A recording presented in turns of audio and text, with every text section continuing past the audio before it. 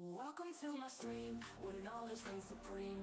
Calm and collected, I'm about to go live, you know what I mean. Got high expectations, gonna teach you something new. Learning, hacking, exploring, there's so much we can do.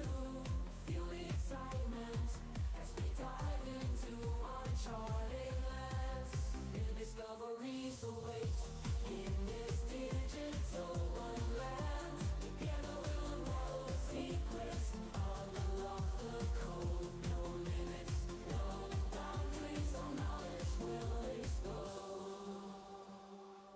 Welcome to my stream, where the fire of knowledge burns bright. Chat with me, let's embark on this journey of delight. From the basics to superpowers, we'll learn and grow. In this stream of knowledge, together we'll grow.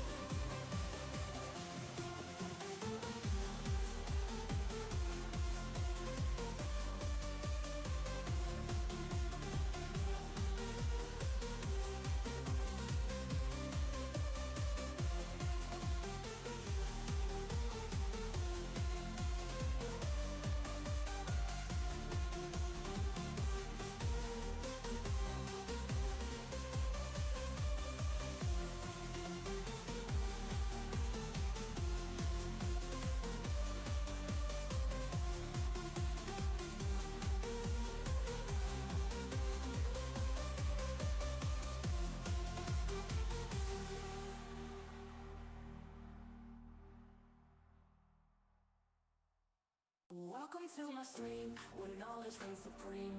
Calm and collected, I'm about to go live, you know what I mean. Got high expectations, gonna teach you something new. Learning, hacking, exploring, there's so much we can do. Feel the excitement as we dive into uncharted lands. New discoveries await in this digital wonderland. Together we'll unravel the secrets, unlock the code. No limits, no boundaries, all knowledge will explode. Welcome to my stream, where the fire of knowledge burns bright. Chat with me, let's embark on this journey of delight. From the basics to superpowers, we'll learn and grow. In this stream of knowledge, together we'll grow.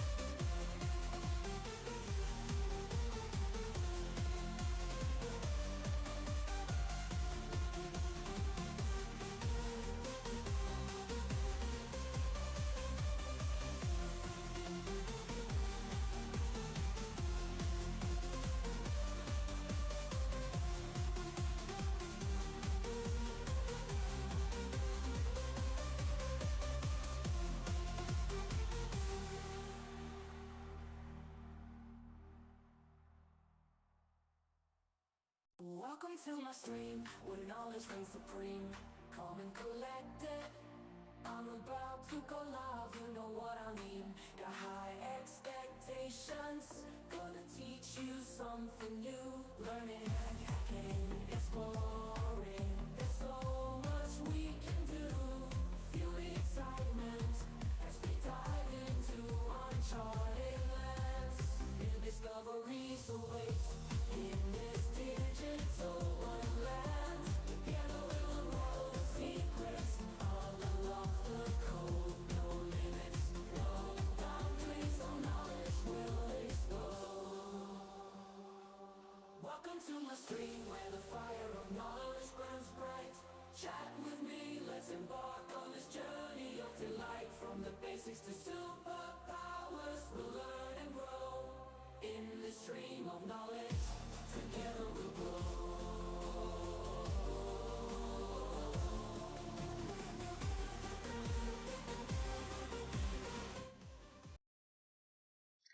welcome in!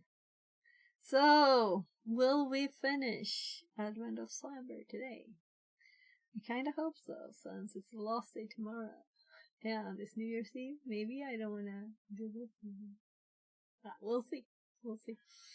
Let's just start the piano in case we need it. So...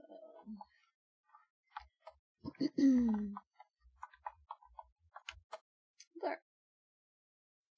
So, the color machine is up and running. What is not up and running is the TTS I just noticed, so let's fix that. So, there, and connected to channel fix at 42. I'm used to getting there's 1 minute left, and audio didn't. So, let's go.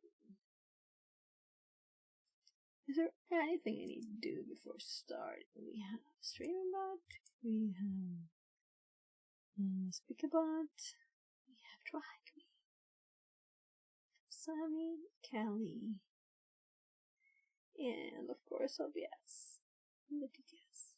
It is all good. Yeah, let's just do it. I haven't gotten any other plans right now, so like continuing with all the hardware stuff, and we can do like sorting some things.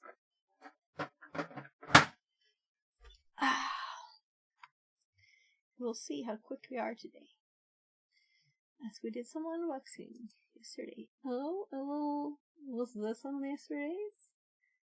Maybe I didn't notice it was actually in the tree. Okay, there's a lock. We're secure here, so investigate some bugs. And we got some binary. There's actually look, it has a USB and a prompt. So, reverse engineering, day 21. Help me, I'm reverse engineering. McSkitty's alert dashboard lit up with an unusual alert.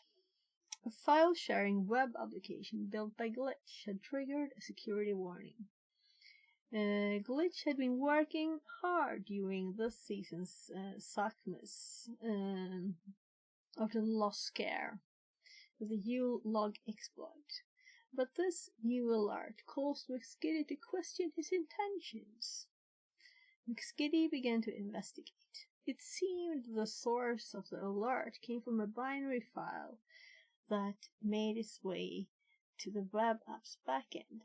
It did not belong there and had some anomalous activity. The binary was compiled with .NET. The whole setup seemed quite unusual. And with Glitch working on the latest security updates, McSkitty was filled with suspicion. As McSkitty continued her investigation, Glitch rushed into her room. I swear I did not put it there. I was testing the fences, but I wouldn't go that far. McSkitty reassured him. This doesn't look like your work. Let's go to the bottom of this. Put on your decompiling hat, and let's see what we are dealing with. Learning objectives. Understanding the structure of a binary file. The difference between disassembly and decompiling. Familiarity with multi-stage binaries. Practically reversing a multi-stage binary. Just a sec, I got a knock on the door.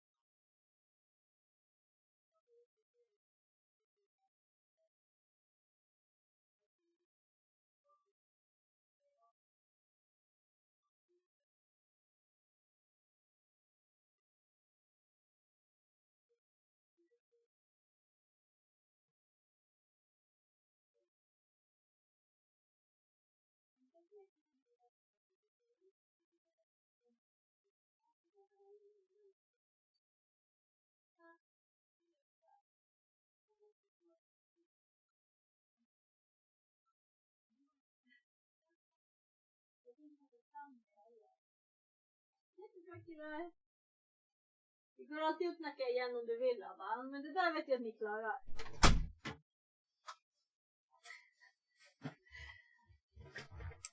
So my autistic soon-to-be 17-year-old and we baked gingerbread cookies before. So now he wanted to eat some, and he touched the dough and everything and made the cookies. But now he don't want to move them from the plate. I'm saying you can do it yourself. I'm sure he can do it himself. So, cleanness is like a touchy subject. He doesn't feel clean on his hand. I'm saying you can just wash your hands. It was quick last time. So, let's continue.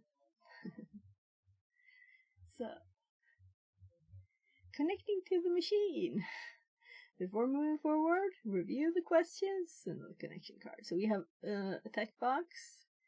Hopefully we can do Kali. Yeah, we have RDP / SSH. Yeah, I'm guessing RDP today because it's probably a Windows machine that we are just gonna run stuff on, right? But we will also use another machine.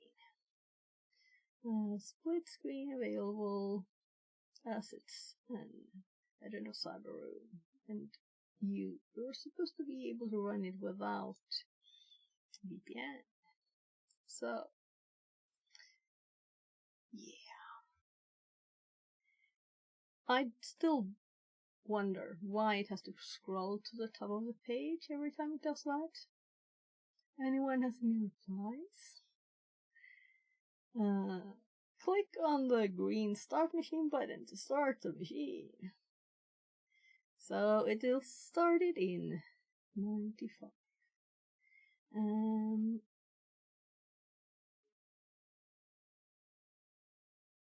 So let's actually minus it and hope that it works as it should. So we will get an IP address here soon. We'll just continue reading meanwhile. And we already know it's .NET decompilation, so Let's just read on. Introduction to Reverse Engineering. Reverse engineering, RE, is a process of breaking something down to understand its function. In cybersecurity, reverse engineering is used to analyze how applications, binaries, function. This can be used to determine whether or not the application is malicious or if there is any secret bugs present. So I'm guessing this is, let's see, that wasn't a big increase in size. What happened to my computer? Oh, okay. For example, cybersecurity analysts reverse engineer malicious applications distributed by attackers to understand if there are any attributable indicators to associate the binary with an attacker, and any potential ways to defend against a malicious binary.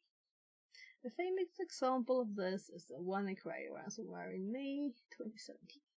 Security researcher Marcus Hutchins reverse engineered the ransomware application and discovered a specific function within the application where the malware wouldn't run if a particular domain were registered and available.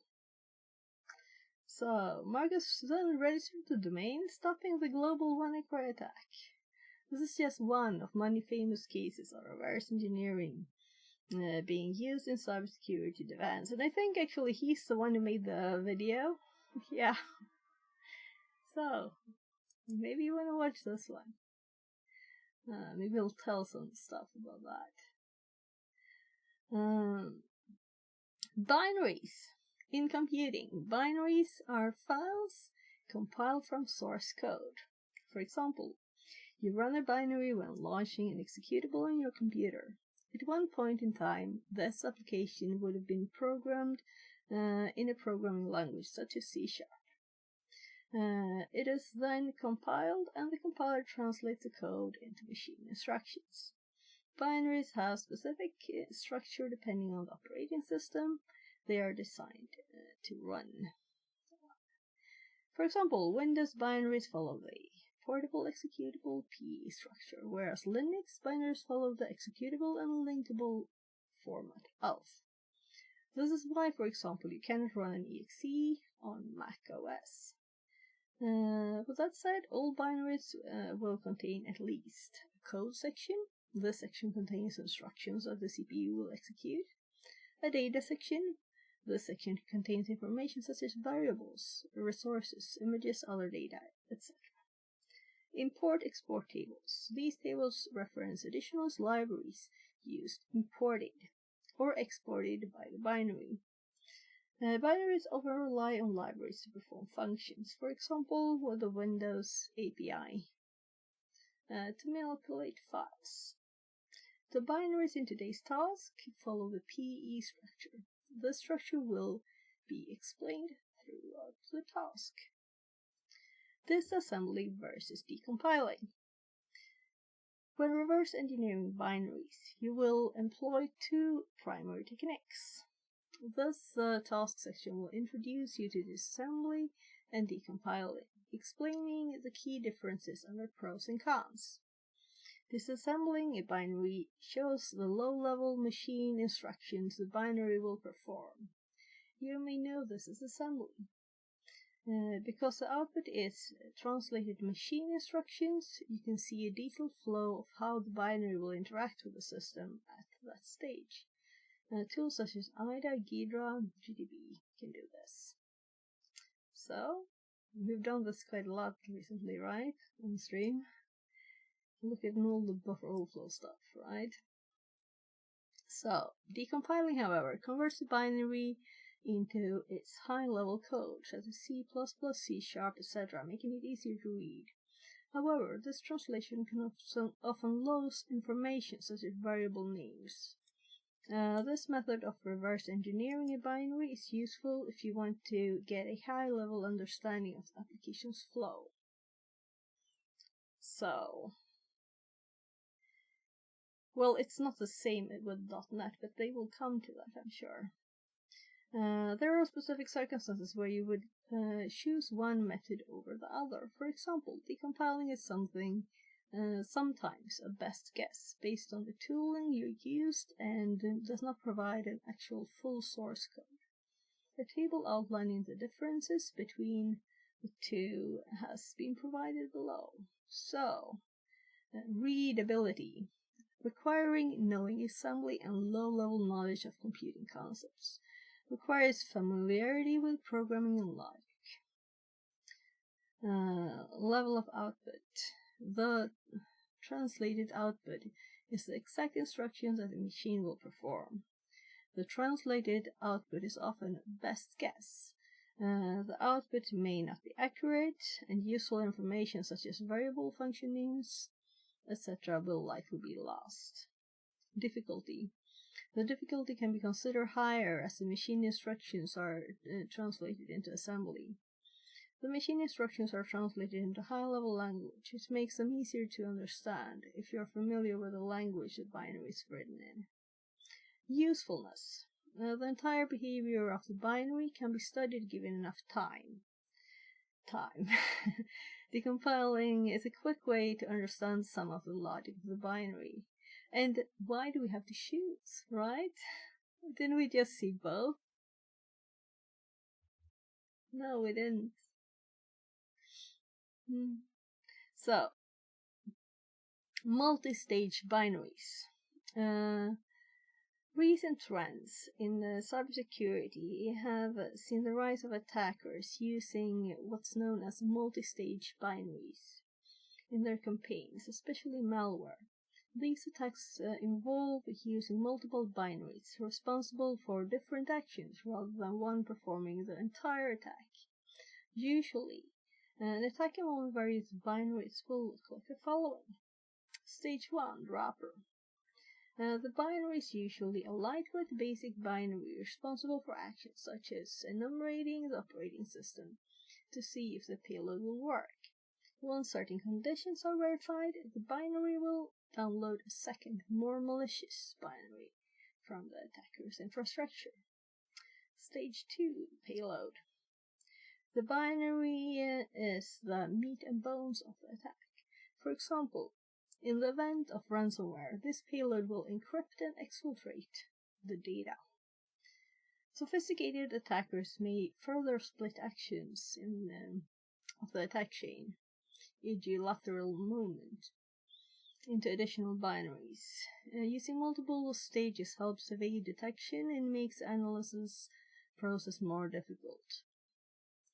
For example, a small, more harmless initial binary is likelier to evade detection via email filtering than a fully fledged binary that performs malicious actions such as encryption. Additionally, splitting these functions into multiple stages gives the attacker much more control, i.e. only downloading specific stages once conditions such as time have been met. The diagram below shows what an attack involving multiple stage binary may look like. Yeah, I have to drink some in my throat. We'll see if I can read all of this. It's actually from Lemon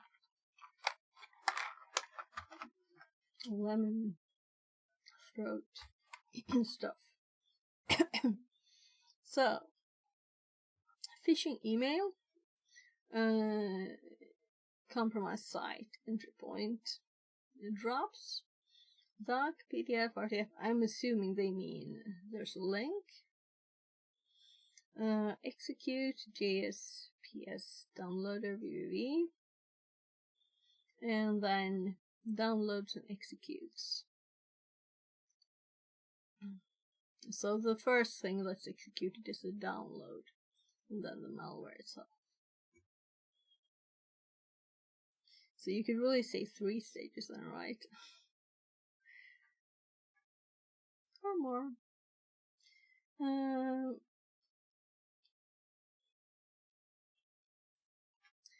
Jingle.net all the way.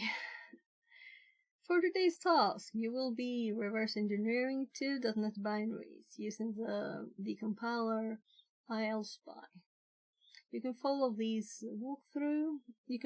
walkthrough below in reverse engineering using an example application named Demo.exe. Then you will reverse an application on your own at the end of this task. Before analyzing our target, we need to learn and find a way to identify the original binary file, modify it, use it as evidence. Also, it's good practice to have a big picture of the file we're dealing with so that we can choose the proper tools we will need.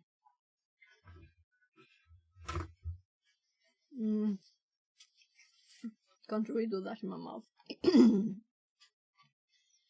So,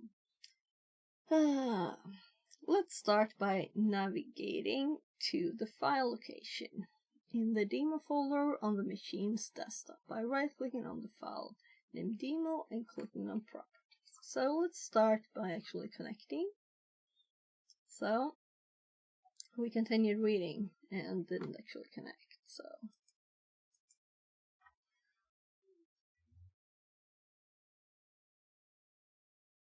yeah, it wanted to work at once. That's nice.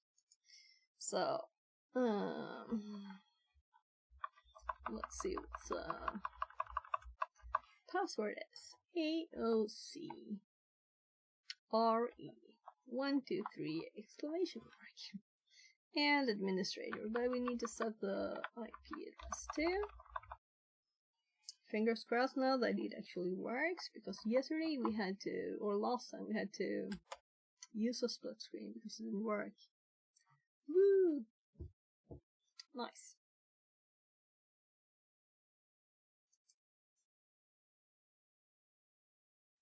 So, I'm just scrolling down to where we were actually. Navigate to the file in the demo folder.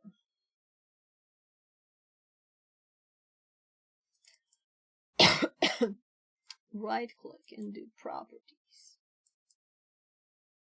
So now we're at the same place they are. We can observe that the file is an exe.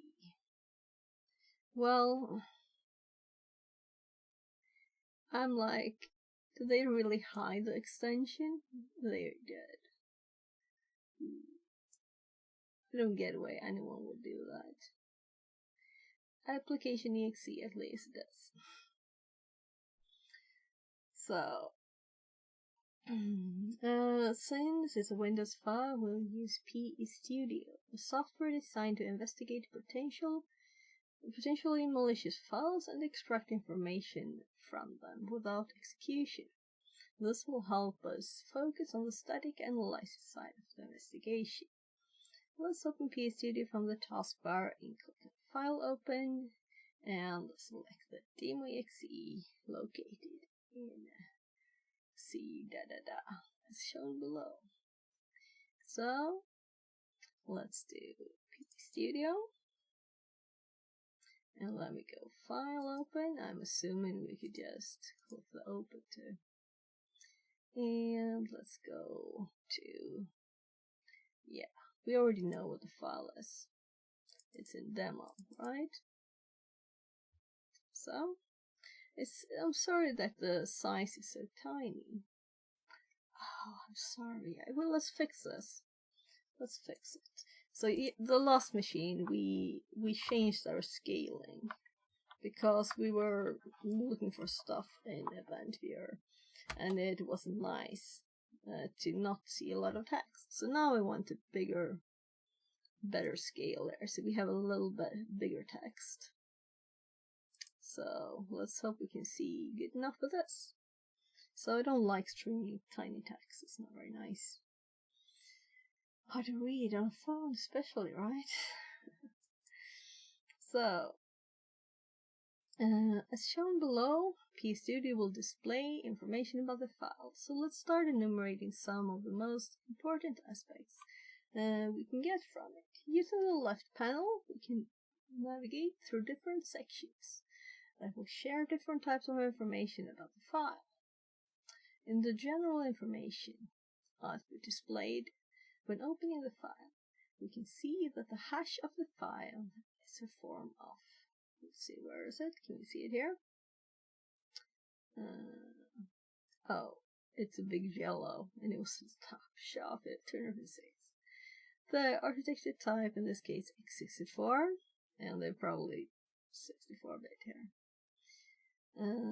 The file type and the signature of the language used to compile the executable, in this case, .NET Framework. So you can see here, it's Microsoft.NET. That uses a C# language. Well, I don't see anything about C#. Let's focus on some critical data we can obtain. First, we want to identify the file and provide evidence of its alteration. We need to take notes of the file's SHA-256 hash, as we mentioned above, as well as the hash of each section of the PE file. PE stands for Portable Executable, and is a format in which Windows executable are arranged. You can learn more about them here. And we have a link to Microsoft page about PE format.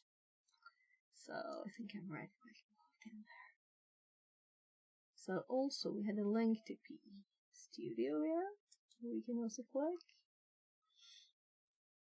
Did we miss any other links? So the free or the paid version. So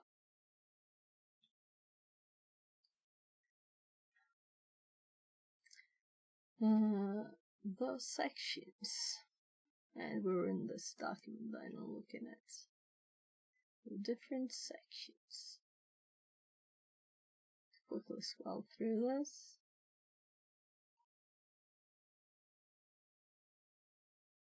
Yeah, let's just click that link too.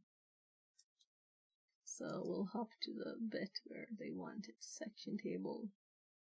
Yeah, it's kind of early in the file or in the document. So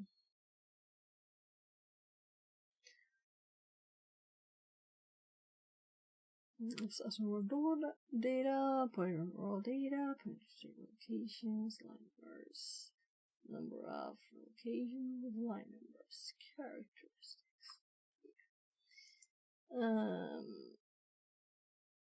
The section represents the memory space with different content and a Windows executable with the PE format.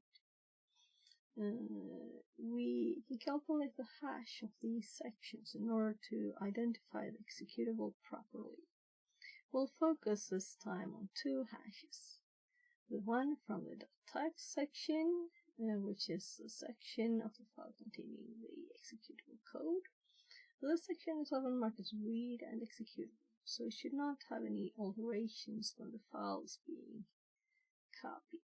You can observe them in the screenshot below. So, section.text MD5. So we have the MD5 there. Let's actually look a bit at what we can see here. So we can see we have the .NET here, 64-bit, console, and demo. And of course the SHA-256, 1, and MD5. And the first bytes of the file. 2. So then we can see this one. System.net URL. Try Hack Me Connect. File entropy. Those again, the size.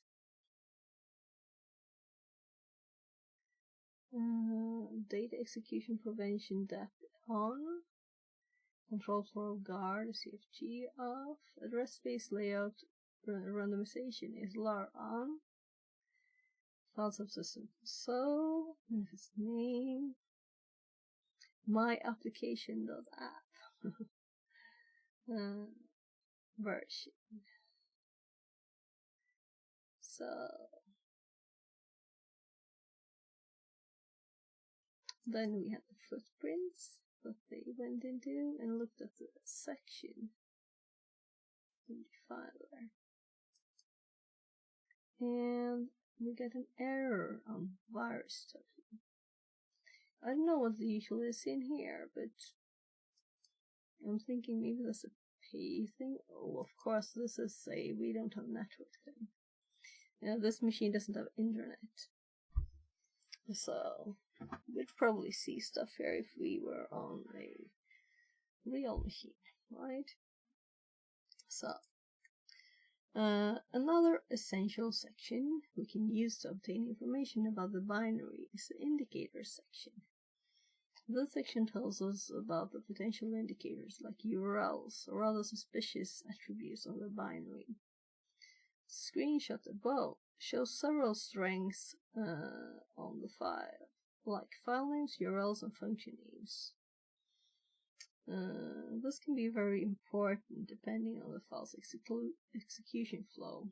Additionally, looking for artifacts such as IP addresses, URLs, and crypto wallets can be a quick win for gathering some identifying intelligence. We'll learn about that in the next section. So why haven't I used this on Windows executables? I don't know. We'll have to add it to the notes. Now that we have information about the file we're investigating, let's try to understand what the executable is doing. We need to know its flow. If we try to read the file by opening it, we can't do it since it's in binary format. In the previous section, we learned that the file is compiled using the .NET framework used by the C# language. We can decompile the binary code into C# using the decomposition tool like ILSpy. This tool will decompile the code, providing us with readable information we can use to determine the flows of execution. Let's start by opening ILSpy from the taskbar and then click on File Open, and then navigate to C:/demo,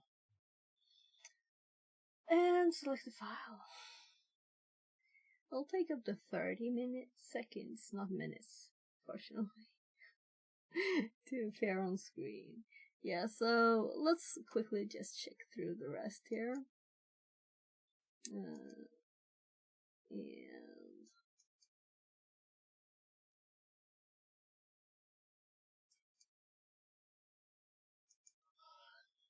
So I guess that AMD61, there won't be a lot of information that is interesting here, or they would have told us, right?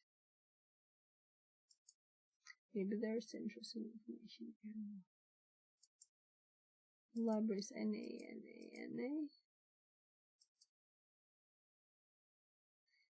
.NET namespace flag.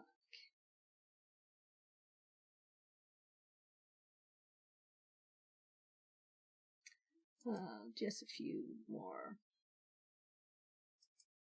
strings. So there's also strings here.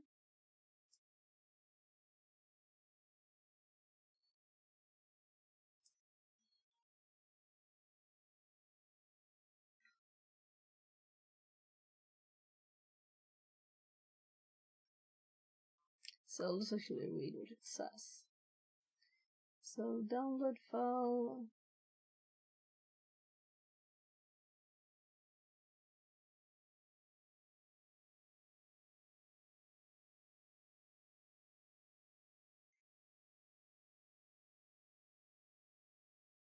Yeah, we don't have to read it all.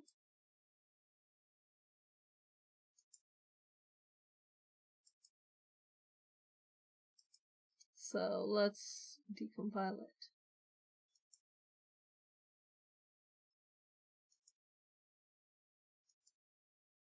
So I'll spy. This background. The mayor looks very nice, right? It's like got hoofs too. What is it really? It's like they're like animals. Maybe not. Maybe it's just a snowman or something. So 30 seconds to start. Kinda good they said that, or I would have clicked again, right? And we got 2 ones. Is that their dog? Or is the dog not in there?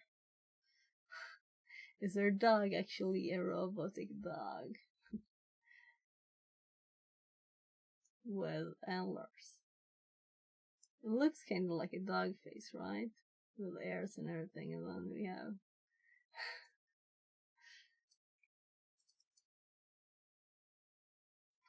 so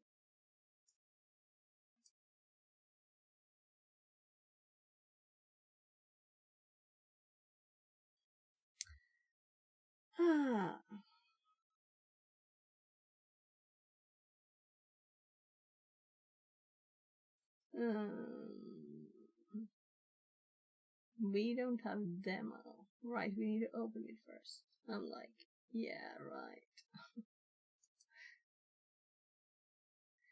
So, let's open. There was probably an open icon, right?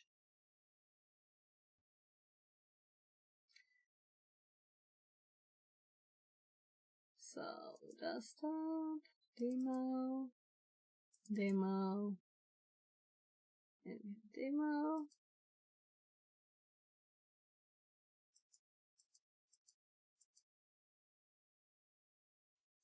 So,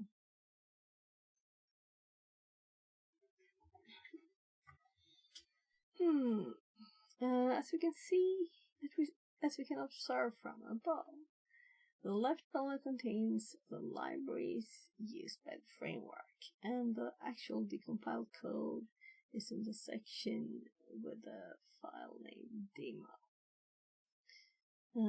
Let's click on it and expand to see what it contains. So,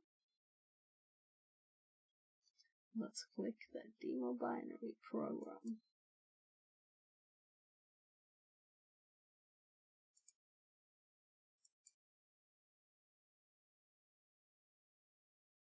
Yeah, I'm a bit tired.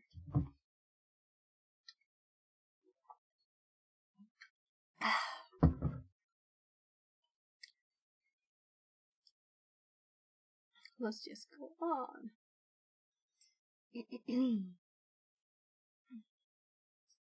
So, yeah, you're already watching the screen, are you? Yeah.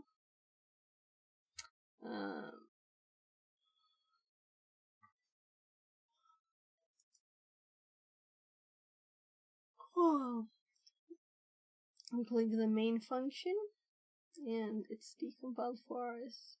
Hello THM demo binary, sleep 5000. String address, string text, path combine, environment get full of path, desktop, THM demo PNG using web client. New web client, right? Console right now, downloading file. To start process, use shall execute true.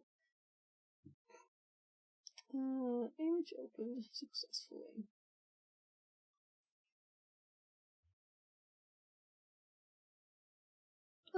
Catch exception. Never occurred. Like the image didn't exist, right? Bye bye living demo binary sleep 5000. So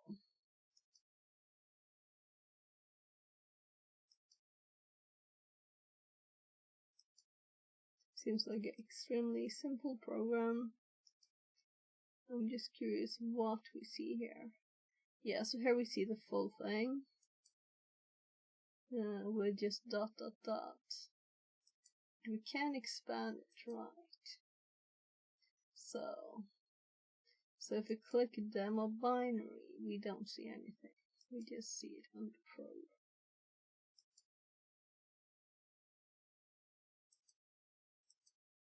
And that was expanded already. So MG references. So it uses stuff.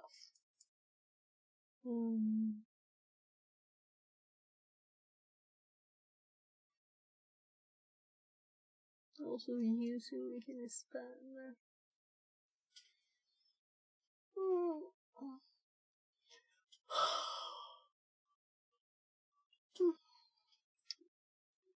So I'm mixed between how much I want to dig into everything deep, right, and really not explore it instead of just doing the simple walkthrough things. But also, it is the last day and I have 4 ones in time. So, we'll see. Rather do them carefully, right, and run through them. As the screenshot above shows, Aspy can provide much information like metadata and references. However, the actual show is displayed on the bracket symbols. In this case, demo binary program mine, which is actually the main function of the executable. Now that we have access to the code running on the binary, let's analyze it. Yeah, I already read it, so the code above displays the main function of this code. We can observe the first, it prints the screen a message, hello. Uses sleep. Then it assigns a value to string2 variable. Address and text, the first one with the URL accessing PNG file, and the second one with the file name on the user's desktop, called Tsham demo. Then it will try to connect to the URL on the address variable and save the content to the file on the desktop using the web client class. And it will then execute and download the path assigned to the text variable using the process class and start method as just made. Hello. And they give us the code again. So process start. Process started text. Finally, it prints the message. Bye bye. I'll wait for 5 seconds. Great, we now understand what the binary is doing. It will download a PNG to the user's desktop from the URL. Let's execute the file and see if it is true. Once the binary starts, wait for the text hello Tsham demo binary to appear, then press enter to download the file. And we're only executing the binary because we're in a sandbox environment. Execution of an unknown binary on a host machine is not recommended. So it's very unknown binary. It's not just a demo one. So let's open it. And of course we could just run it at the command prompt or something too. But let's just double click it. So demo, and it will open the command window. Hello Tsham demo binary.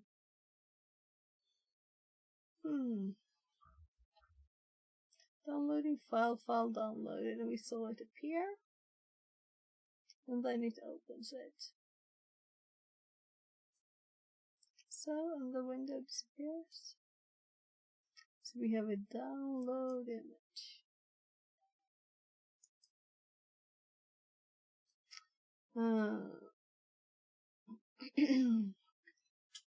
After executing the file, we can observe that it was downloaded to the desktop and the message print to screen as expected. Also, we downloaded Also, the downloaded file is executed and opened using the default app for PNG Paint. Excellent, we successfully reverse engineered the flow of the code. Now that we have some practice, join Mixkitty and help investigate the alerts coming from the file wherewillApp.exe. Put on your reverse engineering hat and help decipher the mystery behind the suspicious binary. To answer the question, we'll need to reverse application wherewillApp.exe located to the administrator's desktop. So, it is us, that is the administrator. We're logged in as administrator, so it's just here. So let's open PStudio again.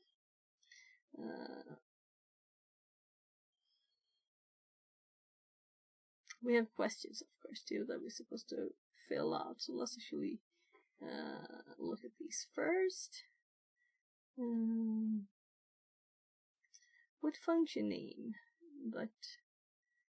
What is a function name that downloads and executes files in the wherewillApp.exe? Once you execute the wherewillApp.exe, it downloads another binary to the downloads folder. What domain name is the one from the file is downloaded after running wherewillApp?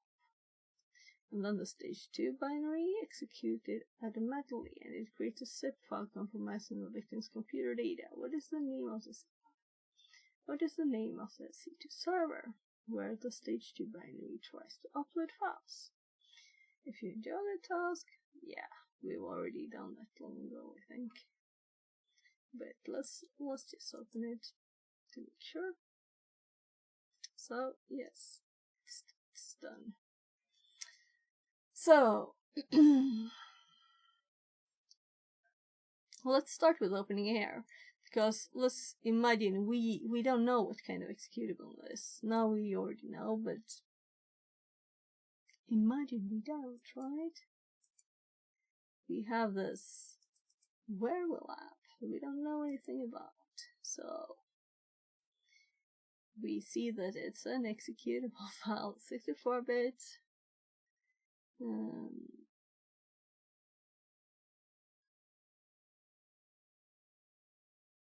GUI, this one. So it is not this other one.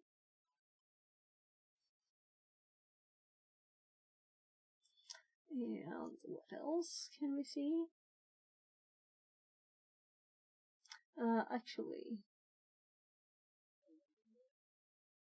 let's load this at the same time because it's slow, right?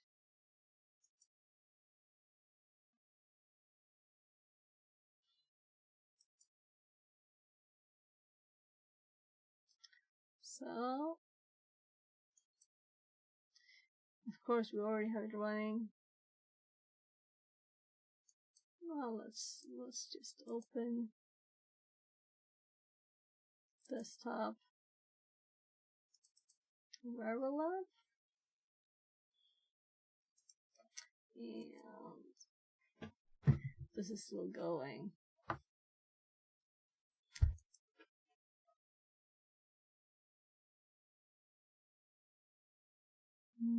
P plus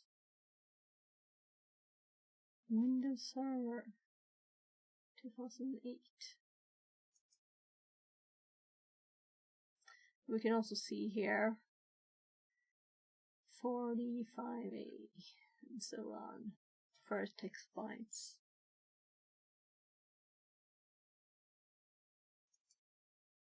And it was called PDB. These are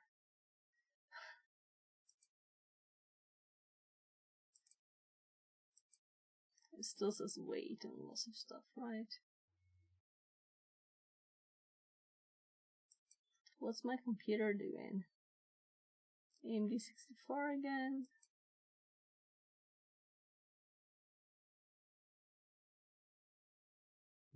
Resources.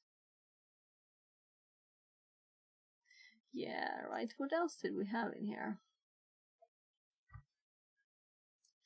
So maybe it's just that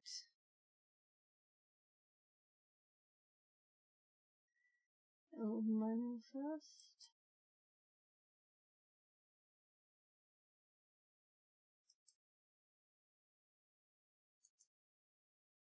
Yeah, let's see if it gets more time, you know, it might find something more. So, where will that DLL?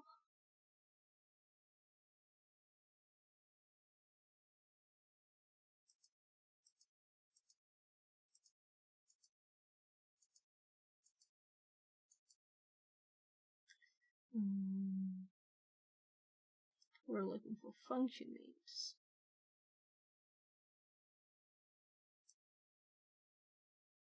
So, form 1. Fancy app.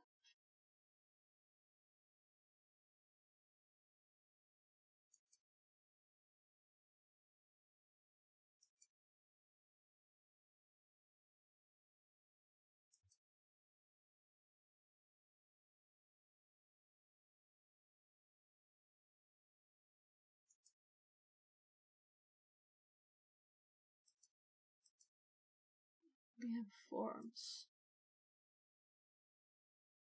Can we like see the form? I'm curious. Or is it the code? Which it actually is code, of course. So let's look at this.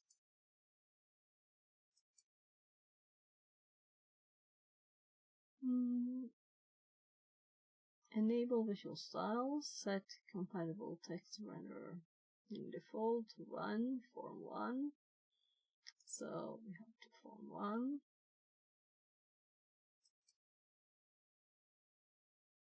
Initialize component.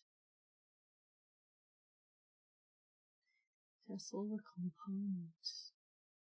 I don't like remember even how to. Maybe I should read from the top, not the bottom. I don't know where the bottom feels like nicer. Timer take. Timer stop, hide, download, and execute file. That's probably the answer, because what's a function in the downloads and execute files? Okay.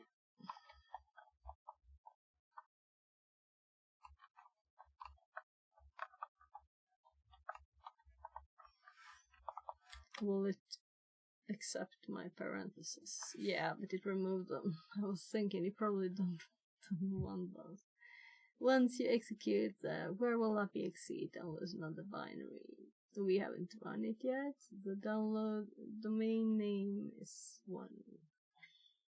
Yeah. So whatever. Let's continue looking at it. So download. Can I click this? Yeah, it shows us this, which is not a long hop. And then we have address. Domain name from. So I think it wants us mayor C2. Do you think we can paste? Yeah, we could.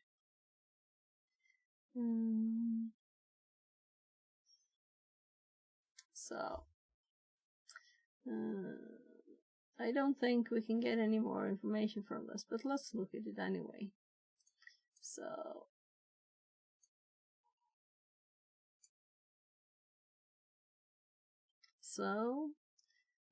path combine the Explorer XC web client if exists.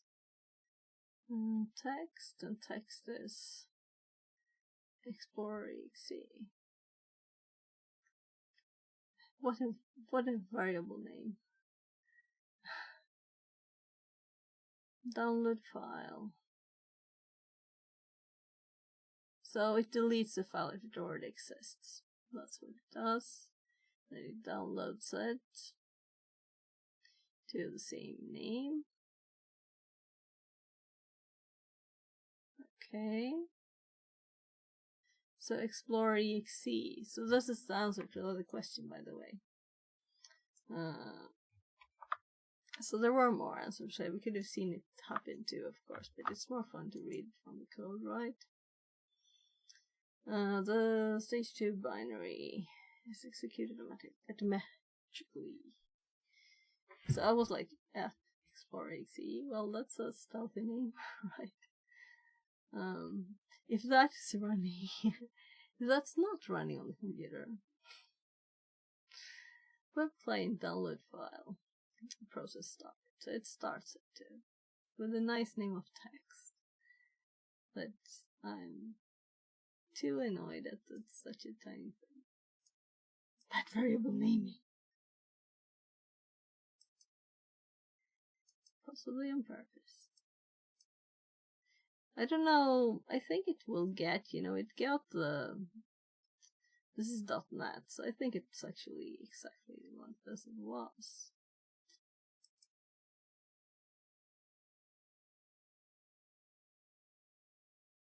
Timer start. If it isn't Windows, otherwise start with the interval of 3 seconds. That's quite often. So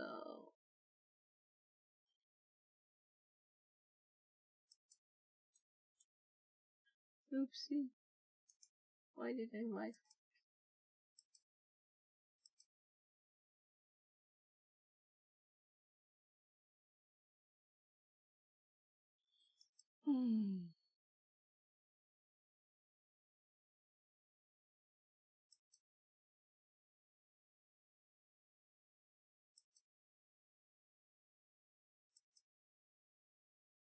Load. Here's initialized component.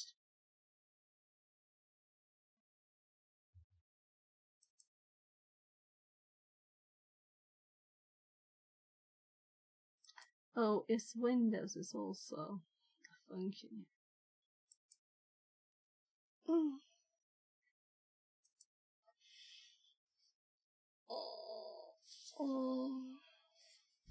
That's where we found that one. Yeah. So we will checked full form one. So I'm a bit curious what login form is now.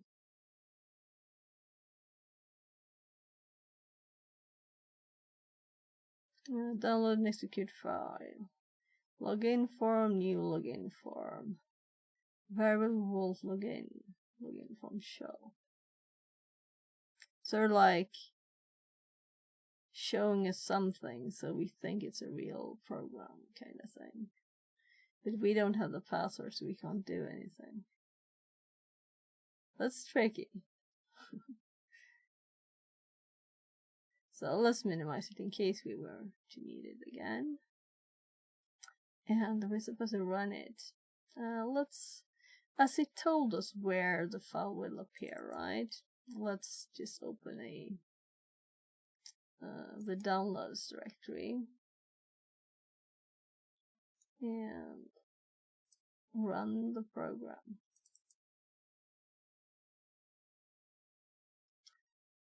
So, or we could just have downloaded the URL. I mean, if we had the internet. So now we have Explorer here, and we get the login. And it's running Explorer EXE. So, not very pretty to show that, right? So we kind of know some things already about Explorer EXE. It's not a GUI like this.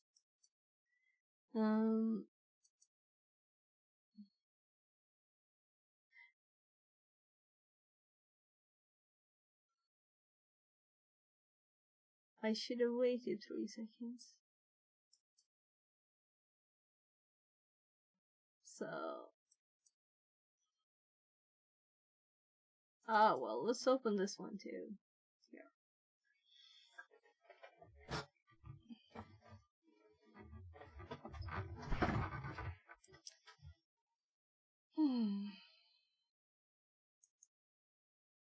So now we're going to downloads and Explorer.exe.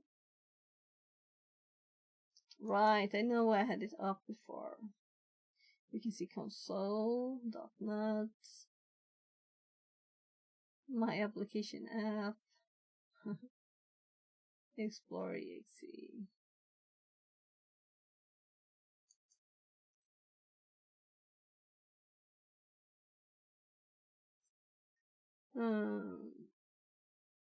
What is the name of the C2 server where stage 2 binaries try to upload file?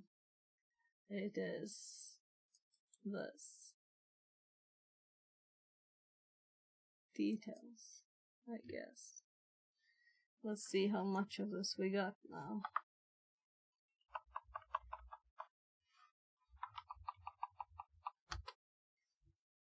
So, create a zip file.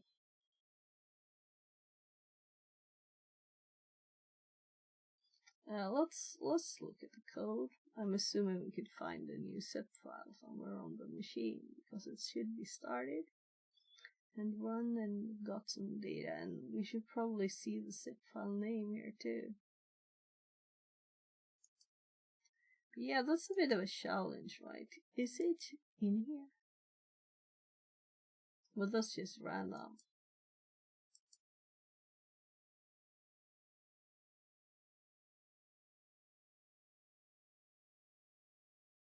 Strings.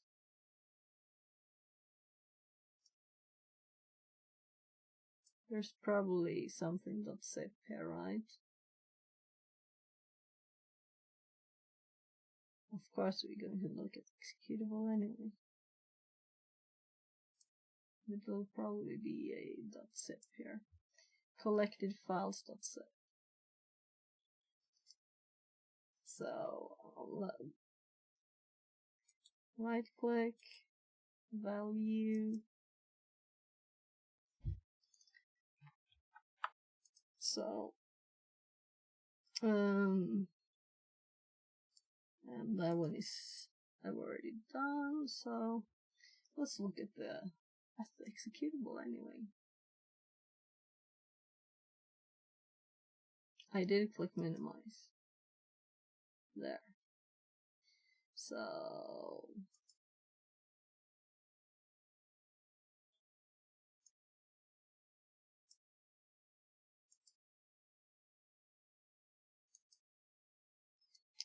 it is in downloads. It is just a bit slow. I think I'm glad I didn't do this on Christmas Eve, because I think a lot of people were doing it then. Which is a bit of a crazy thing, right? But I think so. So, there's the program.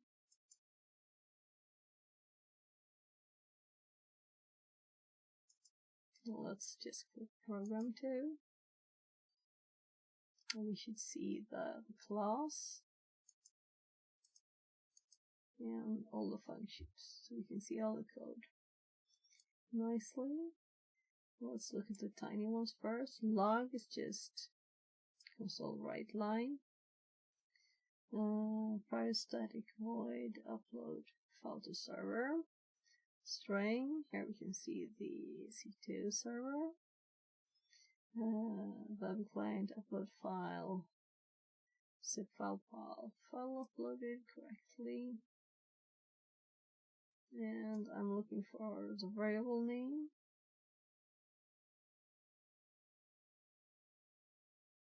So it was in the arguments, I'm sure, yeah. So zip file path is an argument, and here it's called text2. So let's just open main, so we don't have to scroll so much. So we have source,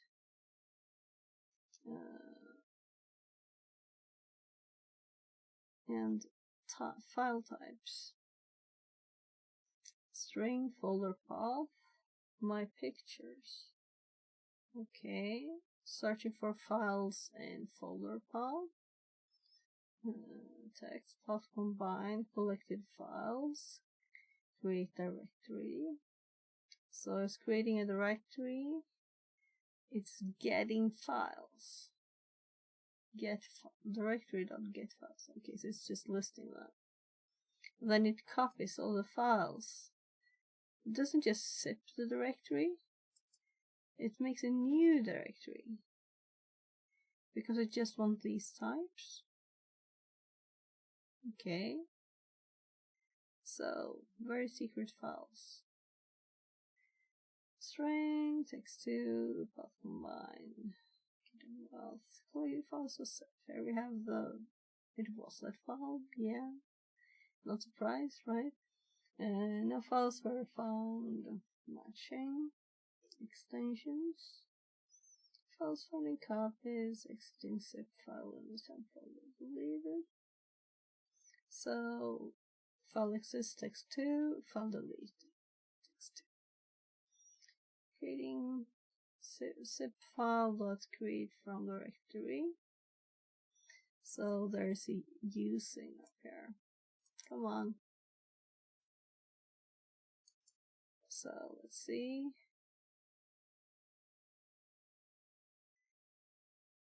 System iron compression. So I guess it's in compression there. Oh, it's so slow.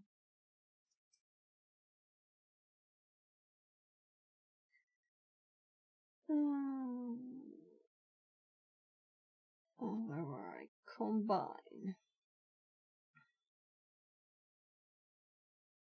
Exists. Copy. Create from directory. Zip file, create from directory. That's where I was. Okay, then we know that. And then it deletes the zip file too. Existing zip file and pictures deleted. Zip file copied to pictures. Uploading zip file. Upload file to server. Directory delete. Okay, so we can just close this thing down. Let's just make sure I didn't miss any questions before. Yeah, so there. Nice. Let's Kubernetes. Let's actually close this first before we get to the next one. So I didn't feel the need to. Oh my. Now let's do F5 because I will hop to the next task automatically. It'll take some time though. So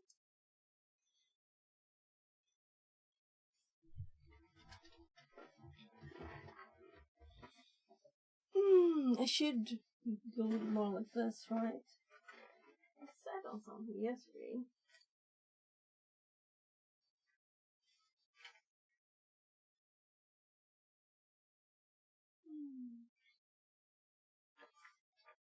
Yeah, let's sit on some folded dresses. That's a normal thing to do to get up higher, so I can show my shirt. So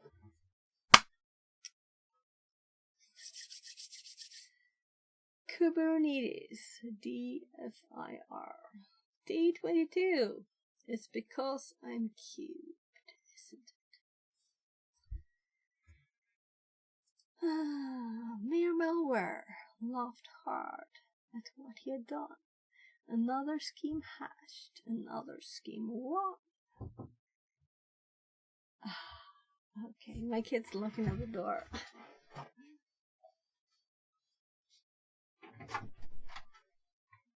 Okay.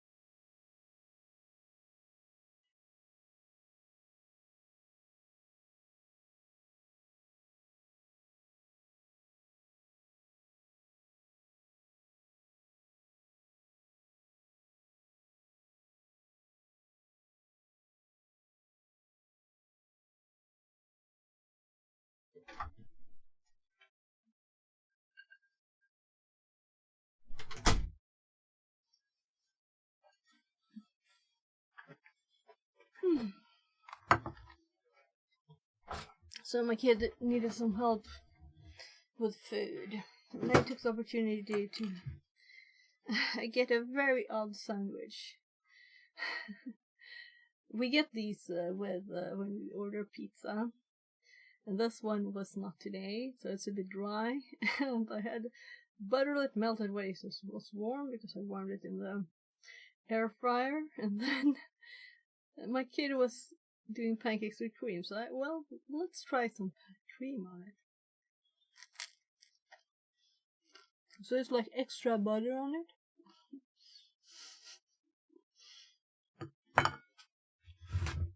Odd.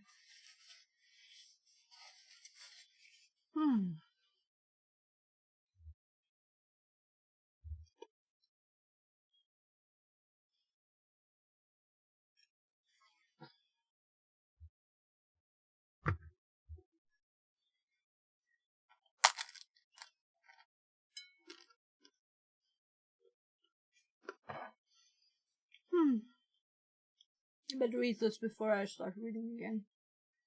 Let's make a marker too.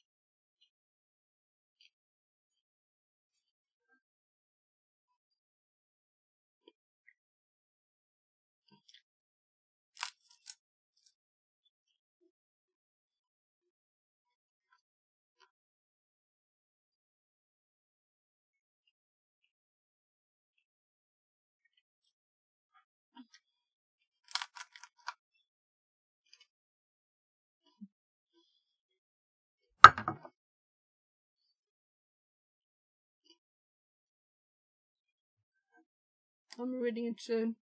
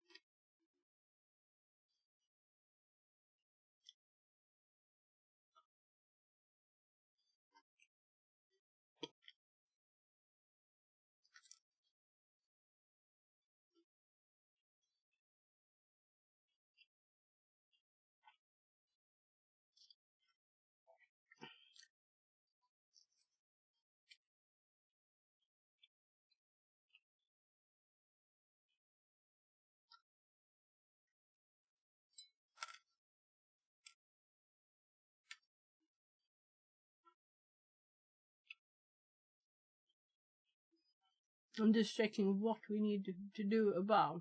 So probably the tack box there, right?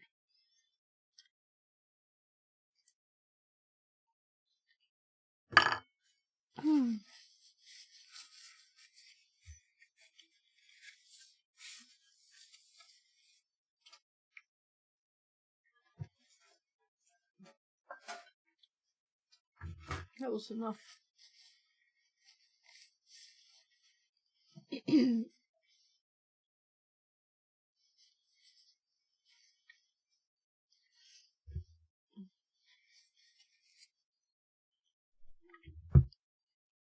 So.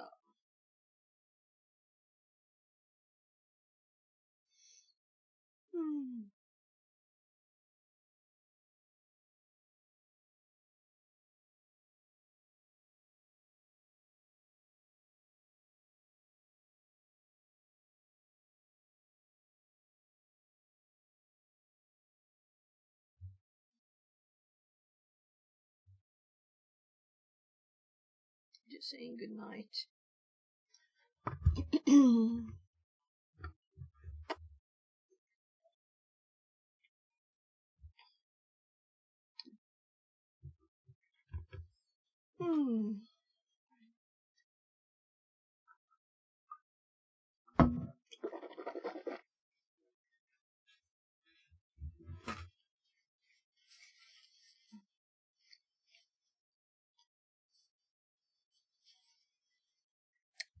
So,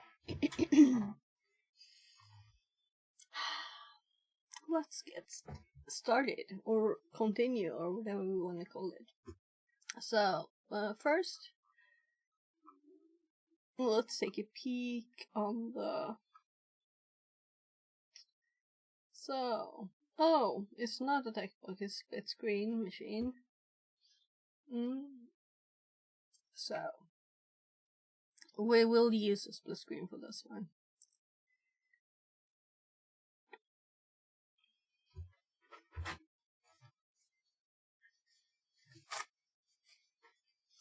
Yeah, before I start, I'm going to leave my plate downstairs actually, so it's not forgotten in my trash.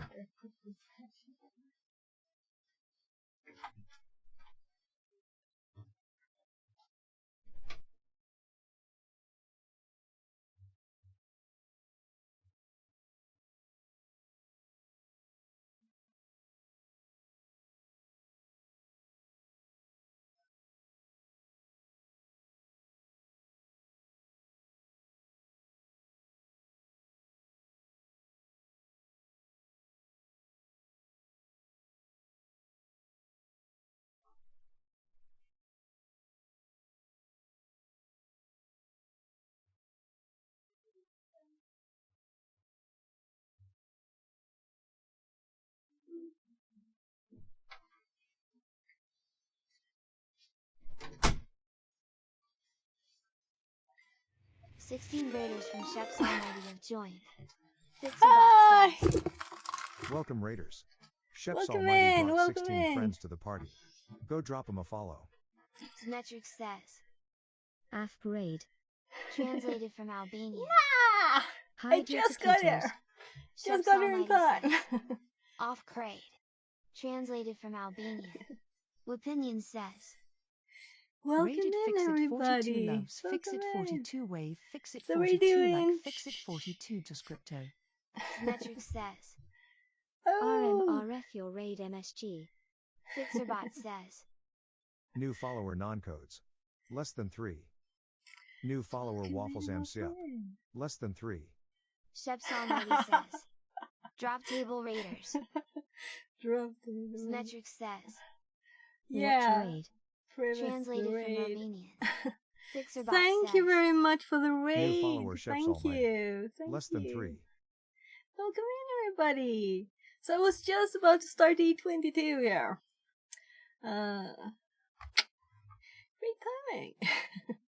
So maybe you've already done it. I know a lot of people already finished it. I thought I'd finish it. today, Wipinion hopefully. says, GTSY Fix It. Yeah, you too. You too. Good to see you. Great to see you. So, did you have a good stream? I hope so. Symmetric says, Didn't know they had Advent of Cyber. They have, and it's Might have to It's speedrun not- it before the end of the year. yeah. So the last day is tomorrow to get the prizes. So there's prizes too. It's not just for fun. We can actually win prizes, and you know, some people might prefer something, but there's DEF CON tickets with accommodation, and that's kind of like the top prize here, right? So DEF if CON we were ticket. to win this is cool. Only right? decent prize it looks like. Well, Chef's Almighty yeah, says, DEF CON tickets here too. "Pack the things. Yar rabid." So the last event, all I won was this t-shirt. So, well, and like streak freezes and whatever, you know. They're still there. Let's actually go. I have to go look again. I think they're still there. So if you look at your profile and look at tickets, no tickets. So I got these like streak freeze and whatever, and then I had 2 of all the rest. So I'm kind of thinking, yeah, you know. So we'll see if it ends up the same way again.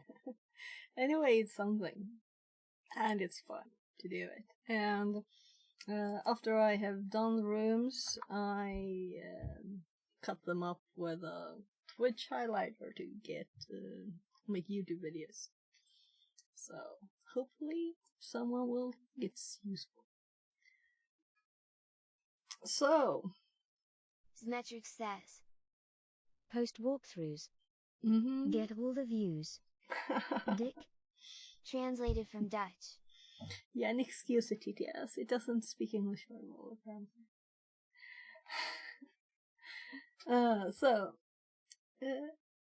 Or actually, that seemed to be the actual Dutch word for the translation. Same TTS Theo uses. Yeah. Is my fav lol.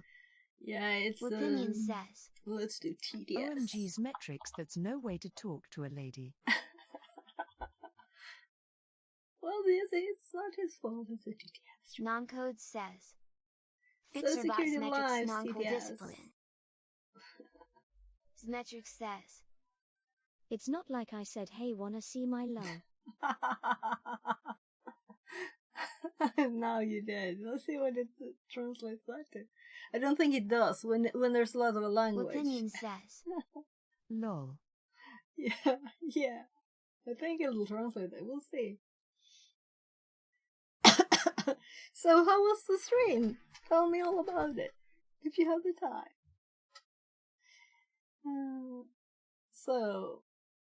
I'm like trying to scroll in this tiny window in OBS with chat. Because I didn't have the real one. Sheps, tell her about your failures. Sheps Almighty says. I got abused the whole time, so par for the course. Noncode says. Sheps Almighty did a message by. Opinion says. Oh, cool.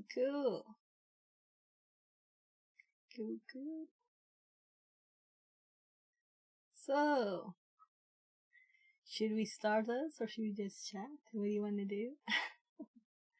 We could do something else, but I feel the pressure of time here. I have to do 3 more, right? And tomorrow, maybe my family won't love if I sit by the computer doing this. He managed to get the kettle working, I think. So I have to check the channel out, because I kind of missed my own shout out there. It was so quick. So let's look. So we can the sheet and look into her. So of course, follow. There was a shout out if anyone didn't follow already. So I don't know if this is like the last stream. Oh, lots of music breaks from it, right? Yeah, it hasn't even ended. Right, exactly. And their username, and then they do that, and then the bot says, this person said, thanks to or whatever it might be, so that regulars can continue to talk to each other, even if they're not so always on stream interesting. I'll definitely come to stream and check that out. Now I've made myself want a cup of tea lol. Going to lurk for a moment, BRB. Yeah, make some tea. Sheps Almighty says. This guy sounds like a mug. Definitely not worth following. Sounds very interesting. Yeah, need to check this out. Do you have like fun clips or something here? We can check out. Symmetric says. Kind of weirdo who messes up tea by adding milk. Oh, well, Shoving it then into I'm big aware of it lists. too. Okay, cool. Shove into big dicks instead. Depends on Everybody what loves tea big it is. dicks. If it's like green tea, maybe not. But maybe. And maybe they're more even in green performant. tea. So I'm talking at the same time as I'm watching clips. We'll have to do that later. Opinion says. OMG, that clip. I missed it. I can't replay it, can I? Talking too Shoving much. it Everybody into loves big big. lists. Noncode says. Cool. Shove it into big Sheps dicks the instead. almighty Sheps is Everybody doing loves big reverse dicks. psychology on us. Very clever Now I man. heard it. And they're more performant. Okay. Sheps almighty Yeah. says. You've seen me read chat, I am not a clever man at all. Yes, at least it's a TTS for me doing the reading, right? It's kind of nice to actually have the TTS reading. Books are more performant than lists. Find the lie. Person shrugging.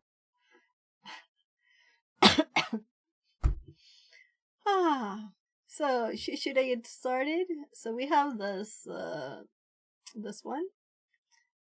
We have Kubernetes something. We have hash cracking. Let's check because this one is. Hack the things. Let's scroll down. We have one of those little boxes. So this one will have RDP or SSH on, and Opinion the says. next one. T.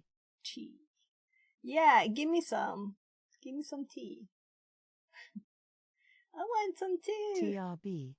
Translated from Malay. So, this is possibly the last split screen. And I don't like split screen. So, let's get started reading. You're welcome to talk. Sometimes if I'm like reading, everybody's like...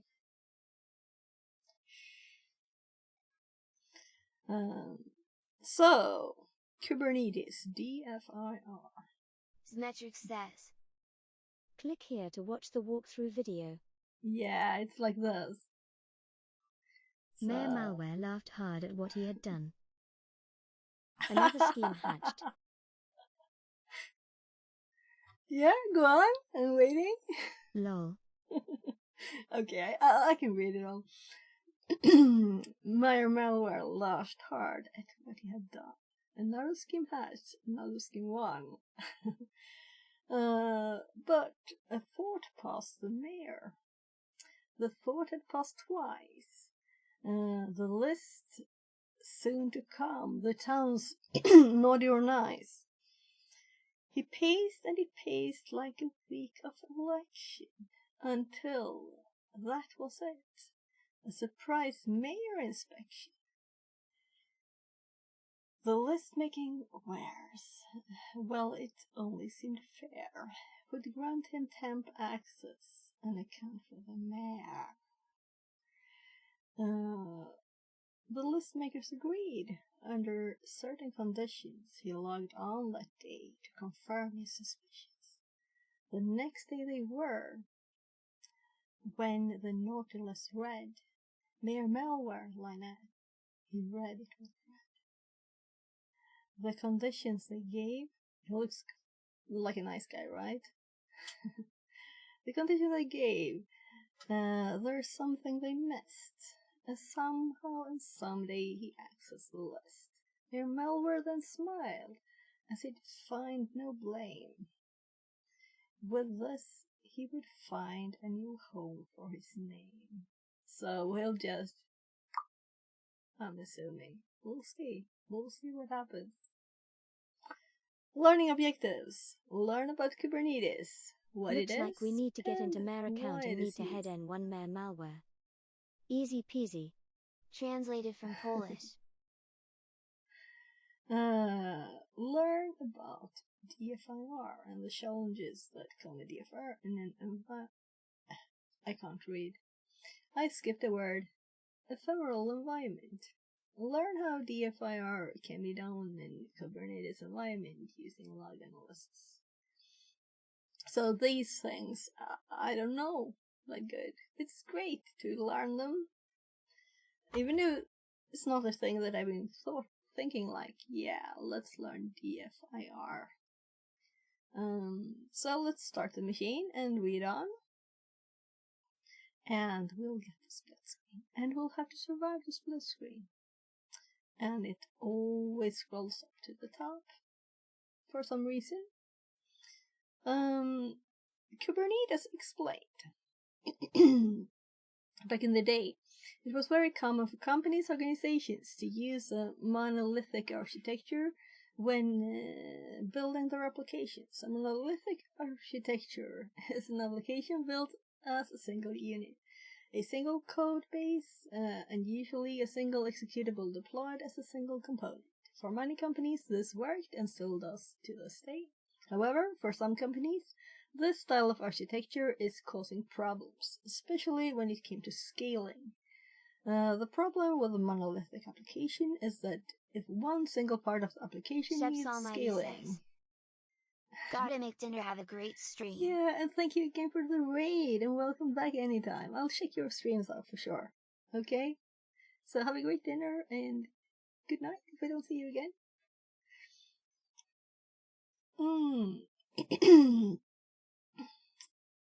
So, the problem with a monolithic application is that if one single part of the application needs scaling, the whole application has to be scaled with it. It would make far more sense for companies with applications that receive fluctuating levels of demand across their parts to break the application down, component by component, and run them as their own microservices. That way, if one microservice starts to receive an increase in demand, it can be scaled up rather than the entire application. Yeah, sounds smart. The great microservice adoption. Microservice architecture was adopted by companies like Netflix, which is a perfect example. Let's just full screen this so we can get our screen back and hop it over to the other screen. And let's just full screen this thing. So we have on our right screen now this thing, right? And then we can get rid of this. Much nicer view. But again, we need to scroll from the top, so where on earth am I? Let's make it a bit bigger too, right? Maybe not that big. So, Netflix, which was a perfect example of the hypothetical company discussed above. Their need to scale up services dedicated to streaming when a new title is released, while services dedicated to user registration, billing, etc. won't need the same scaling level, made a microservices architecture a no-brainer. As time went by, companies similar to Netflix hopped aboard the Microservices Express, and it became very widely adopted. Now, as for the hosting of these microservices, containers were chosen due to their lightweight nature. Only, as you can imagine, an application of this scale can require hundreds or even thousands of containers. Suddenly, a tool was needed to organize and manage these containers. Introducing Kubernetes. Well, you guessed it, that's exactly what Kubernetes was made for. Kubernetes is a container orchestration system. Imagine one of those microservices mentioned earlier is running in a container, and suddenly there is an increase in traffic, and this one container can no longer handle all requests. The solution to this problem is to have another container spun up for this microservice and balance the traffic between the two. Kubernetes takes care of this solution for you, orchestrating those containers when needed. That makes things a lot easier for everyone involved, and it's because of this, along with the widespread adoption of microservice architecture, that Kubernetes is so ubiquitous in the digital landscape today. This popularity means that it's highly portable, as no matter what technology stack is being used, it's very likely a Kubernetes integration is available. This, along with the fact that it can help make an application highly available and scalable, makes Kubernetes a no-brainer. In Kubernetes, container runs in pods. These pods run on nodes, and a collection of nodes makes up a Kubernetes cluster. This is within a cluster that McSkitty and Code's investigation will occur today. If you're interested in learning more about Kubernetes, we have a range of rooms on the subject. A good place to start is Intro to Kubernetes room. Then there's plenty more where that came from, with the Kubernetes hardening module. So let's just see, did I do these? I did that one, but not this thing. Oh, that's a whole list of things to do. Okay. So, just for the people who rated, I don't know if you all know that this is not the only thing I do, right? So we have like hardware stuff. Do we have anything?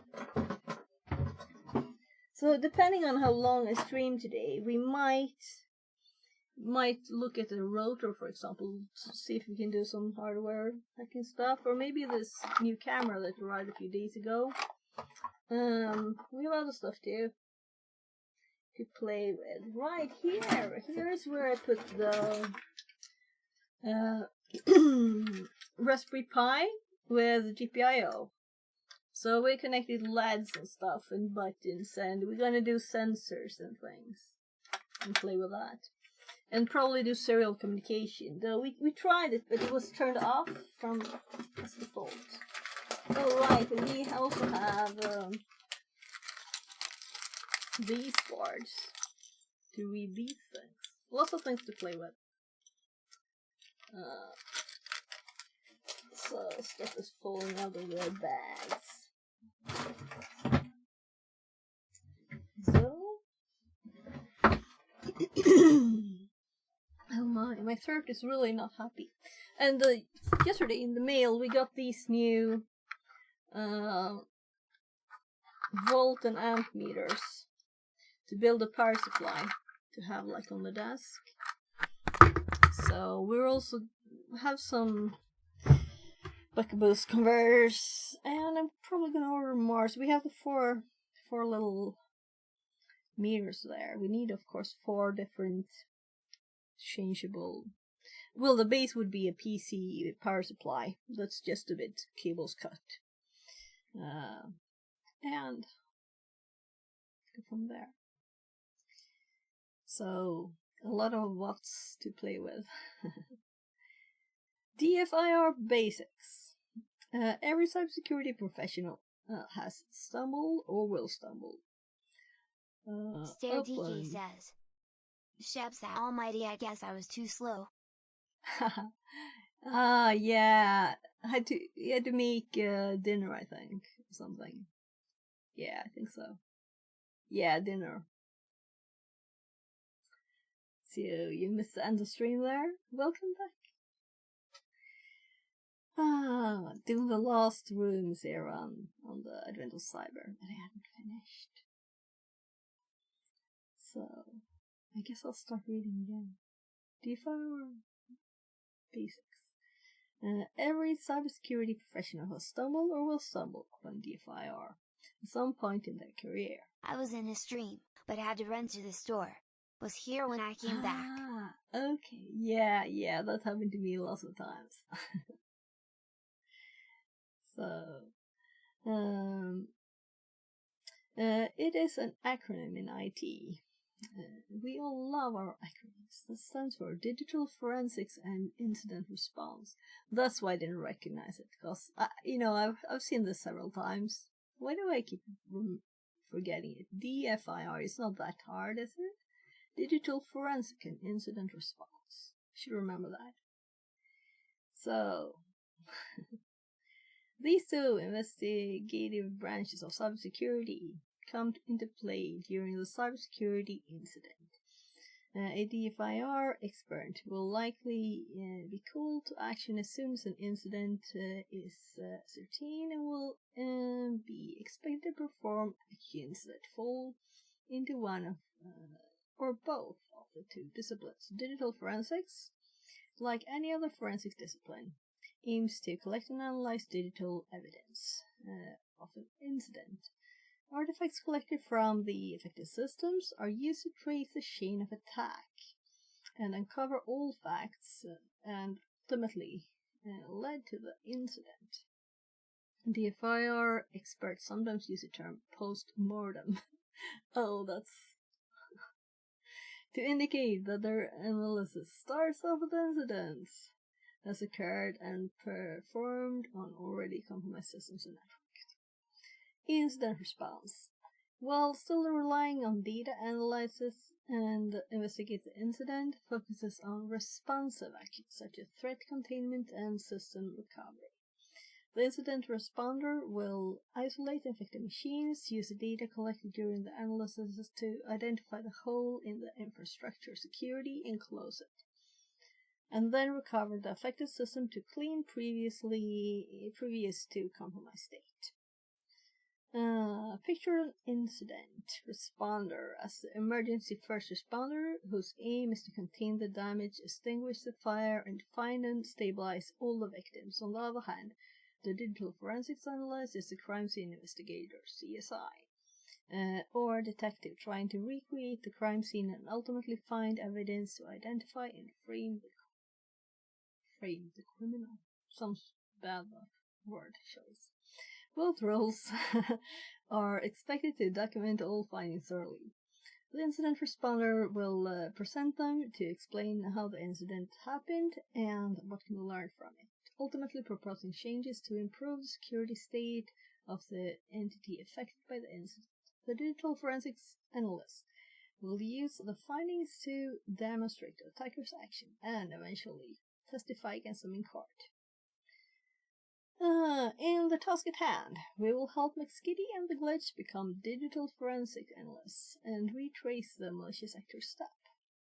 We will especially focus on collecting evidence and artifacts to uncover the perpetrator and present our analysis to werewolf townspeople, so everybody will know who it is. Trying to ruin Sockmas. Excruciatingly inferior. Okay. Excruciatingly inferior. DFIR can be a lot of fun. It's easy to feel like a digital detective, analyzing the crime scene and connecting the dots to create a narrative string of events explaining what happened. What if the crime scene vanished into thin air moments after the crime was committed? That is a problem we face regularly when carrying out DFIR in a Kubernetes environment. This is because, as mentioned, Kubernetes workloads run in containers. It is very common that container will have a very short lifespan, either spun up to run a job quickly or handle increased load, etc., before being spun back down again. In fact, in this year, 2024, Cloud Native Security and User Report, SysDig, found that 70% of containers have less than 5 minutes. Ooh, that's short. That's very short. So, what can we do about it? Well, not to worry.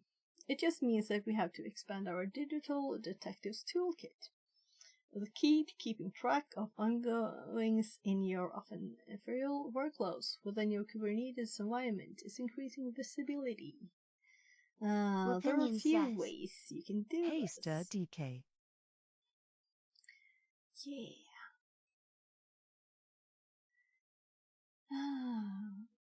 One way is by enabling Kubernetes audit log, a function that Kubernetes provides, allowing for requests to the API to be captured at various stages. For example, if a user makes a request to delete a pod, this request can be captured, and while the pod will be deleted and logs contained within it lasts, the requests made to delete it will be persisted. Yeah, we raided because Mrs. Sheps came home.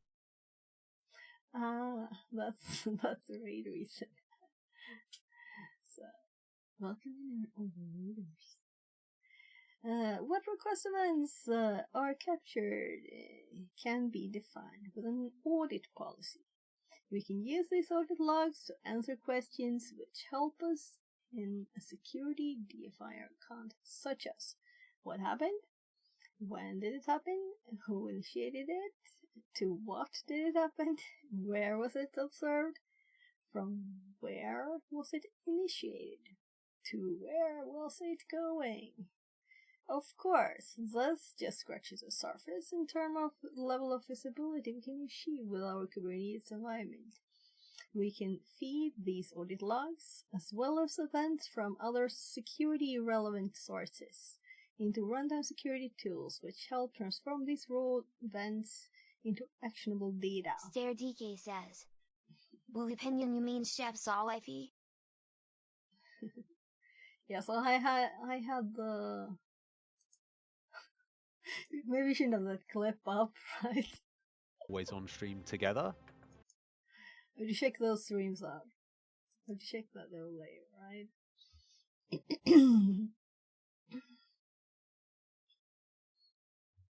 So, I think I actually lost where I was. That's not often.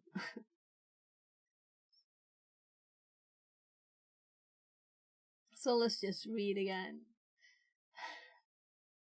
Of course, this is scratches the surface of terms. Oh my god, that's long ago. Well. We can feed this audit log as well as an event from other security relevant sources into runtime security tools, which help transform these raw events into actionable data, which can then be visualized using yet more tools. A digital detective should definitely invest in an extra large toolkit. If you want to learn more on the subject, check out the Kubernetes Runtime Security Room.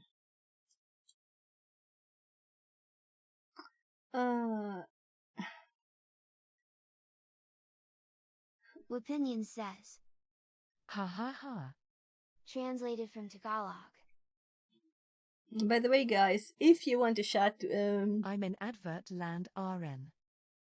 Oh. Okay, sorry for that. Let's see a sec. So I have the setting on the I'm in TTS. advert land RN.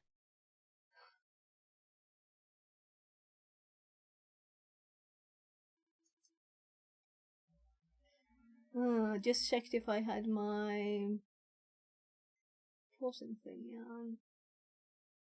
So when I'm speaking, it's supposed to pause, as Theos 2. So if it works or not, I don't know. So it shouldn't really talk at the same time as me, but we'll see. Anyway, there is no problem, just keep chatting. That's the purpose of the whole thing, right? It's no fun without chat, is it? StareDK says, non-codes I don't think it works in here. Mobile. Yeah, so you'll have to make a feature request here and leave a message. So if you want something quiet, you can do a comment. I don't know if you know that, but if you have some kind of comment character at the start, I think we do like this too. Test. Opinion says, So fix it says, will it do this Test. too? Test. Yeah. Oh, and that one didn't work because it didn't even enter chat. non-code says, StareDK steps needs to get working on it. Feeling angry. Yeah, that's probably received as a command being like possibly it's won't be read because that it will think it's a command.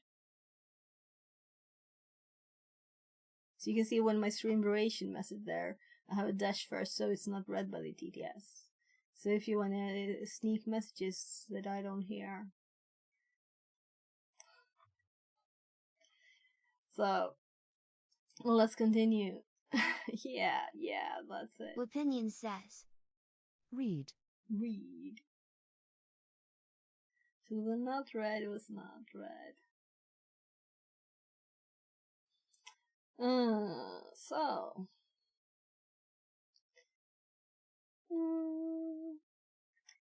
Following the cookie crumbs, I think we're going to go to the practical stuff now. We have this. If my machine works as it should, now I have to own StareDK my says, stream control phone. non-codes I know, Sometimes but it's as far as I bye-bye. know, Cross-channel message storing is version 3 or 4.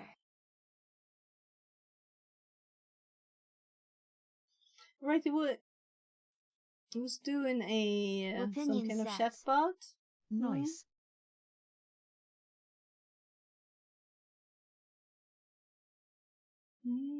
Noncode says. Stare DK Pogbones. So when you send the messages here, they will be still received, or what? Maybe. Opinion says. So you can leave messages to other chatters they can pick up in a mailbox. Cool.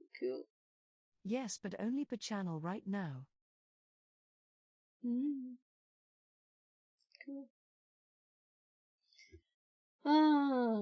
Yes, I was going to hop over to the other screen. Now we should be able to do it in 4 seconds, maybe?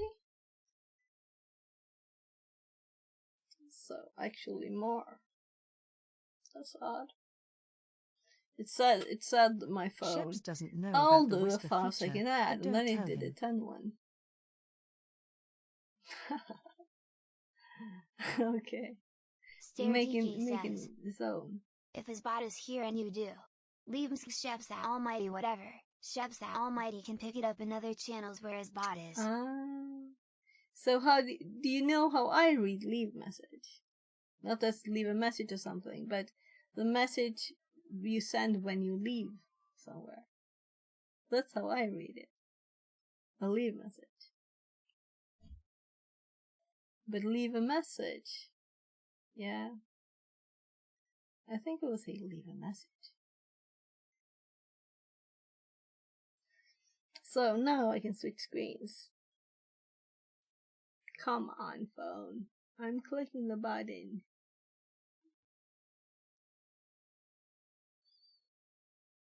Opinion says. Our goal is to get him to eventually do a complete rewrite of Twitch before realizing Twitch already did that. I heard something about him being like trolled there. Stare DK says. Will Opinion mop SH? So now we can switch screens. The app sometimes, or I think it's more like the phone, gets a bit of a hiccup. So now we can do stuff here. And this one. Let's keep some of the pretty background up. We don't need that big a window, do we? At least is it skin? Can be visible. Following the cookie crumbs. So how many of you did this already, by the way? Anyone did it?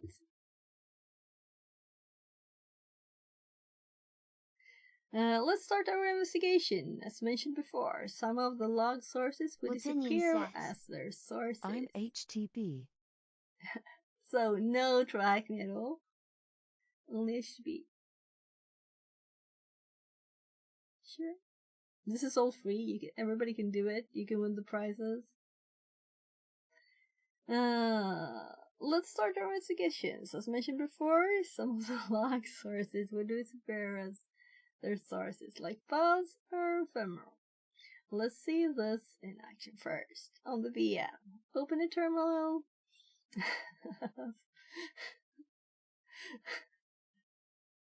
I'm sorry. On the VM, open a terminal. Start Kubernetes using the following command. I'm just laughing at you making a comment of it. Not yet. 2025. I might try some. Okay. Sure. Now you have making me read the message. So let's do this, right? This is the purpose of doing this. Translated from Tagalog. Making me work here. Minikube start. Minikube not a command. So apparently not.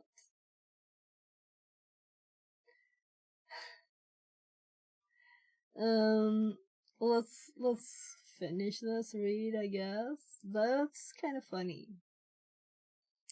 As this is the whole purpose for this one, right? On the VM, open the terminal. As start key 8 using the... They mean and. Okay, it's just a typo. And Minikube start. Yeah, I did that before. I misspelled it. This is not my first time misspelling this and going like, what on earth? Cube with a K, didn't you see? Yeah. At least I saw it first, right? So in Swedish, most things are spelled with a K. That sounds like a K. Well, not all of them. Opinion says. The Minikube was a Sony radio, wasn't it? Very good question. I don't have an answer. So, last time I did this, I also spelled it wrong. So it's like obvious why there's a K and not a C, right? But still.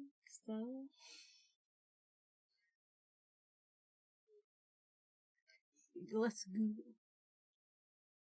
Google it. Tell me all about it. Let's see what they say to do. Remove for brevity. Enable items.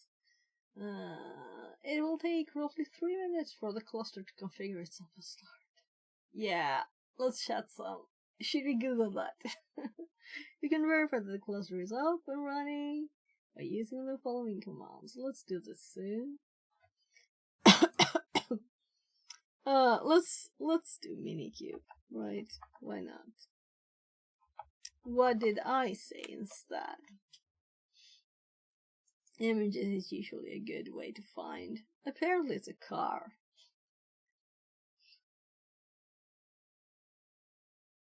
Seems to think we're talking about a car.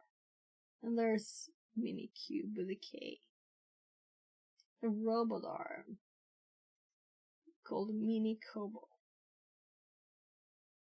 A mini wireless speaker on TikTok. Yeah, wasn't a lot of hits on this. What if we do radio? Yeah, of course we get a lot of radios then. That are mini something. Yeah, I'm giving up on that. It's not our purpose.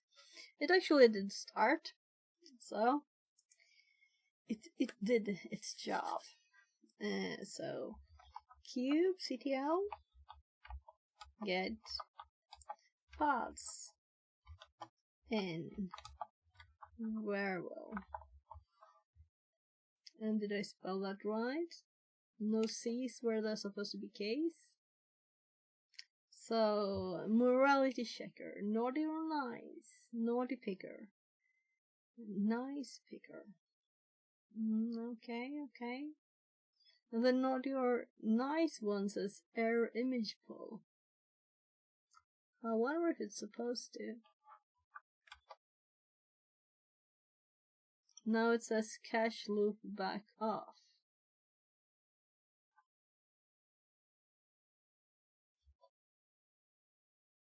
Crash loop back off. Yeah. So here it says running.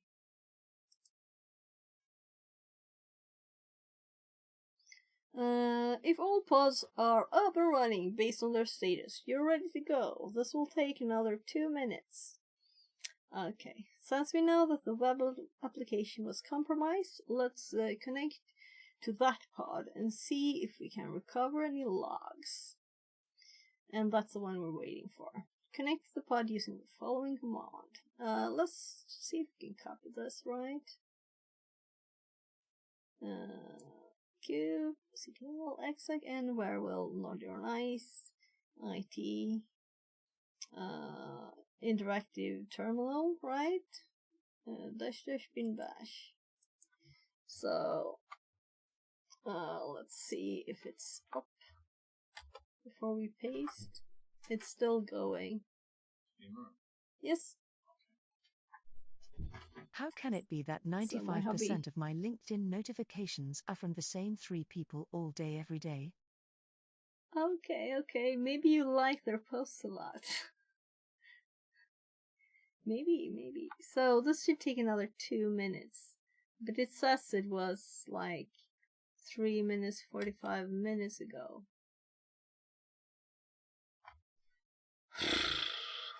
Yeah, so we can't go into that if it's not running, right? It needs to be running first. Let's give it more time, I guess. Crash loop back off sounds like... Better Google it, right?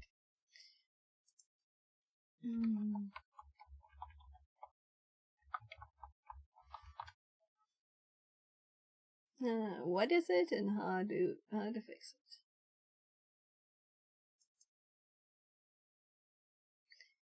Kubernetes state. Representing a restart loop that's happening in a pod. The container in the pod has started but crashes and is then restarted over and over again. Kubernetes will wait an increasing back off time between restarts to give you a chance to fix the error. Okay. StareDK says, "Well, opinion, does anyone actually use LinkedIn? It seems all I get from them is spammy." Okay, yeah, so I use LinkedIn, and I'm actually, I'm starting to get real good stuff in that, I think. So I mostly get cybersecurity stuff. So, another reason why it's restarting, because its restart policy is set to always by default or on failure. The kubelet is then reading the configuration and restarting container, closing the loop.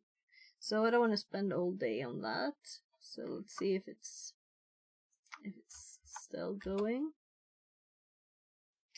Yeah, we have a new message. Image pull back off.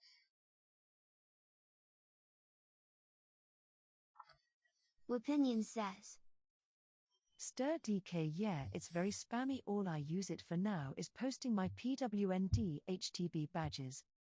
Okay. Yeah, I've seen some people do that. That would make it spammy, no? Just kidding. So I think I've sent like 2 times or something, things like that. When I've done something that I thought was especially interesting to me. StareDK Like says, finishing a path. "Maybe I just don't like them after they 3 times gave my email address to spammers." Oh yeah. I think my first ever pwned database is LinkedIn.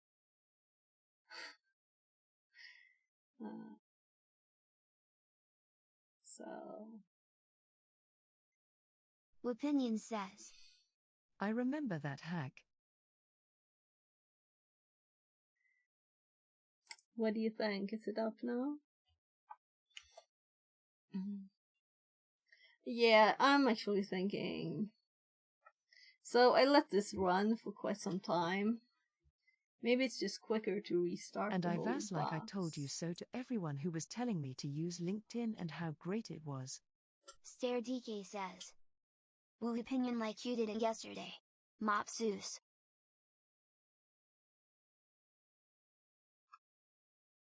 So let's hop back to the start here. I'm actually going to terminate and restart this thing. Even if it takes time, I think it will save us time. Hopefully. Machine to be terminated.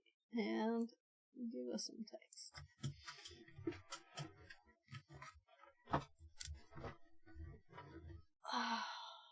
Opinion says, StirDK crossed wires did what?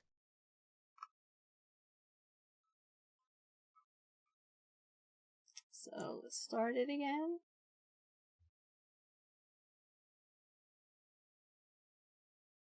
And this one doesn't have any RDP or anything. We have to use the split screen. Unfortunately. Not that that was a problem now. But we have to wait this, and we have to wait 3 minutes. 2 minutes. So we can just chat forever about Stare DK says. Woo, opinion, I LinkedIn remember that. hacks. Like you did yesterday. Mop Zeus. So, yeah, but I think that LinkedIn now is kinda good. I don't know when I created the account, Opinion says. but it was a long time ago. Oh, I see. It's turning into Facebook though, right? So it's a lot of Not people guilty, just lol. posting stuff, random stuff. I mean, I wouldn't be surprised to see someone having some cat meme or whatever, right? Cute cats or random stuff on there. Stare DK says. Just what a guilty person would say. Mop top.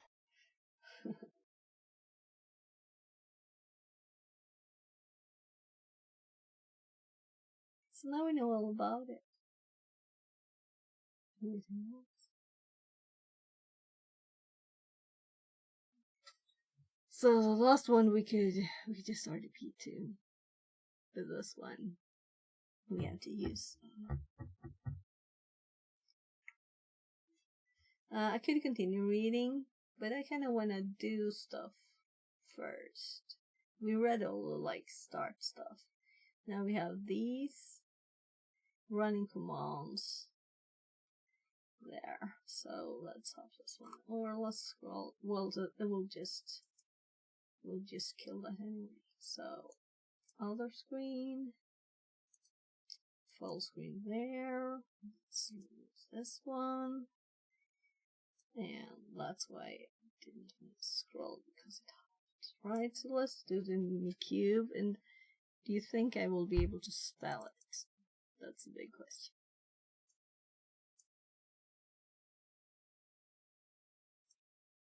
Opinion I'm like says. ashamed. Okay, it's a doing fair the same call. problem again. So Minikube start. Let's give it like 3 minutes then, I guess.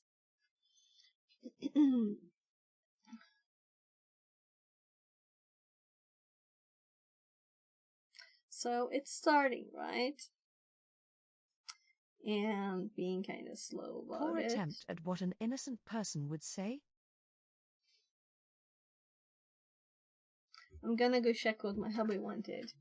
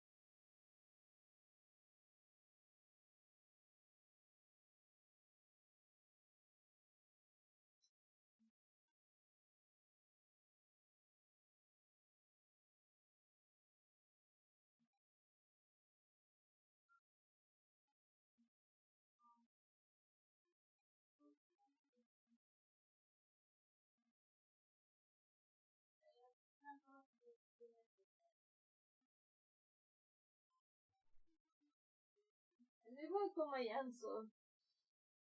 Jag skulle också in dit. So what do you think? So I'm actually going to remove the stuff that I had on my chair so you can see my shirt better, because it was kind of hard to sit on some folded dresses. It wasn't as soft as my chair. So it has started. We have given it some time. What do you think? Let's copy stuff now. See, can we paste this? Yeah, I'll probably just no. Sorry for the sound. Cube CTL get Pause. And Laravel. Oh, that's much better. All says error. Anyone did this?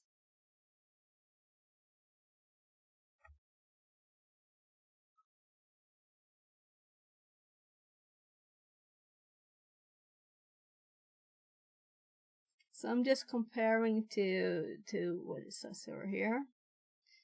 So this is a problem. So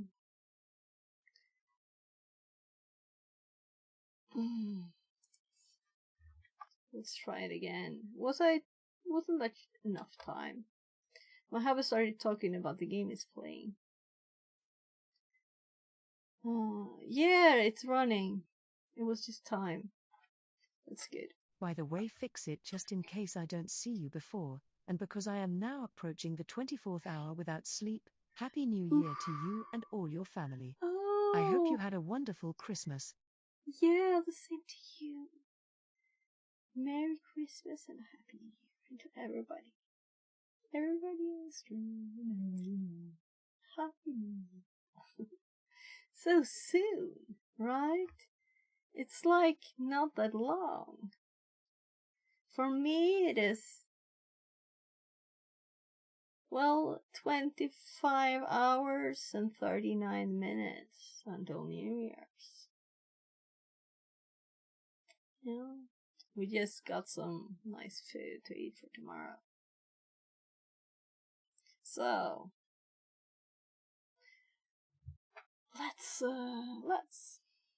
let's continue. 24 hours without sleep sounds tough though. So, is there a special reason or anything? Just got up early, working maybe?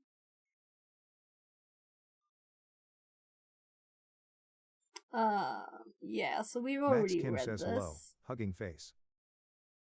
Hi, welcome in. Stare Welcome back. DK says. Only around 12.5 hours to the first one. Yeah, 12.5 hours. Which New Year's is first? Do you know? So we're almost, if we stream long enough, we're New Year's stream in some place. I'm not gonna go on that long, not today. So we're 2.5 hours. I see you on YouTube. Hearts. So let's send this command. So I think we'll actually Christmas have is the time. first. Oh, that sounds like Christmas, right? Kiri Timoti. I have no idea where this is. Is that actually a place? Maybe I'm just so not knowledgeable about the world. Max Kim says a brief intro of what we are doing. So we're doing the Advent of Cyber with these guys on TryHackMe, and we're currently on the 22nd of December, I think. So we have 3 days to go before we're finished, and yeah, there's lots of days here to do. But I think you might have been in here when I did this. So let's see here. Cube CTL. I'm typing the command they're telling me from the, let's say, experimentation part or guided part of it. Let's hope there's something thinking. There's probably naughty or nice. And we want an interactive terminal here, which is spin bash. There. So, did I spell everything right? And have dashes and spaces in the right places? We'll see. Yeah, so now we're in in the Kubernetes Opinion says, machine. YouTube chat wishes it had TTs like Twitch does. Yeah, and YouTube chat is welcome to hop over to Twitch if they want me to redeem that me doing, like, I don't have push-ups right now, but I have sit-ups and squats and jump and stuff, I think. And better TTS. Because TTS on YouTube is not as good. You can't select your voice and stuff. You can do more fun stuff. As Vupinian showed his voice here.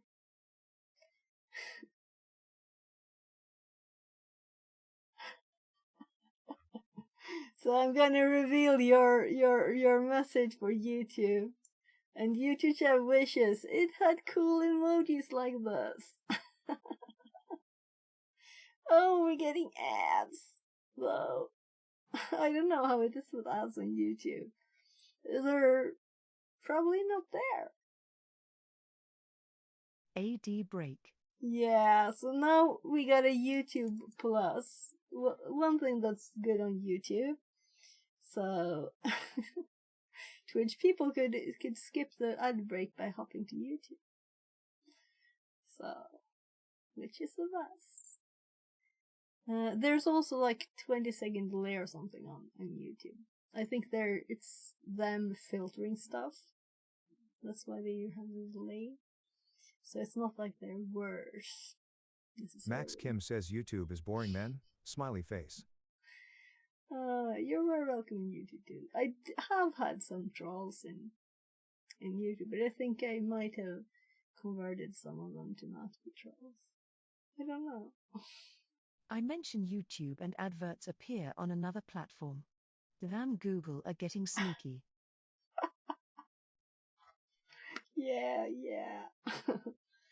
So let's, once connected, let's review the Apache 2 log. So we're going to check the log also. And I'm gonna have to type because copying and pasting in this fake web browser old thing is like not fun. Back. So yeah, welcome back, Vivian. So we haven't done anything really for a bit, right? For log Apache 2 access.log. So, and I'm like not even thinking about what I'm doing, but of course we have the log there, and there's probably some cool info in there. But I'm guessing they'll ask us to do something. Sadly, we only see logs on the 28th of October, when our attack occurred later on. Looking at the last log, however, we can see something interesting in the request being made. Let's actually look at the log then. So, CMD, who am I? Yeah, that looks kinda interesting. So what's Shelly PHP? Like Shelly? That's not what I call my web shells, but why not? So we'll see if I can read forums when we're on the check-in now. Looking at the last log, however, we see something interesting with a request being made to Shelly PHP file. So, this tells us we are on the right track. Terminate your session to the pod using exit. Fortunately, Mexkitty knew that the log source was imperial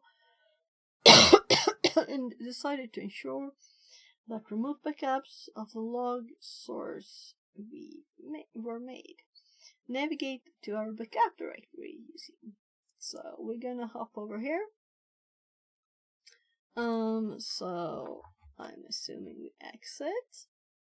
We're back at the box. We go to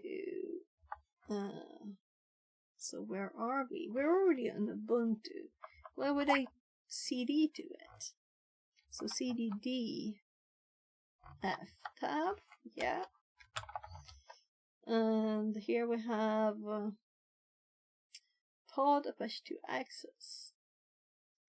We will find the access log stored and review these logs to see what Mayor was up to on the website and answer the first 3 questions at the bottom of this task. So, it's the pod. So, let's cat pod tab. And let's hop and check what questions we're about to look at. So, questions. What is the name of the web shell? Shelly.php. What file did malware read from the pod? Now we have to check. So we can see the Shelly ones here.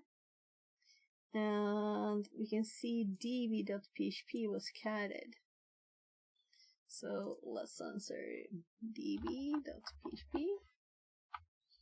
What tool did malware search for that could be used to create a remote connection from the pod? Which NC? So we kinda could have guessed. We didn't even read how to read it, right? So then we are asked about IP connected to Docker registry that was unexpected and all the stuff here. So we'll have to go up.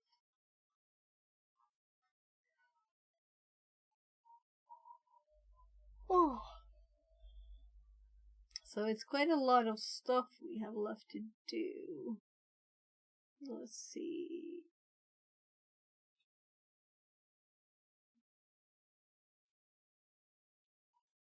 I'm like, it was a split bit of text. More log files. Here. This is a big text chunk. Sadly, our investigation hits a bit of a brick wall here. Firstly, because the pod was configured using a port forward, we don't see the actual IP that was used to connect to the instance. Also, we still don't fully understand how the web shell found its way into the pod. However, we rebooted the cluster, and now the web shell was present, meaning it must live within the actual image of the pod itself. That means we need to investigate the Docker image itself. To view the registry container ID, run the following command. So, we must have made changes there. And that's what we talked about logging right before. So, let's do Docker PS. Now, let's continue to see if we have new logs. Let's just read this line.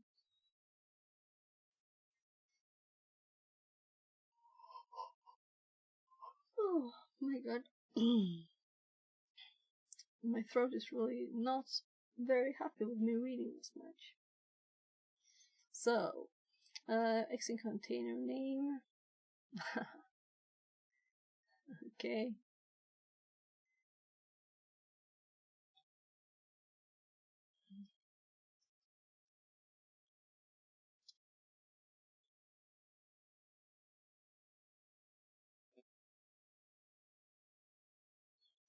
So, we have the same numbers as they do. This is the same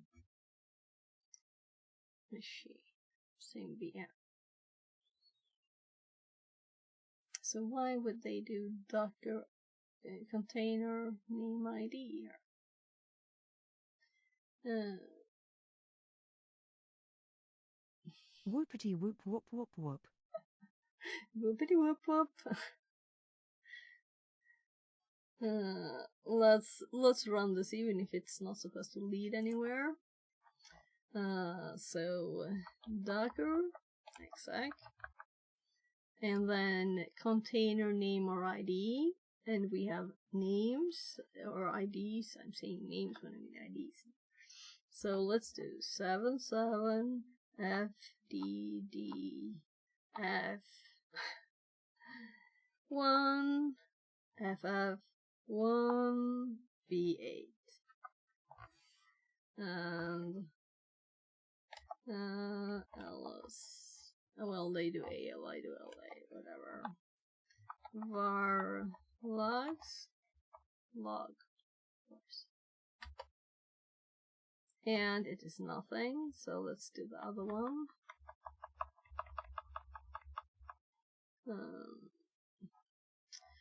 CT9E77 B8 885. And there's stuff here. Then they only meant the other one. Why? Let's see what they say. Again, we have walls, but we don't have any registry logs. Okay, so they're not the right kind of logs. Luckily, Docker itself would keep logs for us. Let's pull these logs using the following.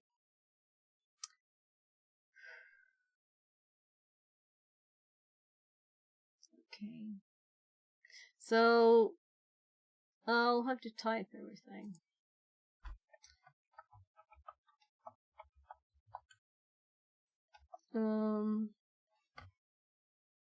We can easily copy and paste within this, right?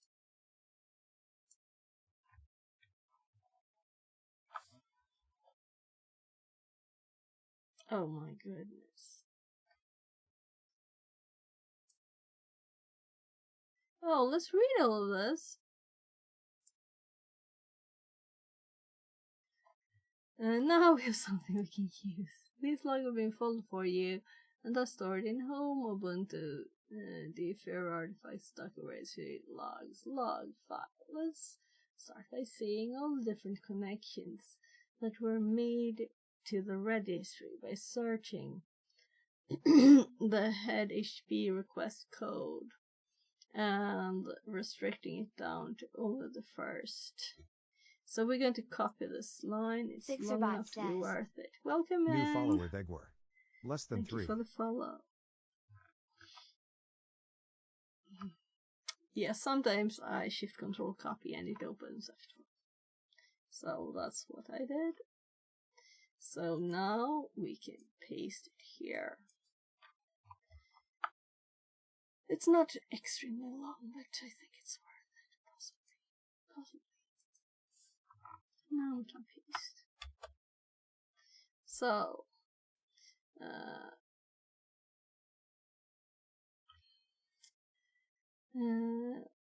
all the different connections that were made to the registry were searching read question. So, IP addresses. Here we see most of the connections to our registry was made from an expected IP of 172.17.01. However, we can see connection also made by 10.10.30.3, which is not an IP known to us. Let's find all the requests made by this IP. So now instead we grep for the IP there. So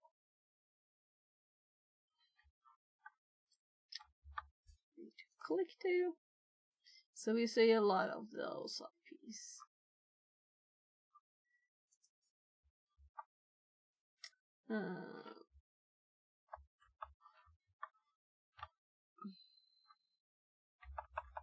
Yeah, they use these for this too. 10, 10, 130, 253.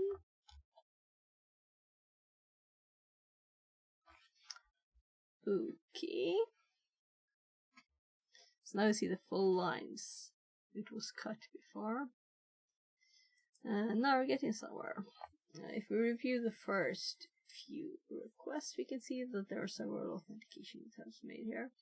But we can also see that the request to read the manifest for the wishlist web image succeeded. As HTTP states code 200 is returned by this log entry. Wishlist web manifest latest.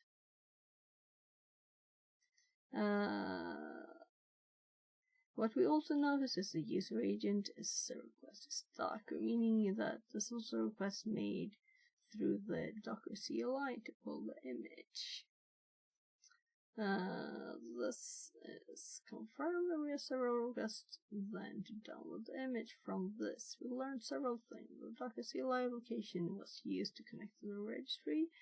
Connections came from Didit, which was unexpected, since we only upload images from her72 Didit. The client was authenticated, which allowed the image to be pulled. It means whoever made the request had access to credentials. If they had access to credentials to pull an image, the credentials might have allowed them to also push a new image. We can verify this by narrowing our search by to any patch HTTP methods. The patch method is used to update Docker images in a registry. So let's look a bit at this. We can actually expand this. So it's not like I also have a toothbrush in the way of the screen. The best way to have your toothbrush, right? In front of the screen. At least you will never forget to brush your teeth. So, you see what I see. Good. So.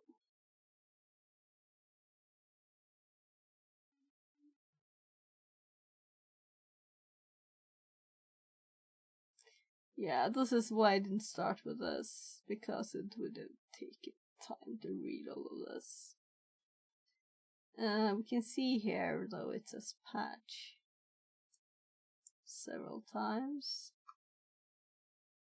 So we have get, we have head, we have patch, and we have patch again.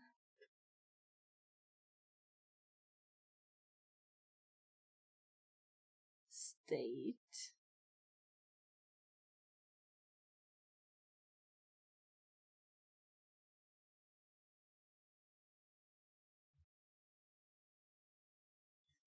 Oof. Git commits. Kernel.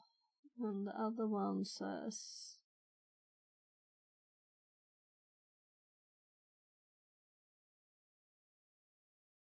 yeah, so let's hop back here. We don't have to grab this because I saw the lines easily, so we could have grabbed that. They just did a second grab, yeah. This is not good. It means that MayorMalware could push a new version of our image. This would explain how the web shell made its way onto the image. Since MayorMalware pulled the image, made malicious updates, and then pushed this compromised image back to the registry. Use the information to answer questions 4 through 6 at the bottom of the task. Now that we know MayorMalware had access to the credentials of the Docker registry, we need to learn how he could have gained access to them. We use these credentials in our Kubernetes cluster to read the image from the registry. So let's see what could have happened to disclose them. So before we continue here, we better answer the questions. So we still have lots of commands and stuff to do. So how many questions did it say that I should answer? Better know this.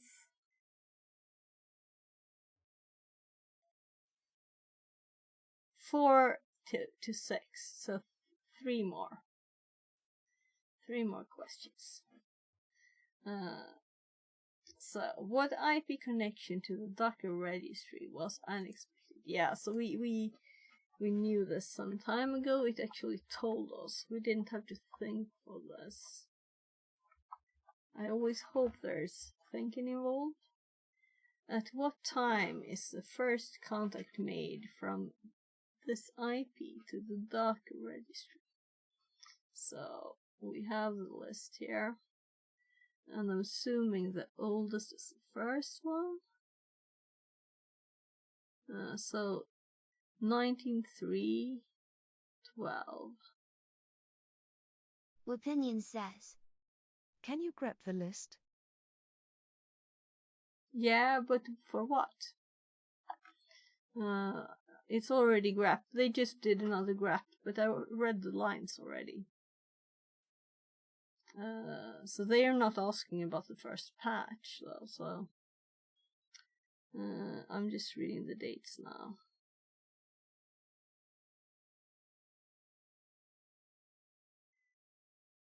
Oh, they want the full thing. I see, sorry, I was distracted on another screen. Okay. So I think this is what they want. So I can't copy it, can I? I can copy it, I just have to copy it from here. Again. So let's see if that's the right one. So we have a correct answer there.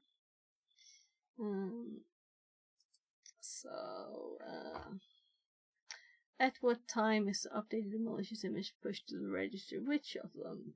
They probably have the same time, do they?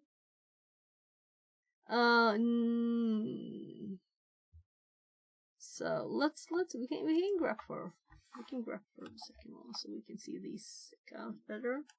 So let's just grab for patch. Alright. So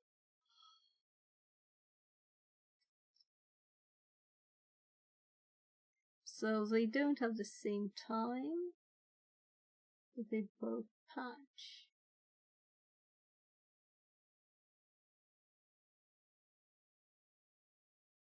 So I'm assuming they'd guess they'd mean the first one, right?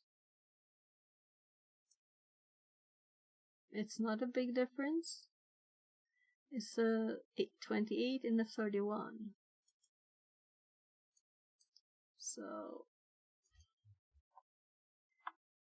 Fix it. Yeah, I better fix it, right? Yeah, so the first one was right. Then it's the last question is from the last bit. So we have to scroll up to a lot of text again. That was not enough, was it? Here. 46. Okay.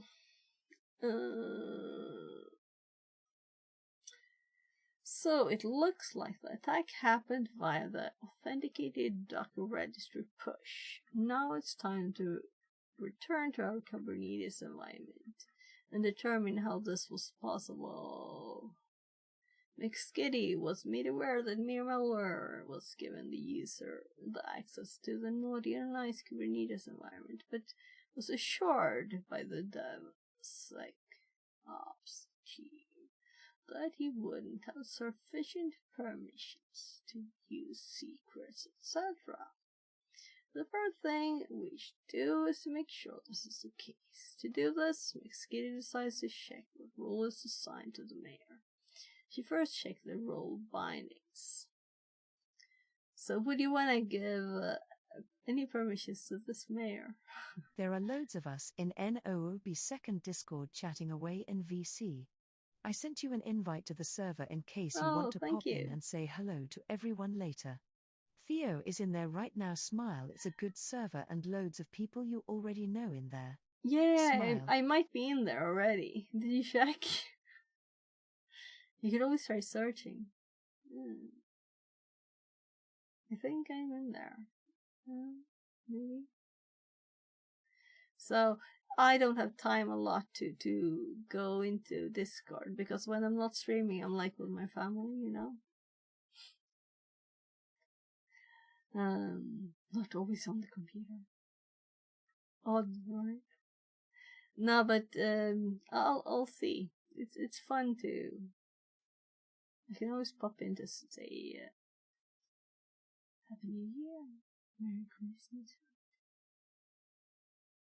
So thank you. I'll look later. So it's already 22:49. I know it's just in case you wanted to wave occasionally. I'm restreaming you in there now, lol. Okay. Thank you. And hi if anyone is watching. So, let's see. The first thing we should do is make sure this is the keys. Do this once he decides to check the rules on the mayor. First checks the roll bindings. So, do you think we'll be able to copy this? I don't think we'll be able to copy this without messing it up, but we can try. So, we can tell how to type. Oh, sorry for the noise. Cube with a K, CTL. Get roll binding. And where, well, we did this already, right?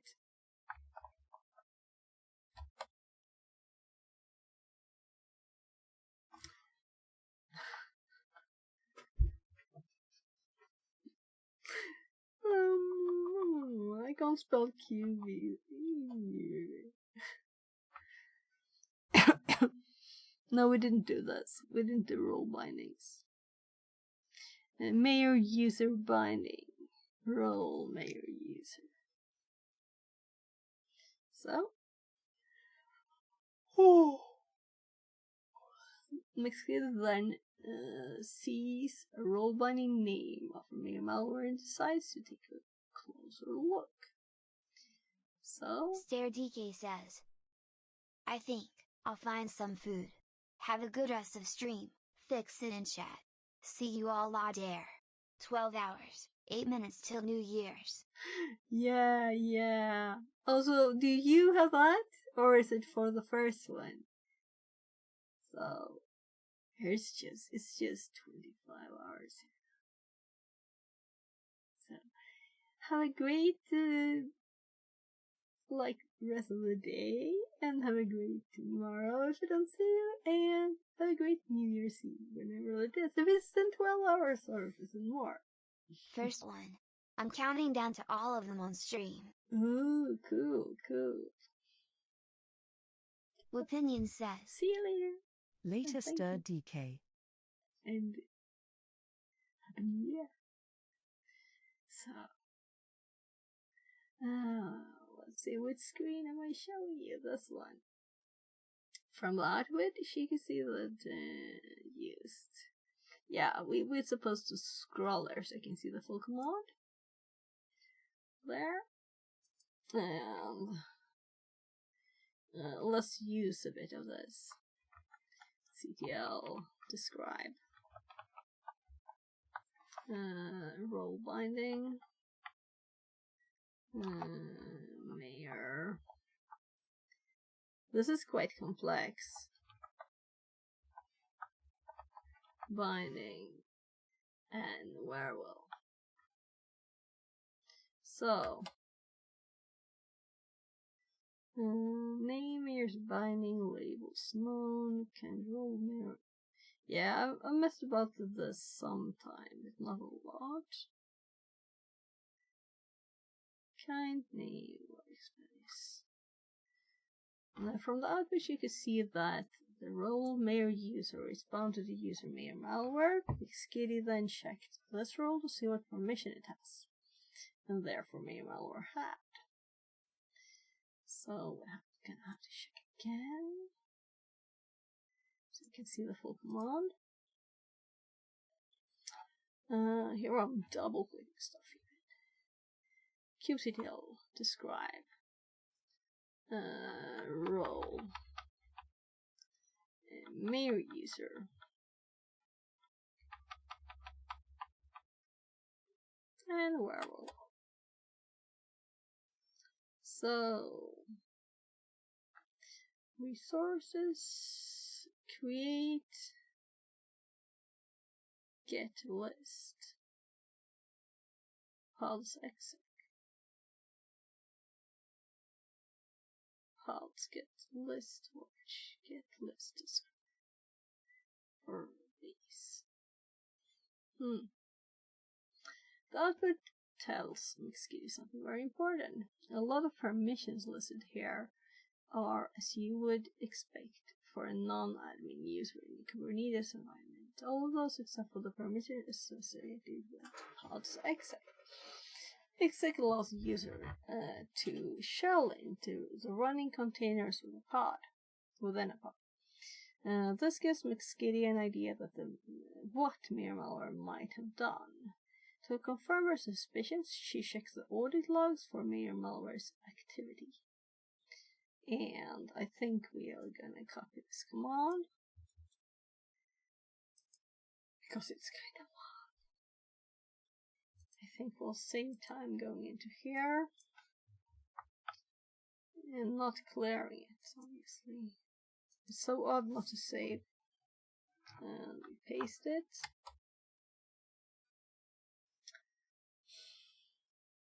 So to read the command, we're getting the audit log, grepping for this.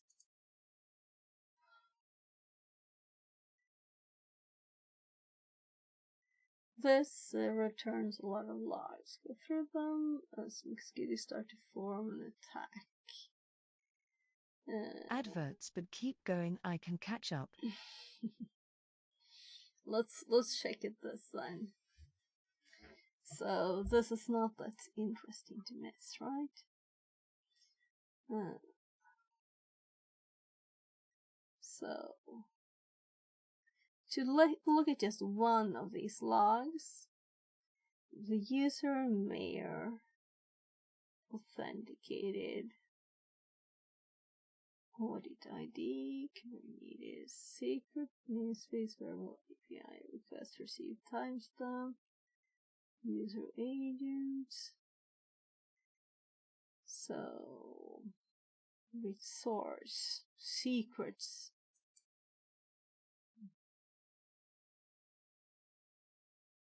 Resource roles. Resource role bindings. Pods.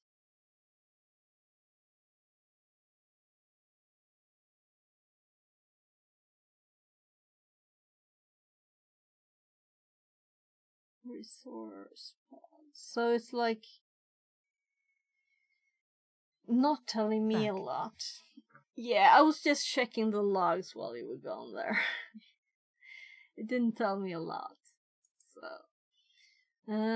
this log snippet tells us that Mir malware attempted to get the secrets stored on the cluster, but received a 403 response as it didn't have sufficient permissions to do so. So where on earth is the 403? This is so much text. So it's funny how they tell us. This tells us, right? Can you read this? So we'd want some more human readable format like tables.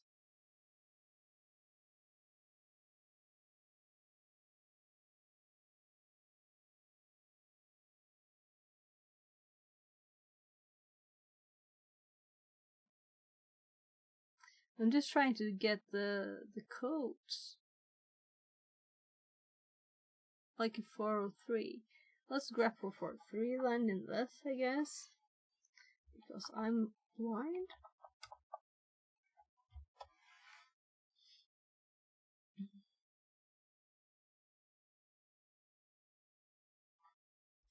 So here's the 403.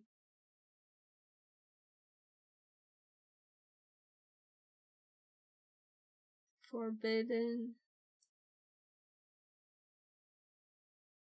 So 2 of them. Maybe said or orc? I'm not feeling I need to do this more. If we were to really get this data, we would make something prettier, right? We'd want it to I'm terrible view with this. high text manipulation tools.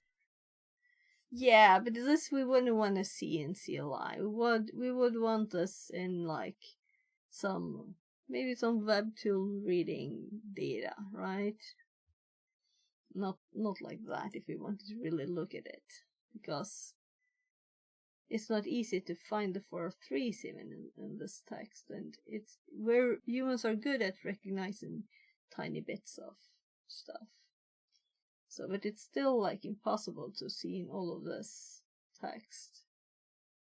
So even though I know now that it's 403, they give you some challenges where the idea is to create the command that strips out the data you want. Here's the 403. So now when I know where in it, it's easy to find it. But when it's all this text, and some of them are really, really long. Yeah. But I don't think it's worth it to. Though I wouldn't know what to look for in this, right? That's the problem. It's not like I. Yeah, just get some nice way to. It looks just like JSON data. We could make prettier looks easy with Python or something. Like an HTML page with Python, and we're much prettier, right? Dagware so says, there's already tools. JQ can make this easier to read. Yeah. So lots of the earlier rooms, we've actually had this kind of thing in the advent of cyber. So if you've been doing them, we have other rooms. Well done, Thegwarpsy. Yeah, welcome in. This is the first time chat. So if we look here, we have quite a few log analysis here. AWS log analysis. So a lot of these use JQ. It's all probably mentioned in some of them.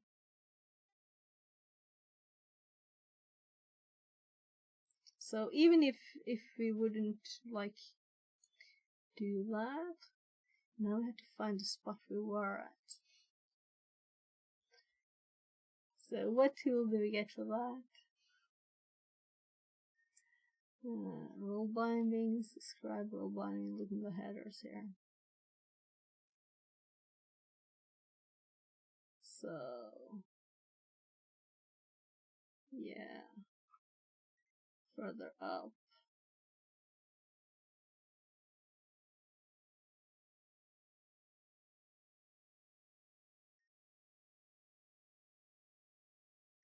Gosh, why did I scroll? Here. So, returns a lot. Starts to form a path taken by mere malware. Gets secrets. This log snippet tells us that mere malware attempted to get a secret stored in the cluster, but received a 403 response. This is what we just read. This didn't have submission permissions to do so.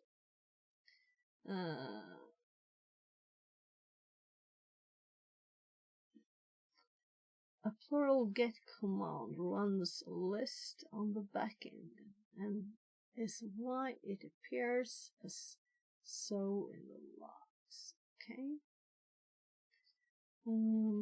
After being denied access, mere malware started to see what rules were present. Yeah, so when I just scrolled, I was looking for the text after the resource, and then we could see like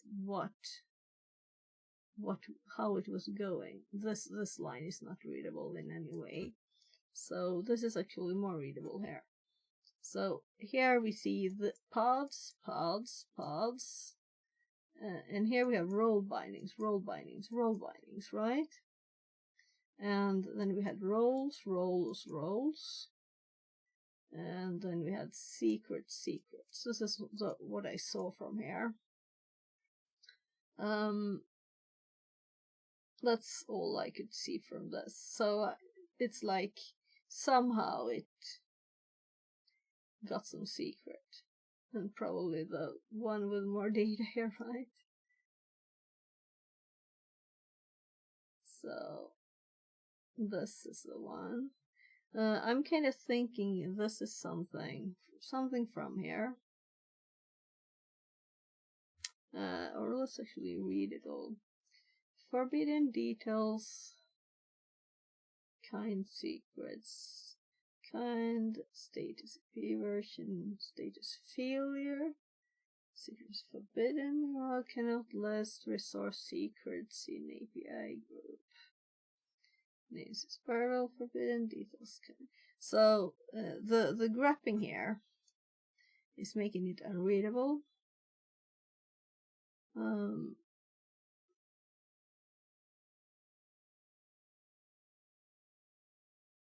So they have just removed all but the line they want to show, but it's not readable here because it's not line wrapped. After being denied secret access, Mayor Malvo then started snooping to see what roles were present on the cluster. Whilst running the previous get roles command, Mayor Malware will have found a role called Job Runner. These logs tell us that Mayor Malware then described this role, which would have given him key pieces of information regarding the role, most important for our investigation. It would have told him this role has secret read access. So, now, knowing this role can read secret, I'll try to find a role binding, see what was using this role. So, if we check down a bit here, allowed by role binding.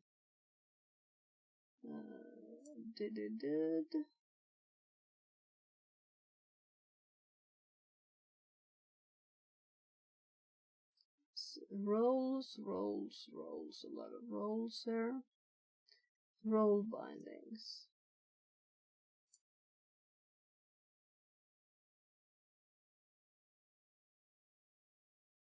And we see the code 200 here. So the secrets ones, if I'm looking for code 403. Yeah, so this can help us. The code 403 and the code. Yeah, we could actually make code red too, right? And they also have the verb marked out. List, get, list, get.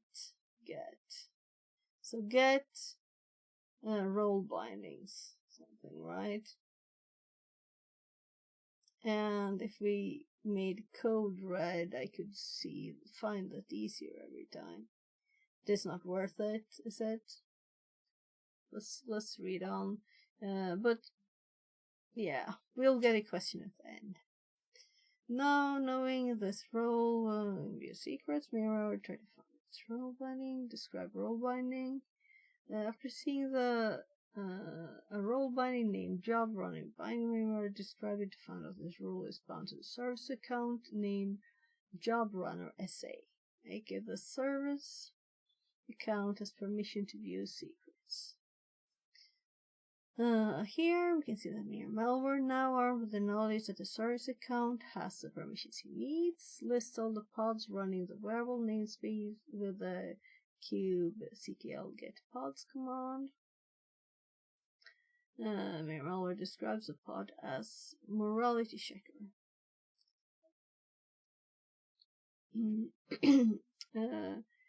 He then would have found out that this pod runs with the Job Runner as a service account attached, meaning that he were able to gain access to this pod. If he were able, he would be able to gain secret read access.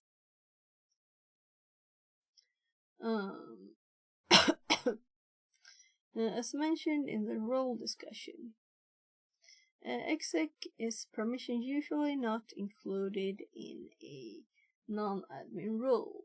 It is for this exact reason that this is the case. Mixkitty feels confident that the DevSecOps team had overly permissive role-based access control. My ear is telling me that it's running out of battery. So if we don't want the chat echo, I better switch. So yeah, role-based access control are back in place in the Kubernetes environment, and that it was that allowed Mayor malware to run an exit command. Was captured by the logs above. Gain access to Morality Sugar to confirm her suspicions. Further, execute around the following command: retrieve all the logs captured from the job runner SER service account. So, cat audit log user.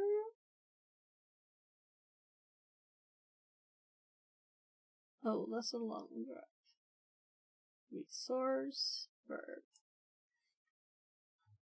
So I'm not gonna wanna type that.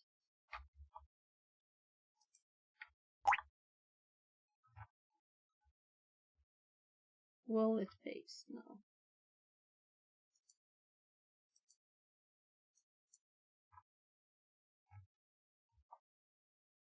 What?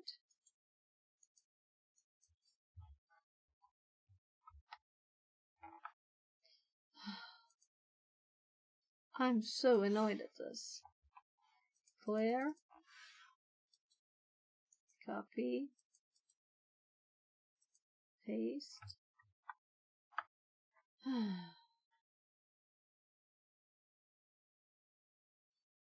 This is why I don't like the split screen. So, we already checked the command a bit. So now we're just listing what this username runs.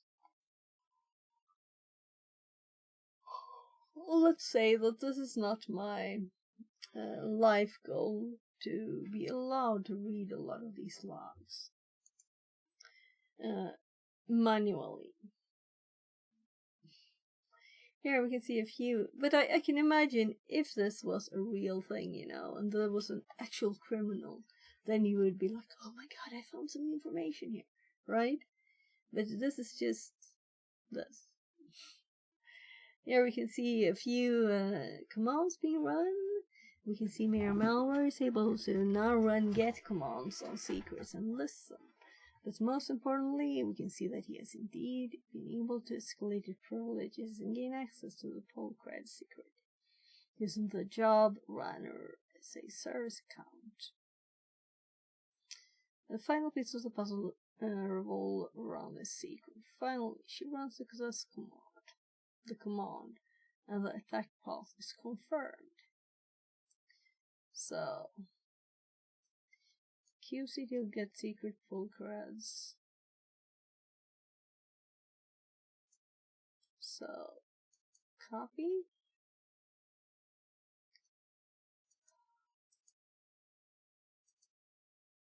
Let's clear it. Let's paste. It worked this time, no problems. And then we paste it here.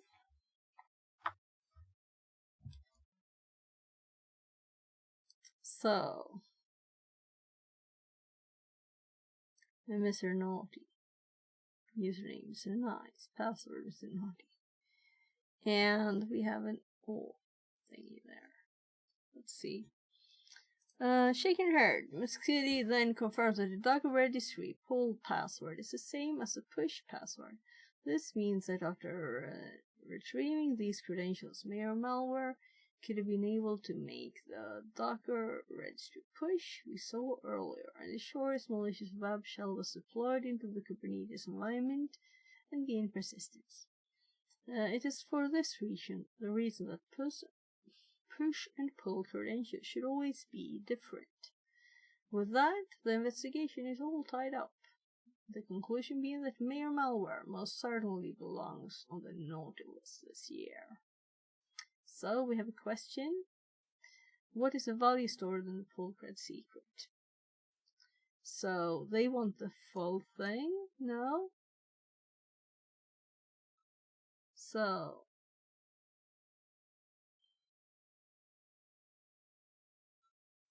this is what we have. column, bird wings. So I'm thinking it's this. Oh, this is not it.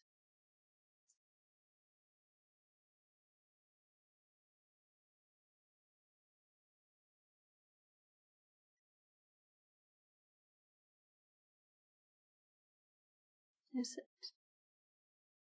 Yeah, it's just this first bit. Or does it want, it doesn't actually want the full thing. Yeah, I think it wants the full thing. There. So let's copy this. Let's hope that it managed to copy it, because sometimes it does. It did. So there. And we checked that I had done this already, so there.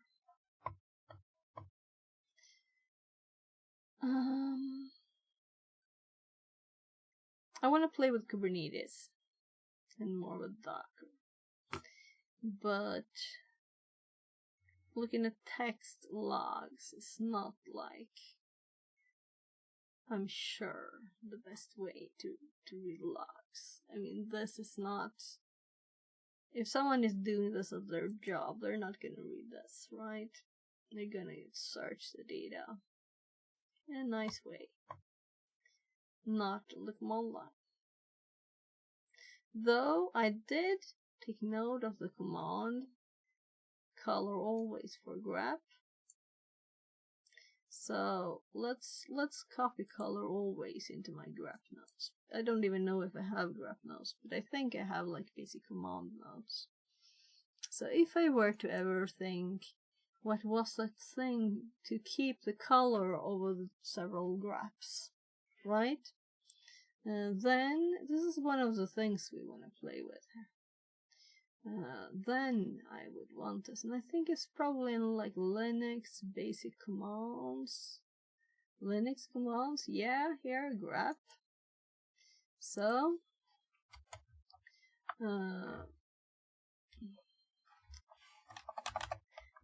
keeps the color when you do, when you pipe. Several greps. That was nice. It's mostly just a help here.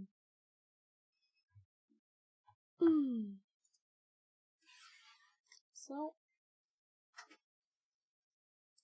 that was the most notable thing in this. That if we were to want to continue here, we would have also put color on code, so we could see the response code here for everything easier, instead of having to look for it every time. Then we could see this is a list, it was secrets, and it failed. And then maybe some other information too, to make it more readable. So it was a good trick to use. But I still don't think that's a good way to look at logs. So, then we have 2 days left. So I'm going to go and check on my family, see if my kids are like getting ready to get into bed. Maybe they need some help. Then we'll just go on, because I don't want to do this tomorrow. Oh, this is a quick easy one too. Quick easy one. The last one was not hard, it was just lots of text, right? So that takes time and my throat hurts a bit. So I'm actually going to take one of this and go check on my kids. And let's prepare a marker here for when I get back. I'll be right back.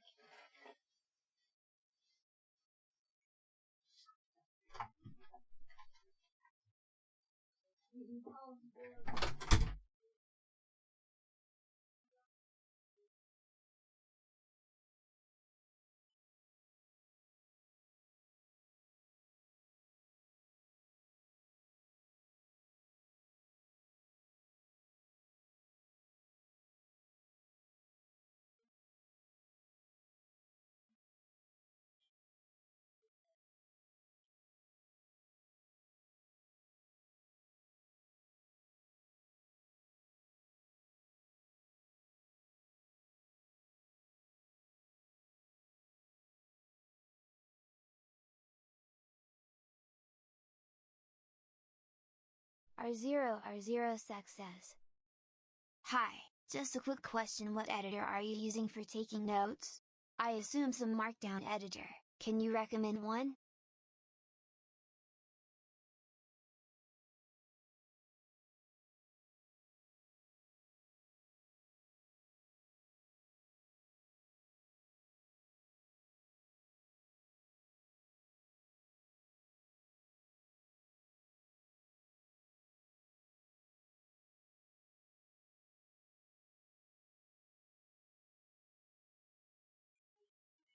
Opinion says, Obsidian, I think.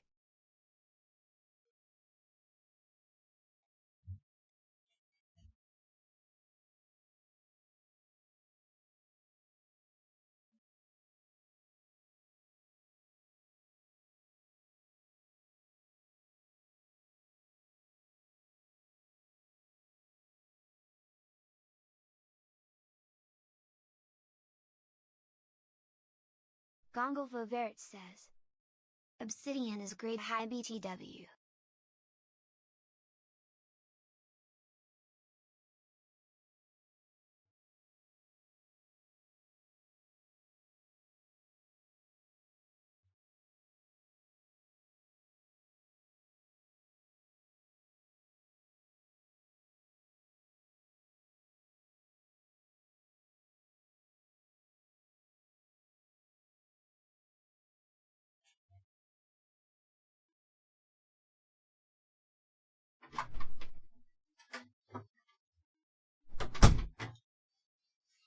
Yes, it's Obsidian. Let's show you. So, I can still hear you, you know. I was talking to my kids. So this is Obsidian, and it's great for making notes. One of the greatest bits is that if you just show in System Explorer, you see how easy this is. It is all just text files. I have other files here too, and images, normal images. So it's not like it's an odd format. I like Obsidian. Just started using it this month. Yeah, so it's great. And also my notes are public. So there's now I did the market thing, but let's do. I think I have GitHub.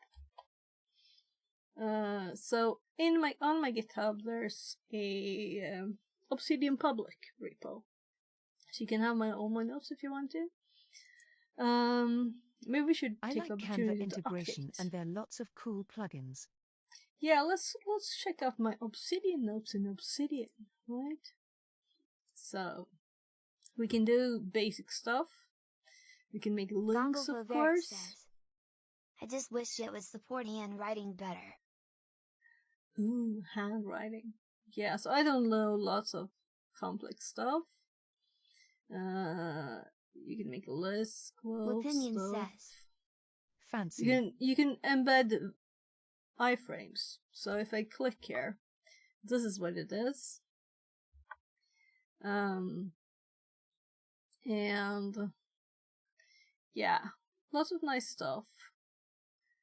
These things you can use. And here's adding tables. And we have this mermaid thing too that I've never really used. I clicked this and my stream crashed, so I probably shouldn't do it again. But this is also, if we click down here, this is what it is. I like that if you move a page with links, it changes all the links to reflect the new location for you. Okay, links. You mean like in it? Yeah. And also images. So images are also just a link like this. You can also easily, let's say I thought, no, this is too big. I just want this one 200 pixels. That's good enough. So now it's tiny instead. So you can do lots of things like that. But you don't have... if you had an image in a folder and move it, any links to it get changed for you. You can select what kind of links you want.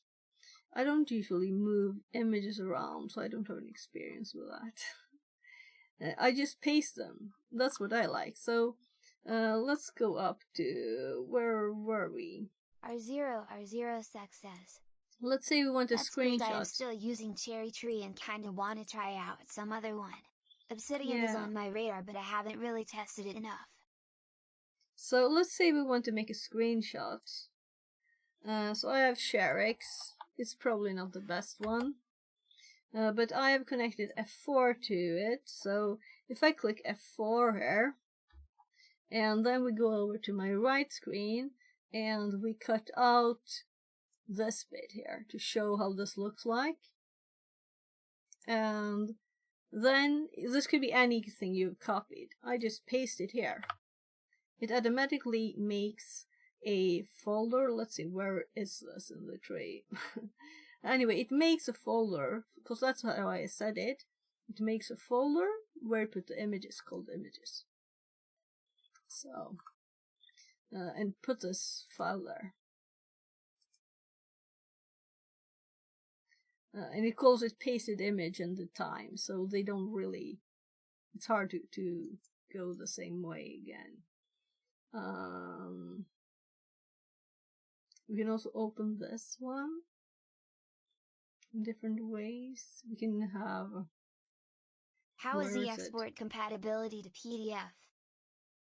I've never tried. I have never thought of a reason to. I did add this though. Regex. Exclude regex. So imagine you have notes on something that you want to repeat, and you're going to make lunch. Then you put the TTS on in your ear, and you make lunch, and then you repeat all your notes. So there's of course images and stuff. I don't have editing things New follower in there. Gongolfo Verd. Less than 3. So this one actually was this, right? Oh, that was not my meaning, but that's interesting. So what I was going to do was just to, it's all text. We cut this, Control X. I think something is off with this one actually. There's also different edit modes. You can see it hopped. R0 Sec says. Cool. Do you think there are some must-have plugins? Yes, the must-have plugins that I use is the one that makes me able to see other file types, like Python files. So that's very good. Let's see. I think I only have 2 plugins. The plain text and the TTS. So here I have put several file types that I want to have visible in here. I'm assuming you can put star if you want to. So I want my code to be visible. Community plugins. Yeah, so I only have plain text and text to speech. That's the only ones. I did add this drawing thingy, but it's not really my thing. To make advanced drawings and stuff. I prefer to have it simple. Opinion says. There is a free course you can do on Taggart Institute, also R0 Sec, and he has a bunch of plugins he includes. Let's actually do PowerShell. CD colon Obsidian. CD public. No LSLA, just LS. I'm here, not on the other machine, right? So let's just check git status. Let's just update it. We have quite a lot, right? So let's do.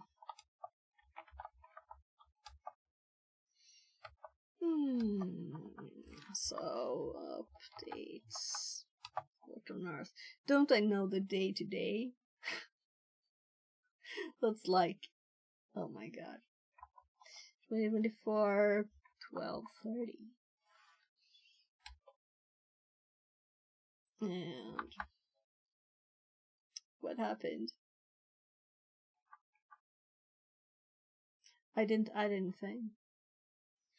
So I'm definitely tired. And I can't even spell add. So I'm like, why is this isn't added?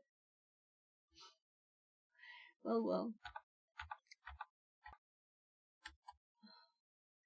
I think it probably didn't do the commits as this had nothing in it, right? So now we should have a better list. So let's just... those are separate repos, by the way, the red ones. I think they're all public too. R0 Sec says, will opinion okay tie? And also, this is the best way to sync it. So if I'm like somewhere else, I can always access my GitHub stuff, right? So when I was doing Edwin.code on my Kali laptop, then I would just go in and check, oh, just on GitHub. I didn't even have to get it down to my computer, you know. Though I think I probably have it synced down there too. So, yeah, let's just do this one more time. Up to date with Origin main. So, yes, Obsidian is great. It's a great tool. But don't use their sync. I think it costs money, right? So I usually have this up all the time, but I don't think I will be taking notes during this. What do you think? Should we do the next one? Maybe we should close this poor thing down. It's just a web one, so. And let's stop this. So we can start a new one. When it's time. Yeah, let's F5. We'll hop to the right room or right task.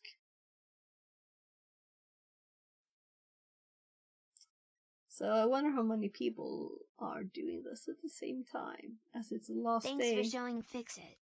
Yeah, you're welcome. This is why I'm streaming, right? So, having a great time chatting with people.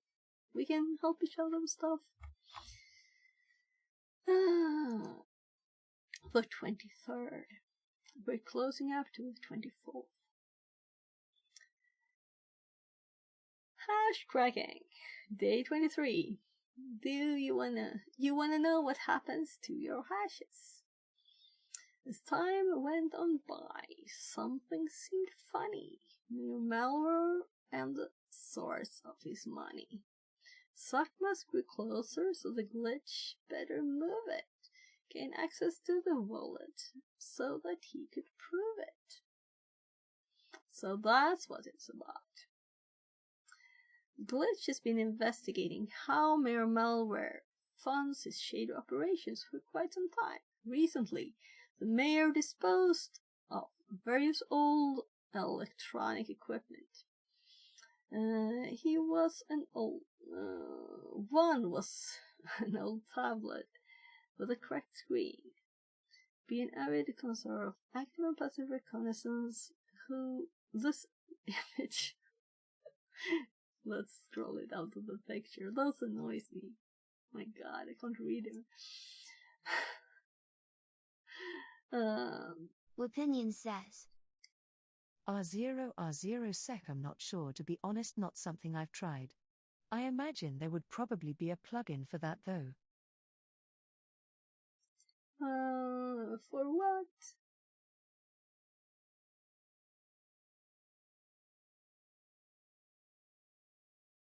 How is the export? Oh, PDF. Okay, yeah.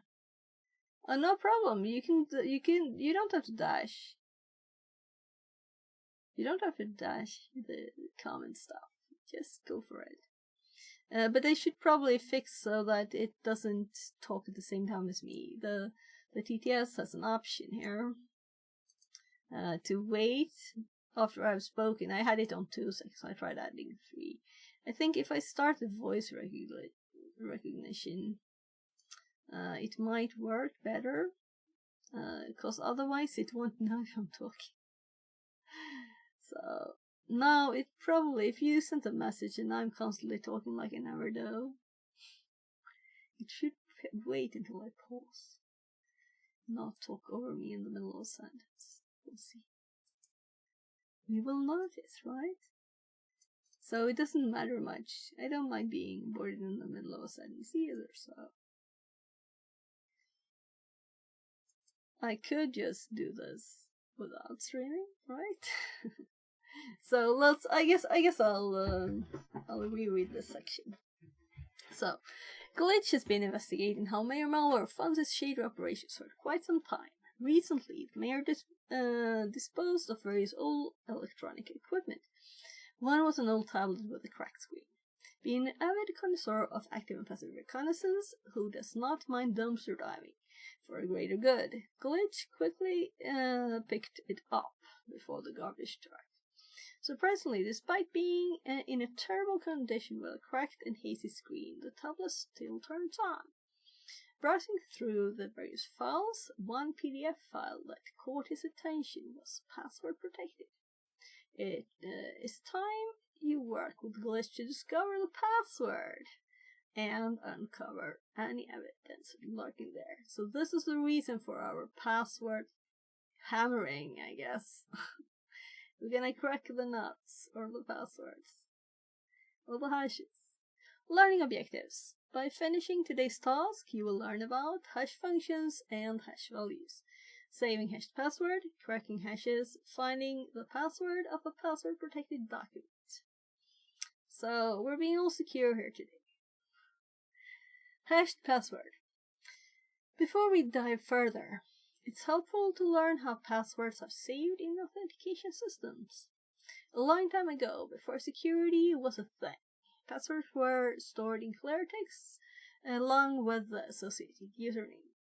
When the user tries to log in, the system compares the provided password with the account with the saved one. Consequently, if a user forgets their password, someone with enough access privileges can look at the table and respond with something like, "The password for Joe Blogs is blah."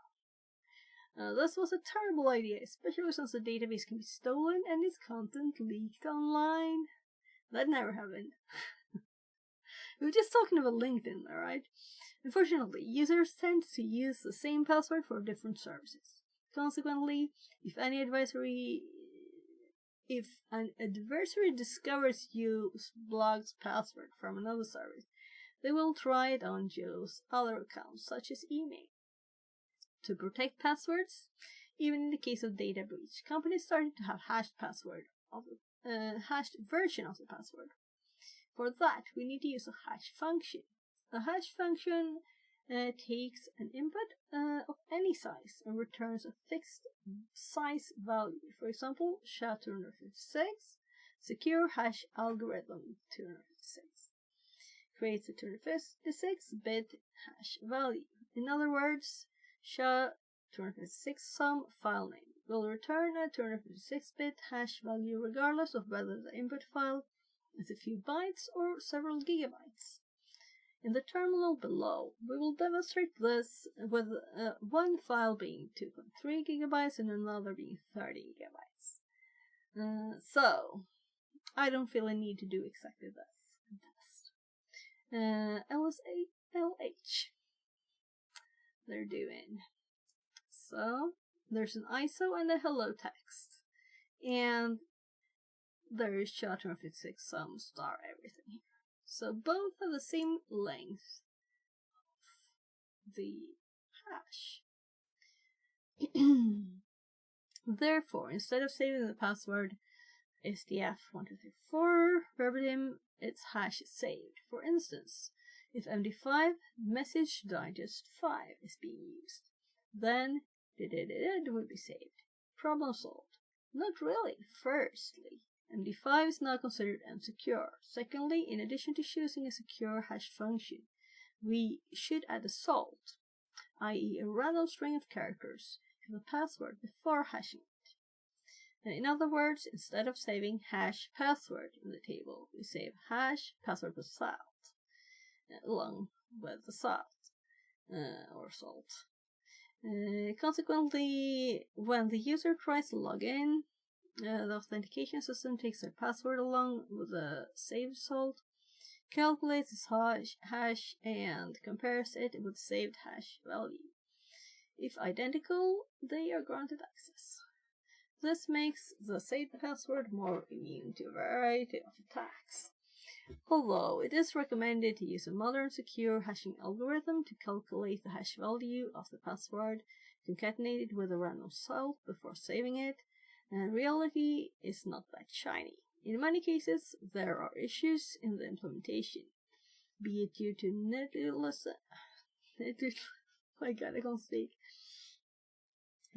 negligence or ignorance.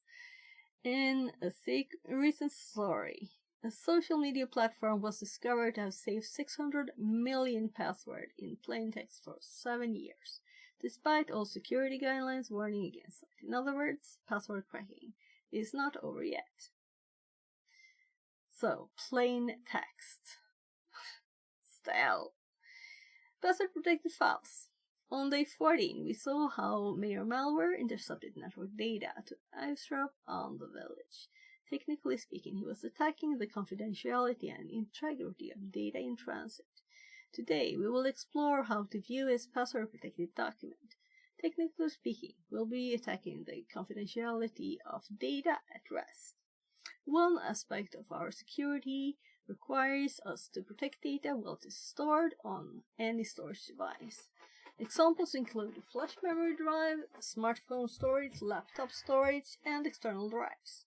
If an adversary gains access to such a device, we don't want them to be able to access our files. Protecting data at rest is usually achieved by encrypting the whole disk, or specific files on the disk. On the other hand, encrypted storage and files can pose an obstacle for good guys who are investigating a criminal case. Digital forensic investigators need to find a way to access the plaintext files to provide or prove or disprove any wrongdoing. In this case, for its private investigation to succeed, Glitch must figure out how to access the encrypted PDF file on the disposed of tablet. Glitch needs to play an offensive security role to break the security of the protected document. Passwords. Opening a password-protected document is impossible unless you know or can find the password. The problem is that many users prefer to pick relatively easy passwords that they can remember easily and then use the same password across multiple places. Have you ever wondered which passwords are most commonly used? According to one source, the table below shows the top 15 most commonly used passwords. Interestingly, many users have opted for QWERTY, the first 6 consecutive letters on the QWERTY keyboard. So, what do we think about 6? QWERTY, 111, dragon, baseball, football, monkey. Yeah. So don't do those. Of course, users might get a little bit creative and might replace a character with a symbol. They might append the current year, a memorable date, or a few random characters or numbers to the original word. Following that, Mayor Malware has a cat called Fluffy. Some password we expect from him to come up with are F1 Uffy, Ford, and Fluffy in 2024, unless he uses his name or title and create a password such as, Mayor 2024. So, connecting to the machine. Before moving forward, review the questions on the connection card shown below. So today we have VM, we have split screen, and we have RDP SSH. How to convenience that? Click the Start Machine button. Yeah, it's SSH today. Nice. So let's just minus this and forget it. After we have scrolled down to where we were, at least. I'd love them to fix that thing. That it hops when you start the machine. That would be nice. Or the split screen. Maybe it's a split screen. Not that one. The thing. So, we will get an IP soon, and we can log in with a nice username user and a nice password. Try hacking123. So let's just prepare by just logging in again because this is falling asleep. So, and this is just a previous RDP one. So, we're gonna SSH to user at whatever the IP is, and we don't know yet. So it's ready. We're waiting for the IP there. It had good timing, right? Yeah. By the way, the Fixit one was the Raspberry Pi we were playing with another stream. 1010. So you're not getting my secret password user. So, yeah, that's the GPIO one. It's connected to a breadboard and stuff. There. So, let's do it. Try me 1 2 3 exclamation mark, because I've never used it using Fixit ever, especially not on Twitch. So we're in the machine here. AC 2024. We'll see what we need to do. Demonstration. Enough learning about password storage and password choices. It's time to crack some passwords. We will cover the following.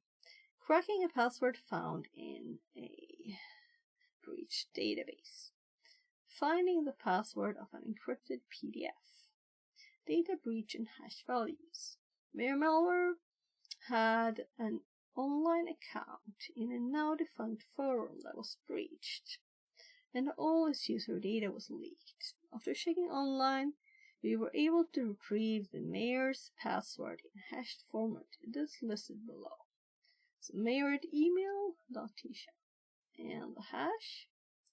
So we're gonna need this.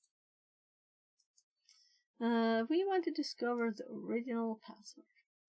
The first step in our approach is to figure out what type of hash function. Then we will try to hash different passwords from a password list until we find a match. We have saved the above hash value. Okay, this is already saved for your convenience. Okay, so it was actually the directory there. So cd tab. So we have hash 1 there.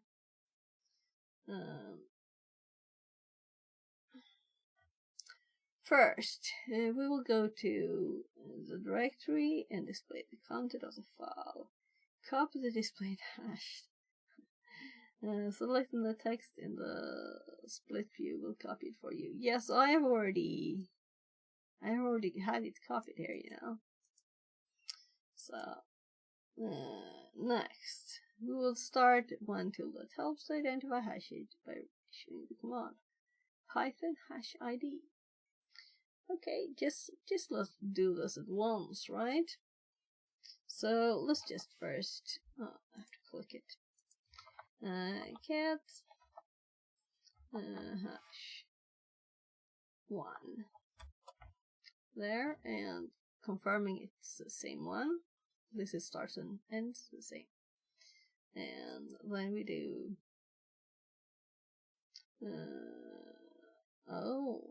so you're supposed to paste it in the hash ID. So Python hash id py, and it wants us to paste it here, and possible hash SHA-256, HAL-256, least possible. So these are the most probable one.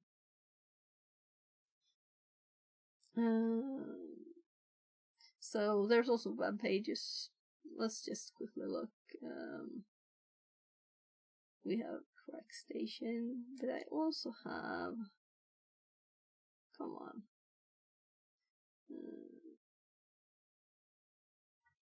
Let's just paste it here and see first if it can do it. I'm not a robot, so it didn't find it. It's probably some very special thing, or maybe that cat, you know, or salted or something. We'll see. And then we have the identify thing. Is it this far away now? I think I have identify thingies here. So they used to be at the top of the list. I need to sort this stuff. Or did I make like a tools? Or no, it's this one. It's the more, because I couldn't continue adding stuff here, right? Hash type identifier there. Let's see if this does the same. So, oh gosh, Fluffy Cat, SHA-256. So, was that seriously bad? Let's continue with the page. Paste the copied hash, right clicking with your mouse will paste the copy to the split view, but we're not doing a split view. But could you do that? Right clicking will paste. I'll have to test that next time we have to do the split view. We have SSH, which is so much better. Finally, with the tool using Ctrl+C. Yes, we're still in the tool, so let's actually exit it. Just making sure we didn't need it for anything else. The interaction show on the terminal is below, so we have the same information. Next, we will try password from Iraqi.txt, a possible password, word list, and real data breach. The command is as follows. Yeah, let's just do this because it's their path on their machine, right? So we're SSHing into their machine. So my path, my possible path. I Ctrl+Shift, copy it again. So I'm sorry if I'm talking quickly. I don't know why. Tell me to talk slower. It's allowed. So hash 1 using default encoding. Loaded 1 hash. Warning for scalability for this hash type. Password line 18. So let's see what they get. No password found, yeah. First time John calculated. So they have the same output as we do.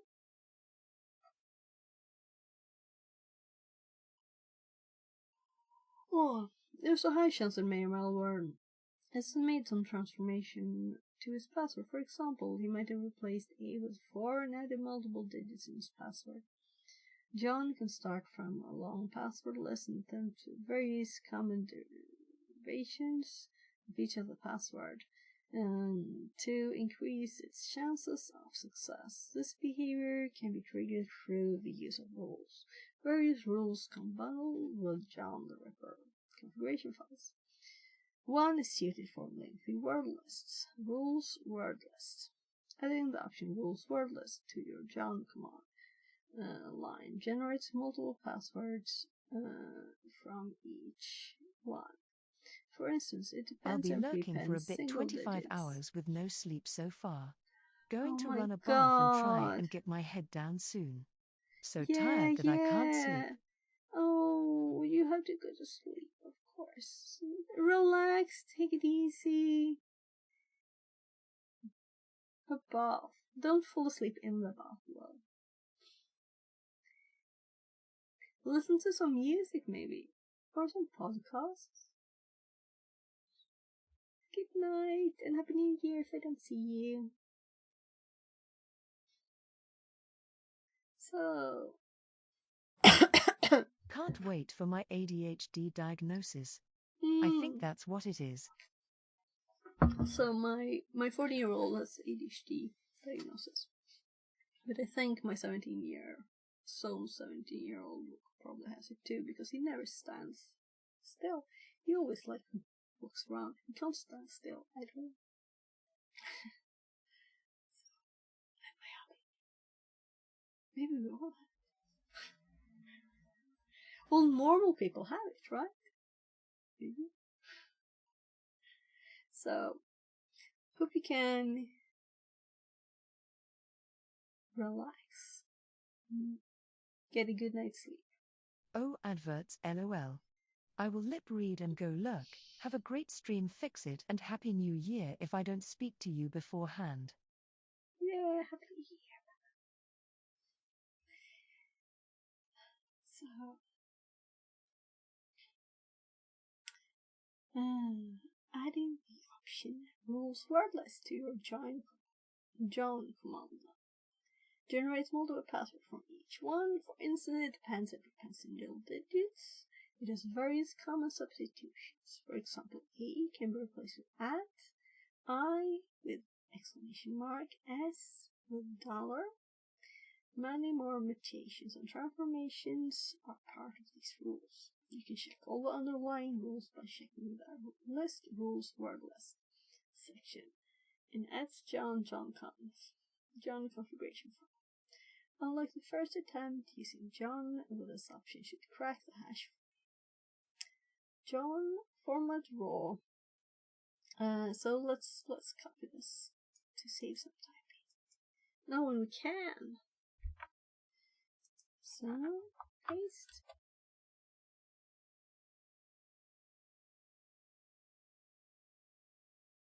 So we can see it's the same command with this exception.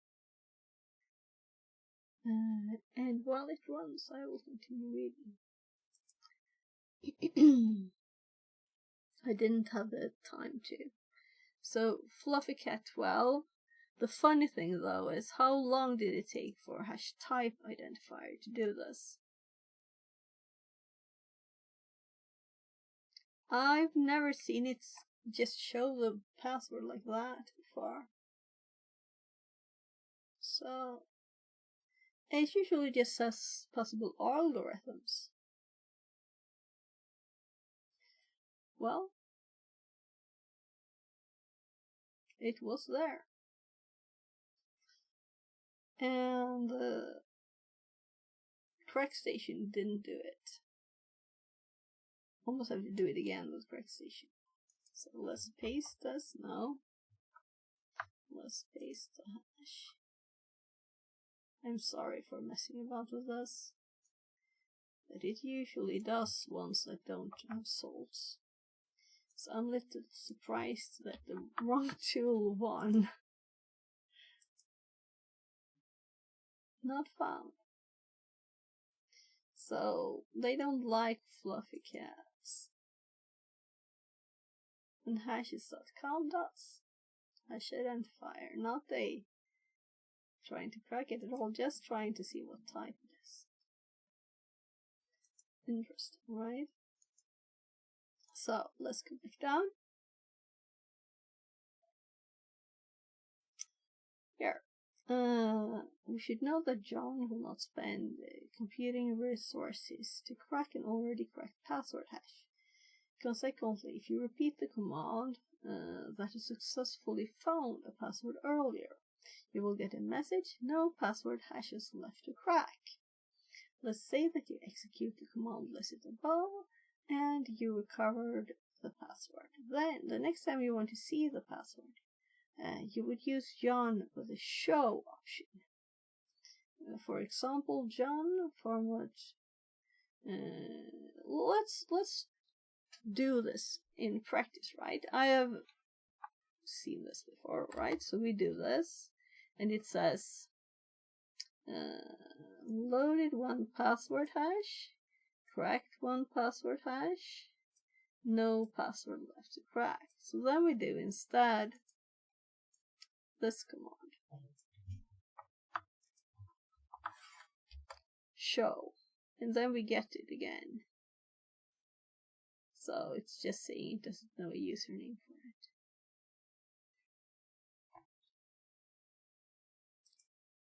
Data breach and hash values. Glitch has discovered Mayor Malware's password used on the breached online forum. Although there is a high chance that this password will be used to access other online accounts created by the mayor, Glitch does not want to go that route, as it would violate the local laws and regulations. Instead of attempting anything illegal, he focused on the data he discovered in the mayor's trash. There is one interesting looking PDF file that happens to be password protected. You can help Glitch break it. The first thing you need to do is to convert the password protected file into the format that John can attack. Luckily, John the Ripper Jumbo Edition comes with the necessary tools. The different tools following the naming style format to John. The terminology below shows a few examples, and I've used a few of these. Like zip to John. Have I done maybe PDF to John before? So, you're interested in the password protected PDF here. Therefore, the PDF to John PL should do the job perfectly for you. In the terminal below, you can see how to create a hash challenge from a PDF file. This hash value can later be fed to John to crack it. Yeah, right, we have to arrow it. So now we'll see if I used this recently, because it wasn't long ago I added my longer history. It was kind of short. So PDF, no, we haven't used it. Oh, we're on the other machine. Sorry. Now I almost have to test. No, I haven't used it recently, at least. So, PDF to John.pl. I've never used extension before. This is another machine, so private.pdf. I'm assuming it's in this directory. And let's do this to pdf.hash, as they're saying. Let's actually do this first, so in case anyone was wondering what the output would be. pdf.hash. So that's what ends up in the file. And we can catch I'm still here. Just go to sleep, Poopin'. Go to sleep. You need sleep. 25 hours awake is not good for you. And tomorrow it's New Year's Eve. You have to have energy for that, right? I need a bath first, then sleep. Yeah, don't drop anything electric in the bath like a charging phone or something. That's probably not the best thing to do. So, take it easy. No watching stream in the bath if it's not safe. That's what I'm saying. So, yeah, so we've fixed this. Okay, 2024 was bad, but it wasn't that bad. Fix it, lol. Dude! I'm just trying to tell you to be safe and not watch watch my stream. You're not addicted, right, to the stream, so you can put it aside and go to sleep, and not watch in the bath. Ooh, health and safety. Health and safety, right? Yeah, that's it. So. Fair enough, D. Yeah, I kind of like 2024. I mean, we're not COVID anymore, right? the years before that, they were much worse. All the mess we had to endure with all the things. Right, I should read before I do. So, the first step to consider would be trying a long word list such as Rocky.txt. Moreover, you might even use a rule such as rules word list to test the right password. In this case, neither approach works. Mere malware has picked a password that does not exist in these public word lists and is not derived from any word found there. Knowing mere malware, we see what he holds dear, which can hint at what he would consider for his password. Therefore, you need to create your own word list with the following words. So he loves himself and his cat. Okay, so let's copy the words. Let's hop over here and let's just check if they didn't already make a list for us. I was typing on the wrong screen. So there's already a word list. So let's cat the word list. Yeah, it's already there, of course. And save it as word.txt. We have saved it already. Yeah. For your convenience, consequently, our command would be John rules single wordless.txt PDF hash.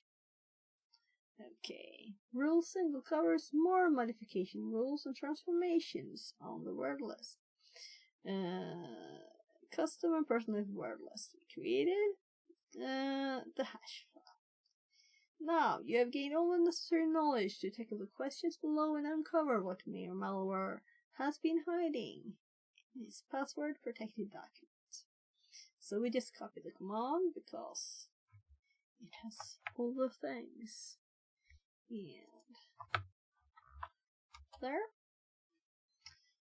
So, mere malware was the password. So I'm kind of assuming we're supposed to paste this somewhere.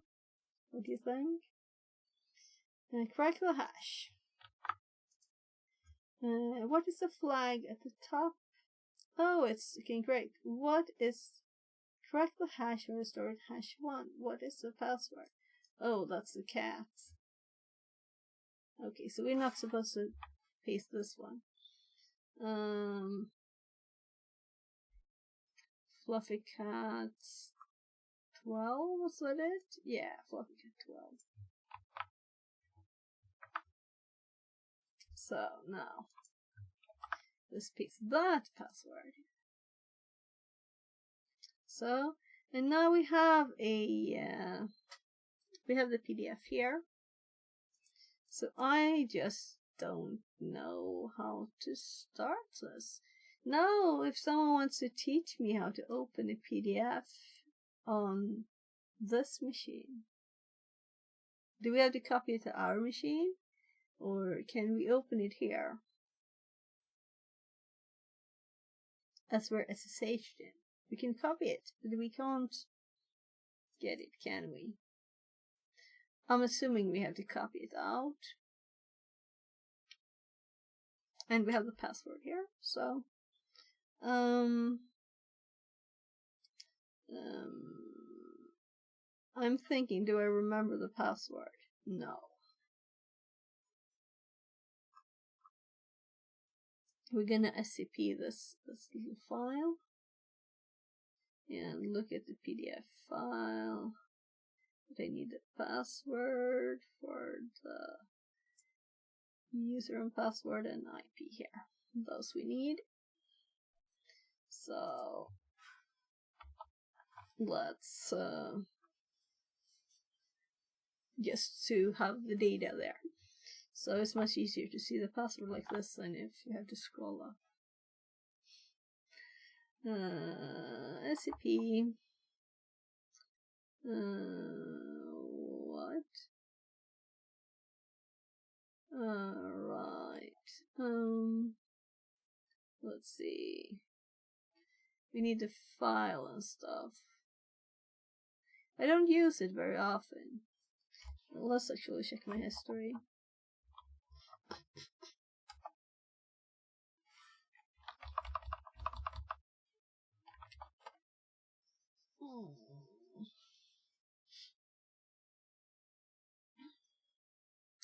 Yeah, so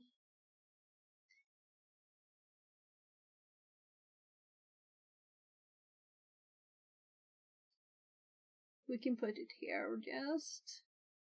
And P is for if it's another port and it's not. So this is just the syntax I was looking for. The syntax. So let's just type now. So SCP user at 10, 229 colon. And then we have the path kind of nicely here for us, right? If we PVD this, we'll have the nice path for us, or the thing to copy. There. Yeah, let's paste that. Let's add another one. And what was the file name? Private PDF. So well, let's put it here. It's okay. And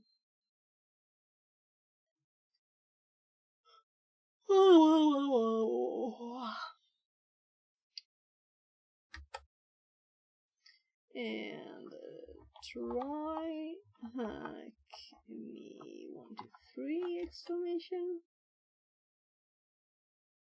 There. And not the best place to put a PDF file, but I'm lazy now, right? So here's a private PDF. There it wants the password. So let's check that password and copy it and paste it. Forget password immediately. Remember password until you log out. Remember forever. That's kind of nice. So, TSM, do not get caught. Oh my gosh, he's got a lot of money here, right? He's got a lot of money. The little mayor. So, we can even copy it, which is nice. And to learn more about cryptography, we can recommend the cryptography module. If you want to practice more, consider. I'm sure I've done both of these.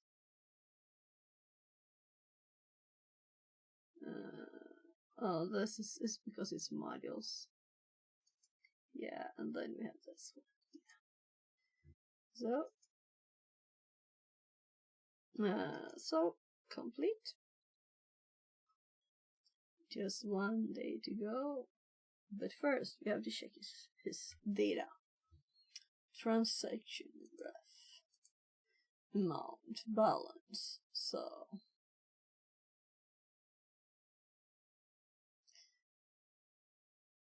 I'm kind of hoping the next task will be about this, right? But it will probably not be. We will see. But it should be. So, day 24. We're on Christmas Eve. This is a day we celebrate Christmas in Sweden. So, do Americans have Christmas calendars until the 24th? Or do you have till the 25th? Maybe you get more chocolate in your chocolate calendars than we do. Maybe they do. I don't know. Now I have to eat some chocolate. I didn't have a chocolate calendar, but my kids had. That's what we've always been doing.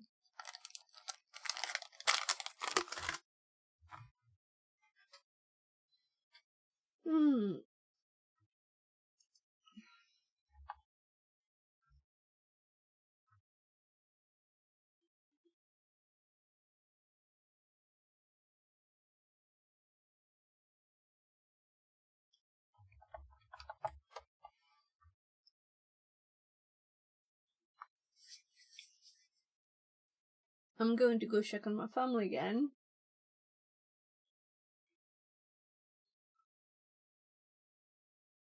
Make sure that my 4-year-old is in bed. What time is it? Midnight.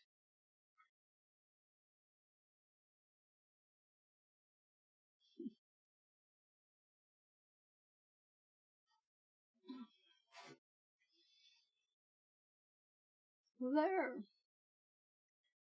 I'll be right back.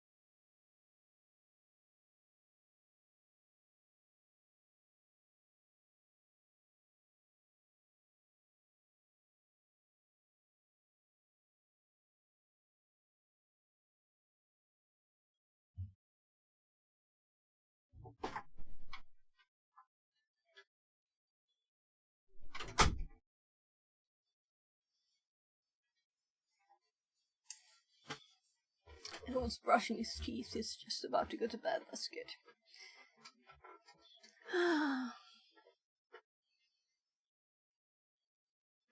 So, last one. I almost feel I have to get started with the 2023 one that I have not done after, but not today. My throat is so let's fix my throat with some chocolate. It's another sort, another one I have. That one we actually used for cake. This is orange in it.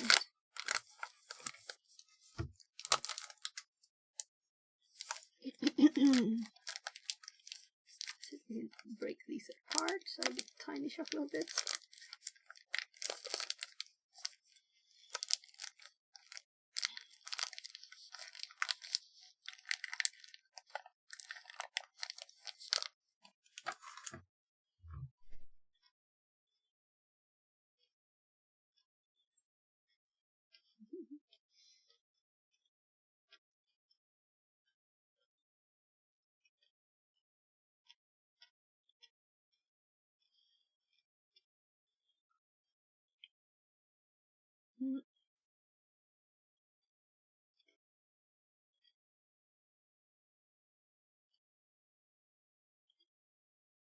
There's actually one more thing I should do before New Year's. And that is, like, looking at buying computer parts. Because I have a company. And it might be good to get some parts back. Instead of just wasting it. Well, wasting it, but things I'm going to buy soon. If I can buy them tomorrow or today. And today is gone, right? It's past midnight. It's 00:20. So it's New Year's Eve.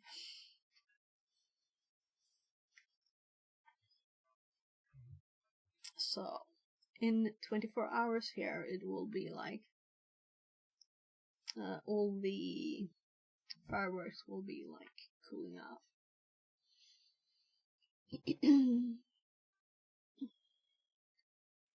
My throat is really bad. I'll just ignore it and read the rest. We'll see how much it is. Good, it's not a lot of reading.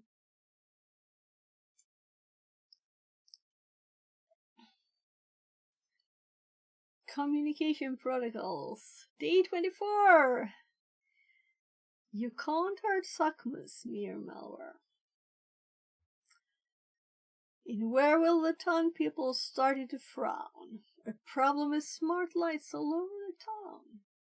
Was SOCMUS ruined? The chances were 0, because they knew the glitch was their hero. Okay.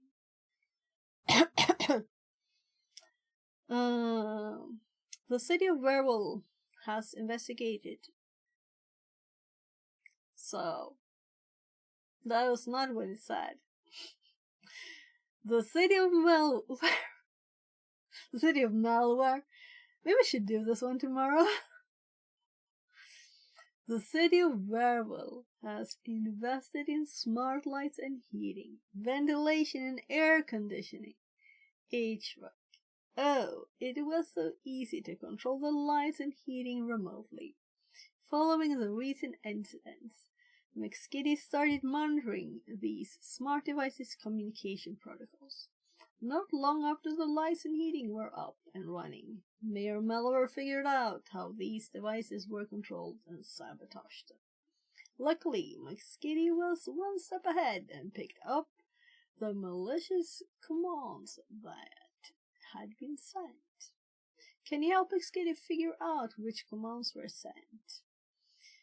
We can then use our findings to update the device's configuration and save the day. Learning objectives. In this task, you will learn about the basics of the MQTT protocol. Cool. How to use Wireshark to analyze MQTT traffic. Reverse engineering a simple network protocol. How smart is smart? Smart devices make our lives very easy. We no longer basically need to move and turn on or off to control them. With smart HVAC systems, we can maintain the temperature of our homes and ensure they are not too cold, not too hot when we are home, when we come home from outside. Smart vacuum cleaners can clean our house while we work on other things or go out for dinner. Many smart devices come with apps that allow us to control them using our mobile phones. Even better, since these devices can be controlled remotely using apps and interfaces connected to the internet, we can make their designs more minimalistic and aesthetically independent. And the need for adding switches or controls on the device itself is minimized. Is it smart?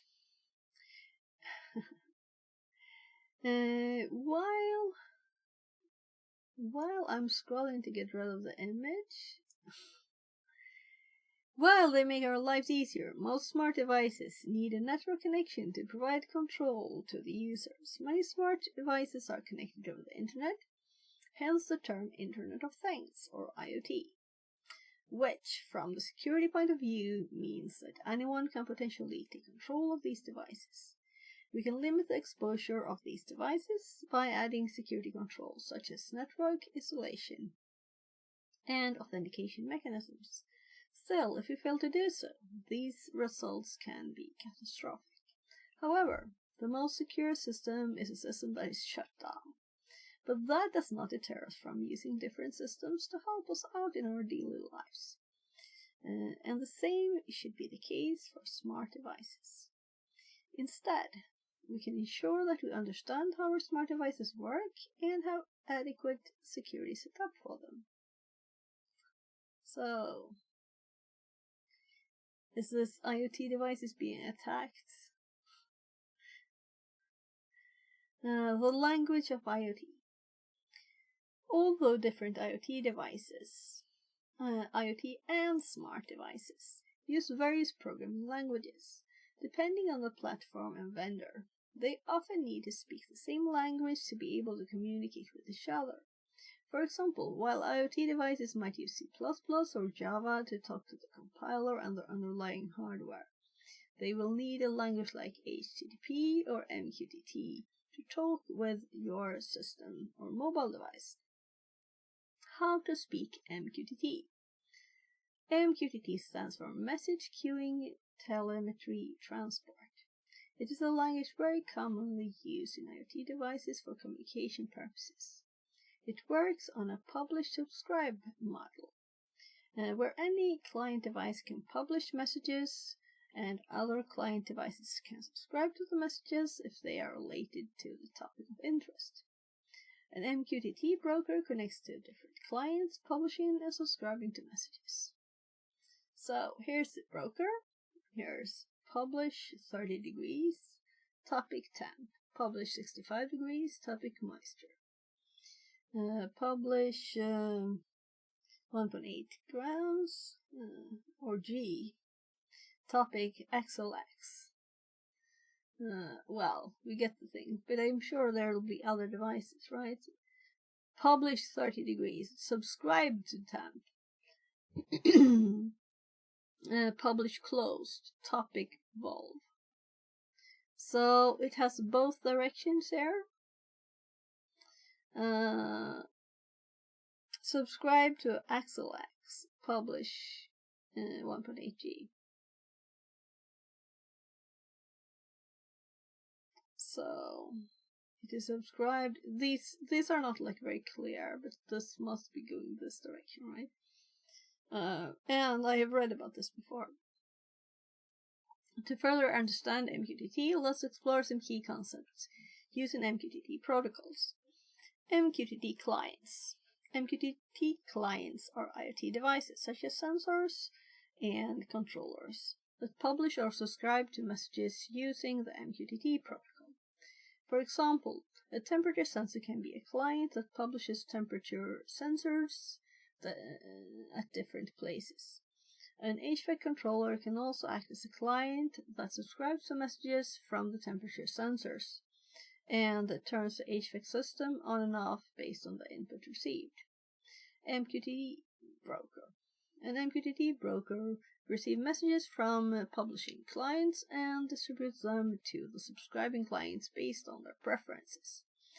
MQTT topics. Topics are used to classify the different types of messages. Clients can subscribe to messages based on their topic of interest. For example, a temperature sensor sending temperature readings can use the topic room temperature, while an HVAC controller will subscribe to messages under the topic of room temperature. However, a light sensor can publish messages with the topic light readings. An HVAC controller does not need to subscribe to this topic. On the other hand, a light controller will subscribe to light readings, but not to the topic of room temperature. Could you kind of like skip all of that text? Connecting to the machine. Before moving forward, review the questions in the connection card below. So, we have VM, a machine to start. We need to stop the old one. There's split screen, but there's also RDP SSH. So, let's terminate the old one. So, that was indeed a quick one.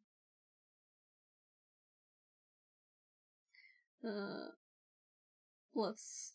This one disconnected, of course. So.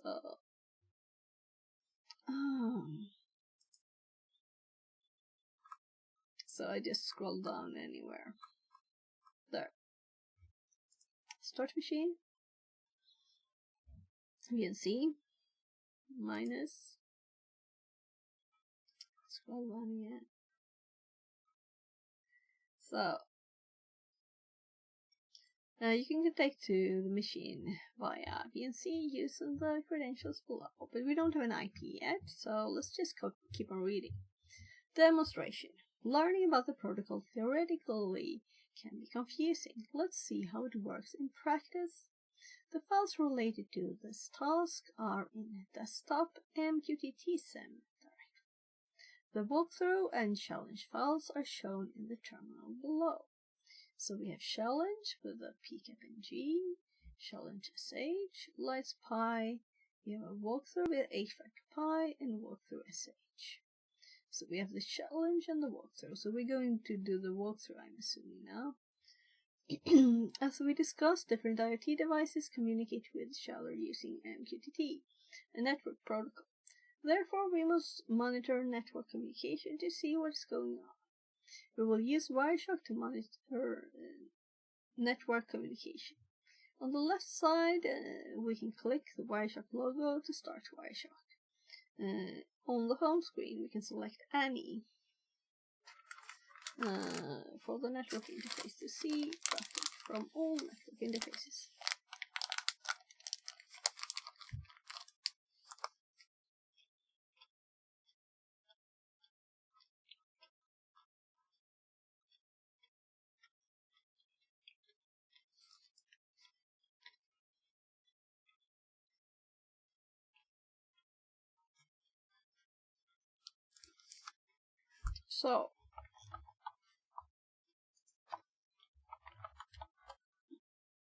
So let's connect. Right. VNC. I said like the last one. I haven't used that before. Cool.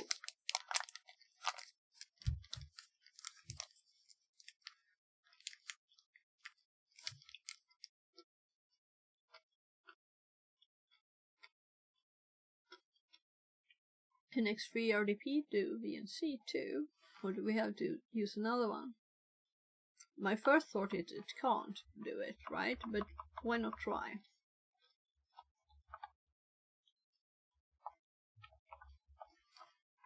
Why not try? If it works and I were not to try, it would be kind of stupid.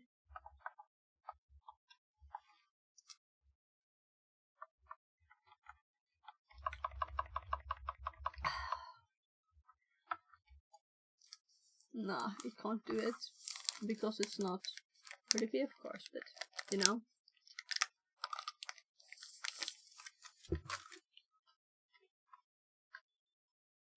No, my column menu is here.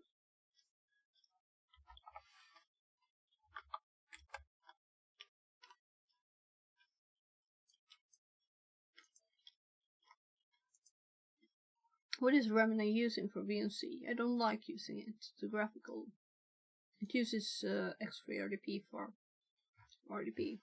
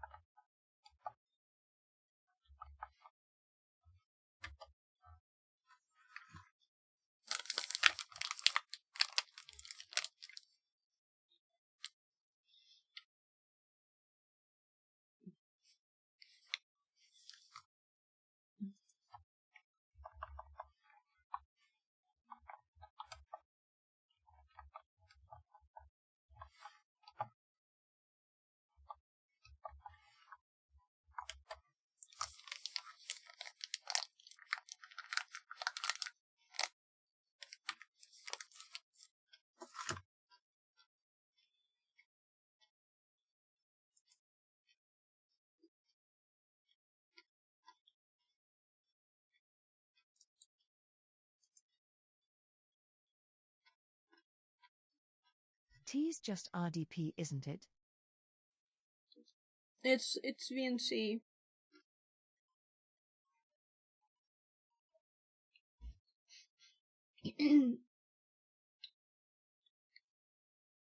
Is it different? I mean. No. I just switched here. You see? You can do SSH, VNC, and RDP. So we just switched to VNC, but I want to know what it uses in the background.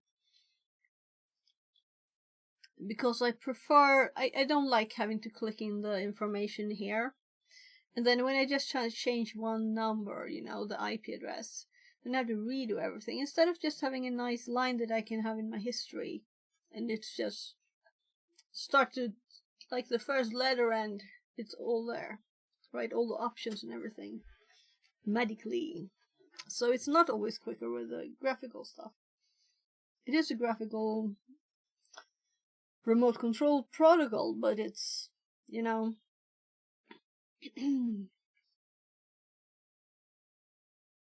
so what does it use? You can call it from the CLI, but it's a graphical tool, yeah. Yeah, but Remina uses X3RDP for RDP. Pretty sure what you can does launch it use? From the CLI. You can launch it from the CLI. Let's see. If we launch it from the CLI, and do an RDP, we will see the same thing, which is kind of funny. So if we just launch it normally,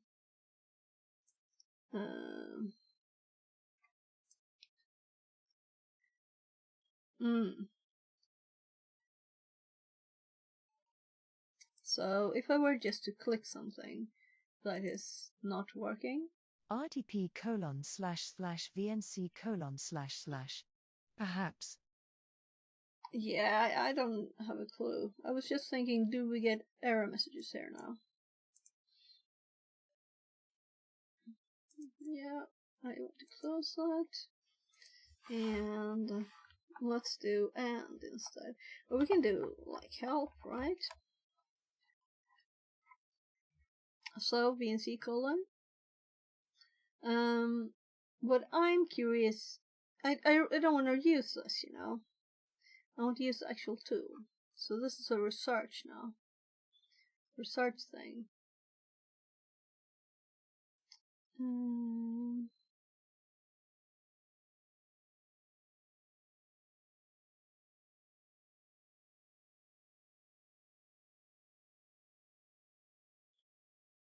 When you say use the actual tool, what do you mean? I mean that if you start Remina and do RDP, then this is what you will see in the log. It will be exactly the same output as X3RDP. Identical. Error messages, information, everything you get. It's just a protocol. Remina is a graphical tool to start these tools like X3RDP. So it's not doing the actual communications, it's just showing a pretty interface. And these options that I have here, yes, but those tools are they just have buttons. X3RDP is a full program, it's not a protocol. RDP is a protocol. X3RDP is a tool that uses the protocol RDP. RDP is a protocol VNC protocol. Yeah, both those are protocols. So now I want to know what tool Remina uses to talk VNC. Do you understand? So I was thinking ChatGPT, right? So Remina uses, right? I'm in the wrong login. Yeah, but let's see what it answers here, okay? Same as a web browser uses HTTP. No, it's not. Let's say that you're using a browser that has Chrome in the background to do the actual thing, but it has like a graphical look that's different. That's how this works. So Remina is just a graphical look for something. At least it is for RDP, right? So Remina uses x3 RDP for RDP. RDP. What does it use for VNC? The P stands for protocol. Yeah, it's quite funny when you do P's. When you pronounce a part of the acronym after that. SLUT is an open protocol, pretty sure. X3RDP is a tool that you use to connect via the RDP protocol. Remina uses libVNC client from libVNC server project for its VNC protocol implementation.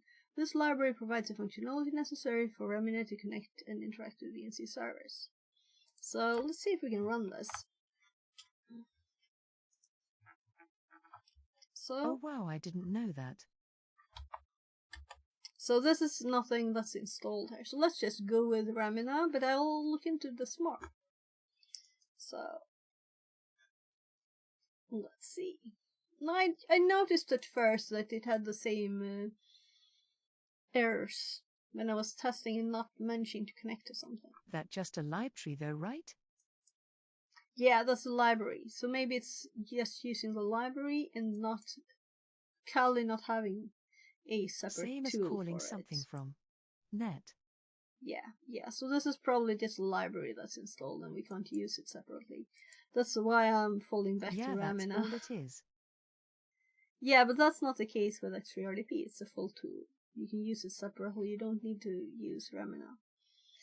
So let's go Remina on this. This is the first time ever that I've used VNC from this.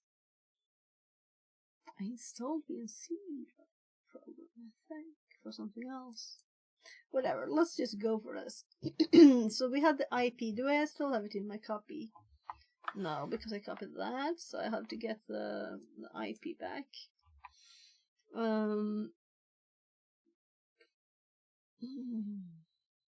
I'm just gonna scroll a million miles up here. Copy the IP. Let's paste the IP. I don't even know how to use this thing. I think I have to plus it. Server. And then username. I have to scroll down again. Ubuntu. There, and then we have try hack me as a password, and quick connect, I guess. Save and connect. No, it shows RDP. So plugin.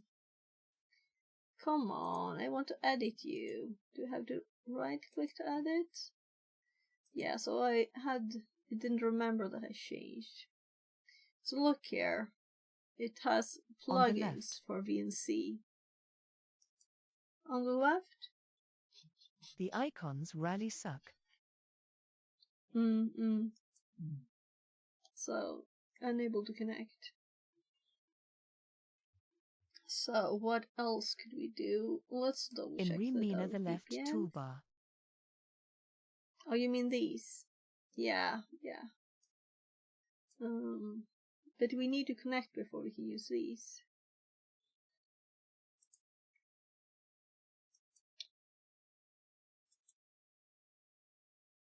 Yeah, they suck, but there might be a setting in there.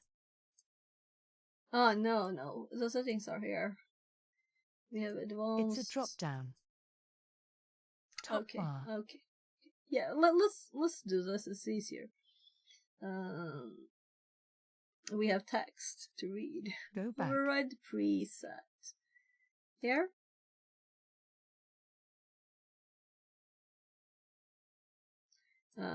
Let's do AOC protocol 2024.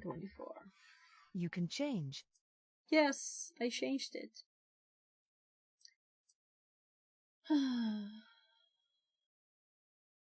So we're not going to listen.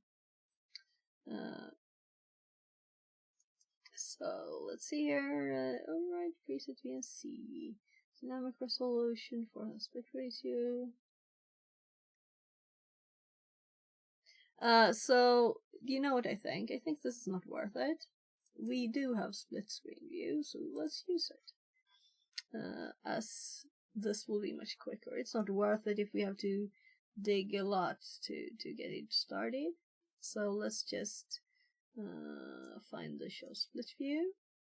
Let's open this full screen. Let's drag it to the screen. And let's just view full screen. So we have a full screen machine there. We can't use cut and paste this works way. For me every time on Kali, no issues. Okay, yeah. Yeah, it usually works with I've never tried not RDP. Never tried VNC with it before. So there might be some setting that I need to do that I don't know about. So I'm just gonna switch here because for some reason my right ear one keeps falling out. Well, that tickles. By the way, what are you doing awake? Tight VNC client, perhaps.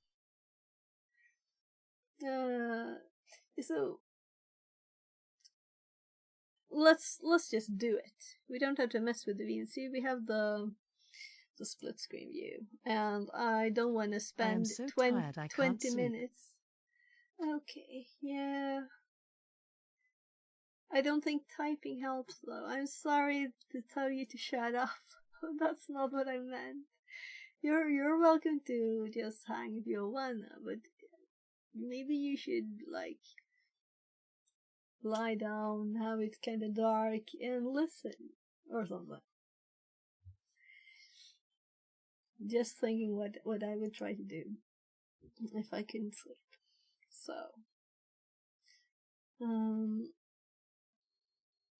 So by the way, my kids used like what is it called, the hormonal thing. What do you call it? My God, oxytocin in Swedish. I don't know what it's in English. Something similar probably. If they couldn't sleep. And if you think you have ADHD, it's very common to lack it. Well, 26 hours now, so might as well go the 48 hours until 9. Oh no.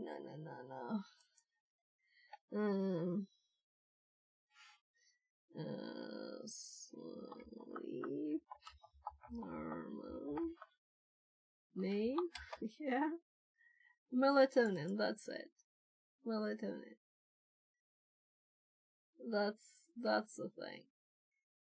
So melatonin gummies. They've been eating these. Well, not from Amazon though. From somewhere else. So kind of like candy that gives you the sleep hormone that you might be lacking if you have ADHD or something like that. That's what my kid with ADHD couldn't sleep. First time he fell asleep and slept like for more than 20 minutes. He was 3. Let me tell you, that was a tough time as a parent before that. So there's a lot of melatonin gummies, and I think they're like tablets and stuff too. And it's just your natural that you're supposed to have in your body by yourself. It's like vitamins then if you can't produce enough. So try it, as it's not even, it's not even a medicine. It's just your natural stuff in your body. So I wish I could send you it right now through the camera, but unfortunately we haven't invented teleporters yet.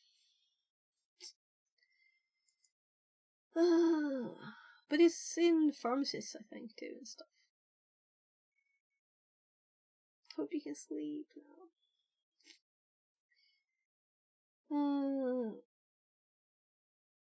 So we were checking out the files, right? So let's go there. Check out the files.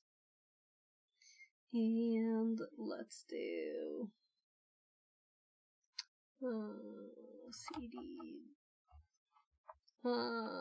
desktop, and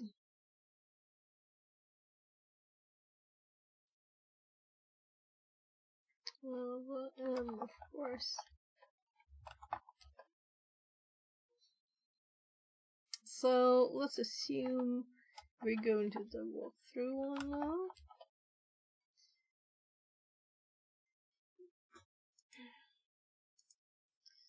I've never used Tree, by the way, on Linux, as we discussed. I haven't used it on Windows since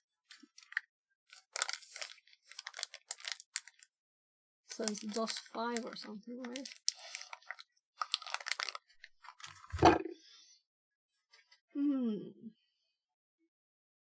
As we discussed, different IoT devices communicate.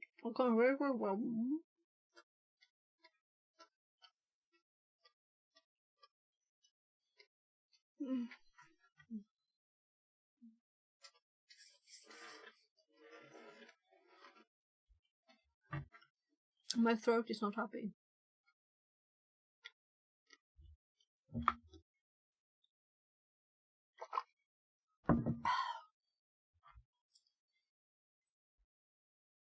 Let's go. As we discussed, different IoT devices communicate with each other using MQTT, a network protocol. Therefore, we must monitor network communication to see what's going on. We will use Wireshark to monitor network communications. On the left side, we can see the Wireshark logo. To start Wireshark on the home screen, we can select any of the network interfaces to see network traffic from all network interfaces. And the screenshot below shows the traffic from all the interfaces on the network, as we have selected any from the network interface. So I guess we could click this here, and there's only a PCAP in here, right? Why not open up Wireshark, right?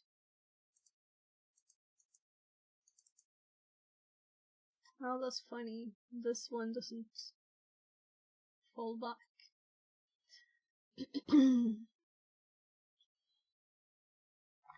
We have something up too.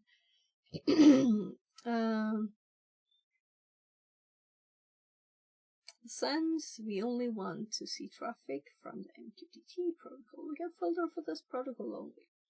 To do this, we will type MQTT in the filter box and press enter, just like we would do for HTTP or TCP or something. So MQTT there, and we can see the MQTT. This is odd, by the way. I'm not used to having this underneath. I'm used to having it to the right. So we're probably supposed to look at these a lot. This will be very cool to check the traffic. I've never done that with MQTT.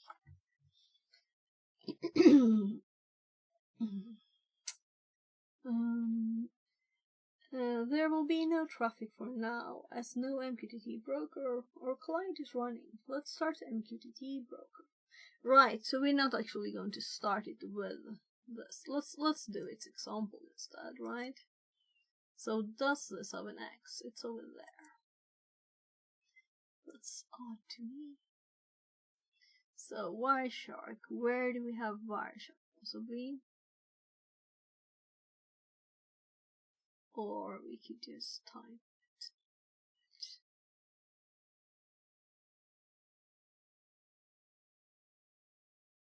It shouldn't be in that. There we have it on internet. Wireshark. What else is this? I guess it's Ubuntu since it has that. And this doesn't disappear. Well. So we're supposed to click all interfaces. Let's follow along with this instruction again from the start. So,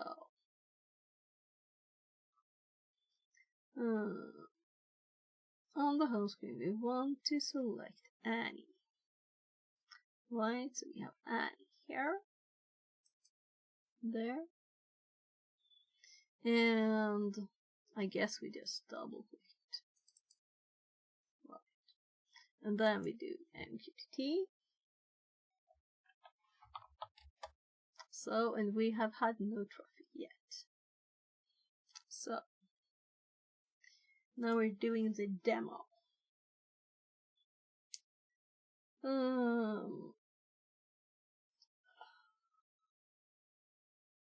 There will be no traffic since the broker client is not running. Let's start the MQTT broker client to see the traffic. For that, there is a shortcut for a directory. Desktop name link to MQTT. The directory has different scripts in it. We will start the walkthrough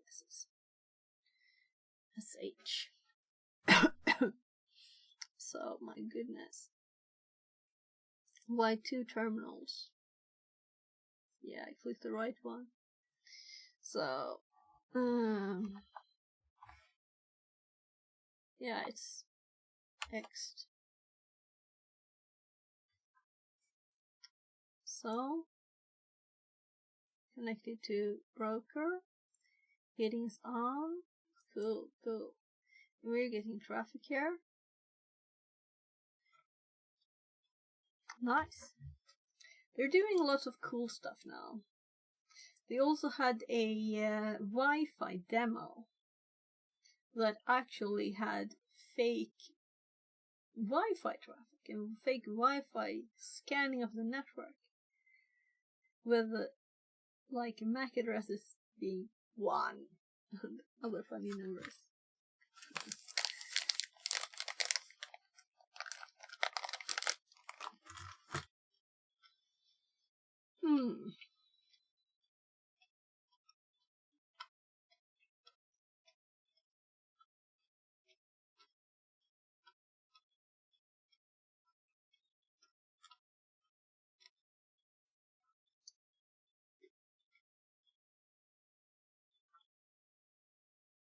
Once we're running, 3 windows will pop up.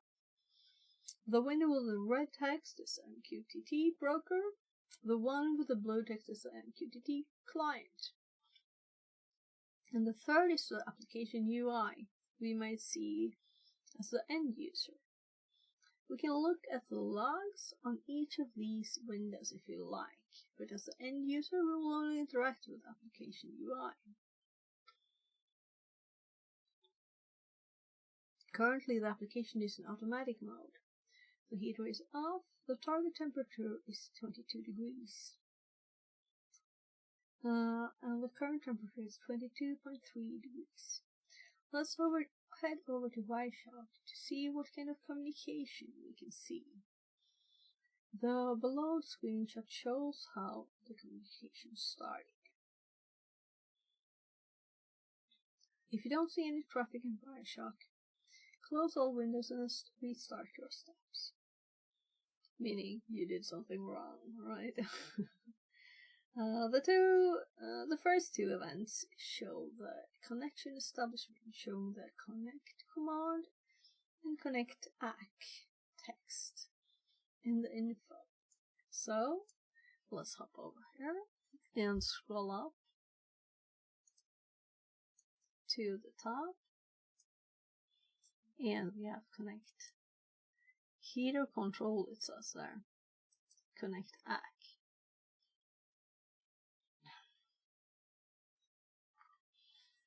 The next 2 events show that one of the clients wants to subscribe to the home temperature topic shown in the square brackets.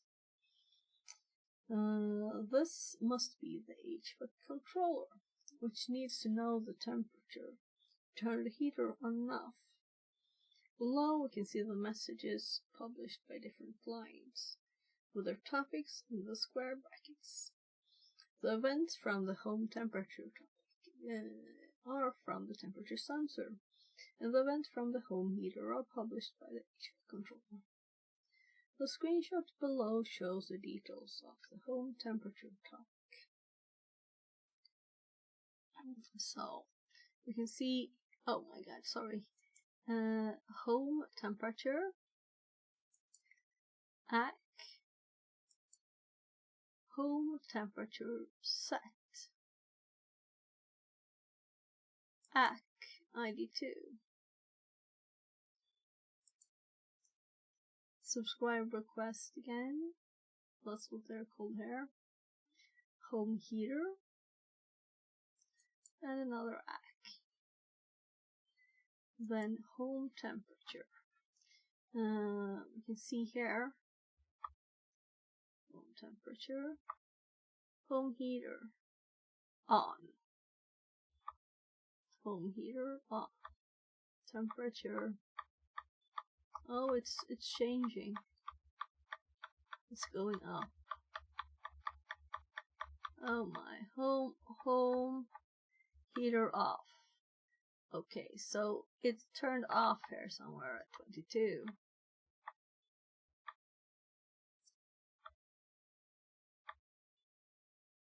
Home heater on. Okay, so we should see this repeating pattern from now on, because it will keep going down a tiny bit, enough for it to turn on, and then it will go on.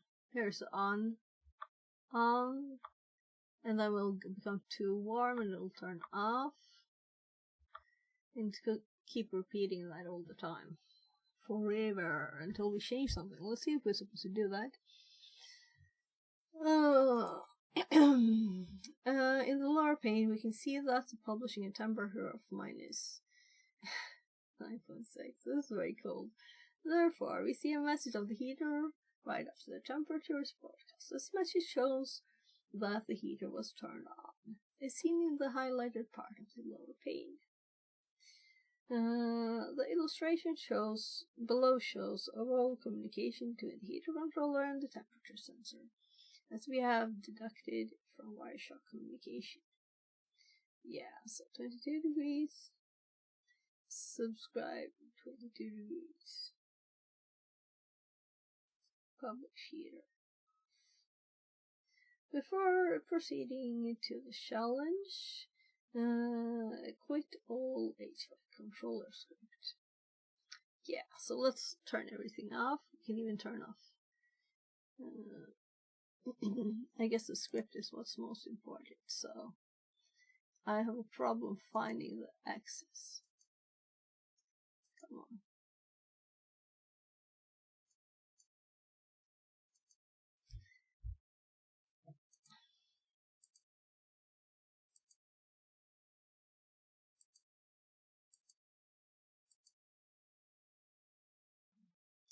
Yeah, that was a new one. It's odd to have the access in that corner. That's the one we started it with.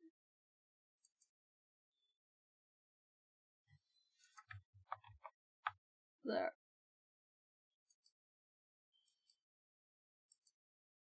So we only have these left, and I started Firefox by mistake.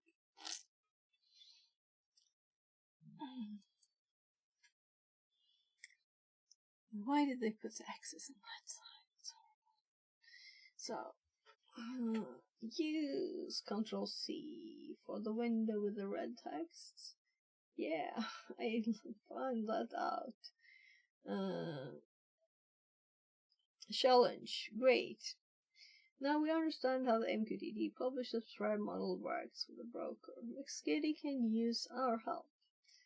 The lights have gone off in the Mayor factories. The lights have gone off in the Mayor factories and halls. Mayor malware has sabotaged the lighting system implementation by a contractor company. Implemented by a contractor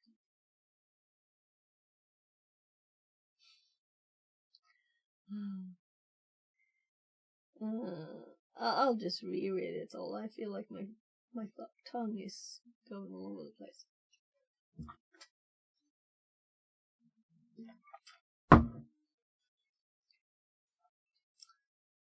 Great.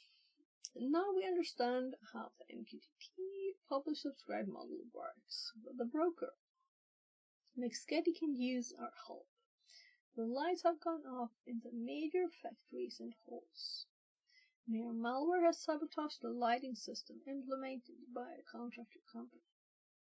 The support will take some time to respond, as it is the holiday season, but Mexkedi needs to get the lights back on now. To see what Mere malware has done, we can run the script challenge sh as shown below. This will open 3 windows, including the light controller interface. We can see the light controller interface. However, nothing works. There's no way to turn the lights back on.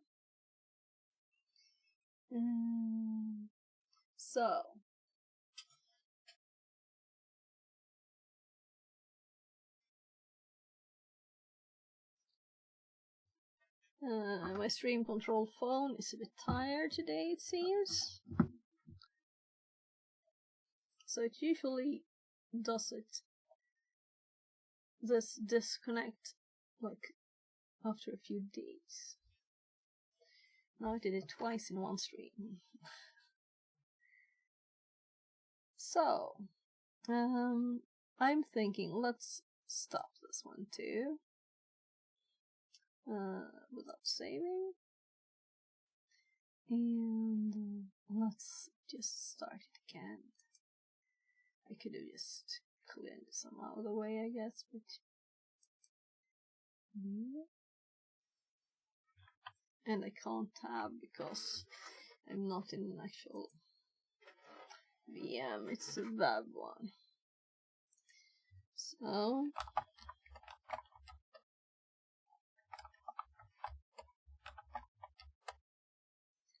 let's run challenge sh, but first we start as any MQTT and not tabbing because it doesn't work, and run this.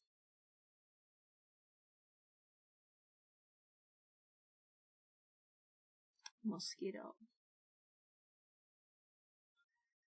So, we're supposed to test that we can't switch lights on off. We can't set it to manual and switch it on off, or automatic and switch it on off. On time, off time, it is 7. So,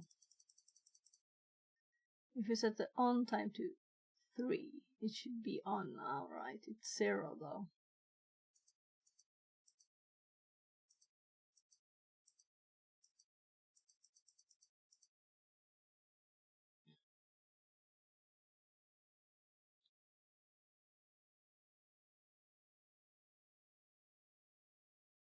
On time 1 pass, so it's only off between 0000 and 0001. Otherwise it could be like backward. And apply this.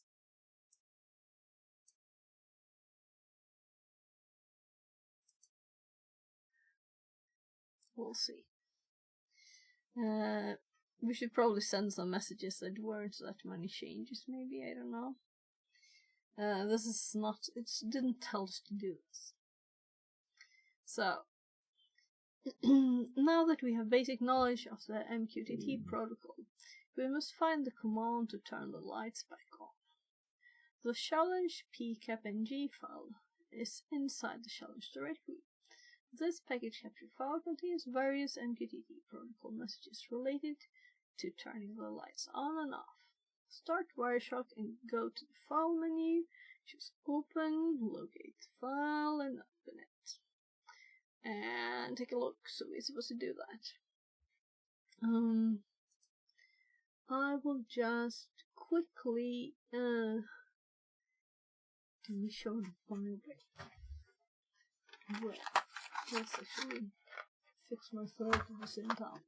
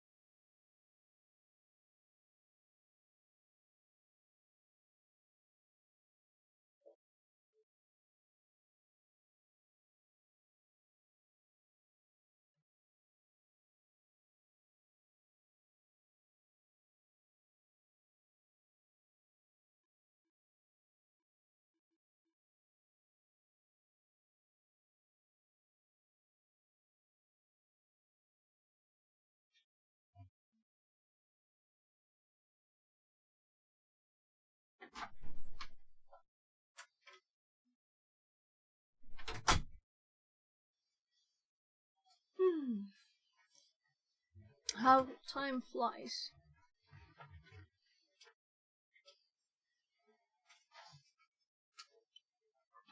So it's already past 1. But let's just continue. So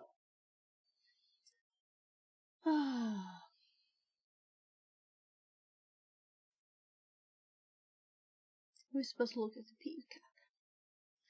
Right, so let's open. Now we have to stop it first. Let's just close it. I'm looking at the wrong corner.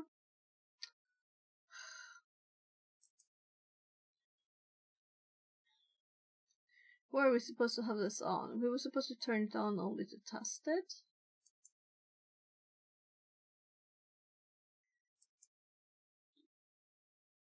To see that it doesn't work, and then we can fix it. I guess they don't trust us capturing good data. That's what they're not doing. Let's actually not do that. Let's actually just hop to... Is it this? Come on, can't you just close that?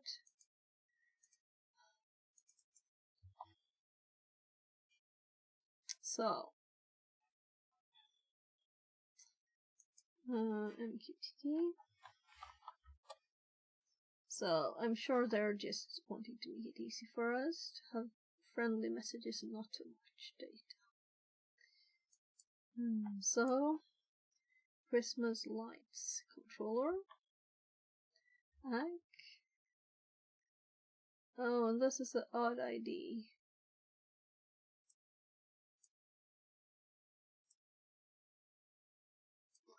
Oh. This looks like B64. Why?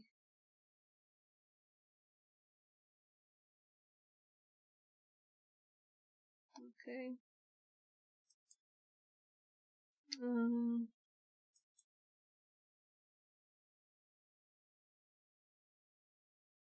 Where's my ASCII?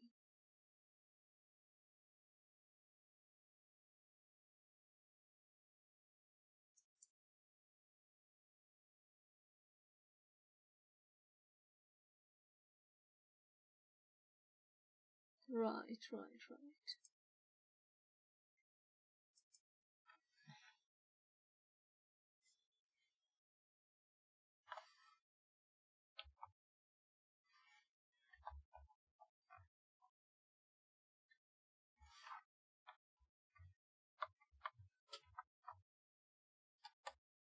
Oopsie.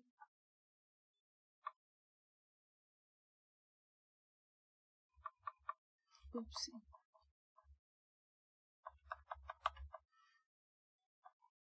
I should have cleaned this before.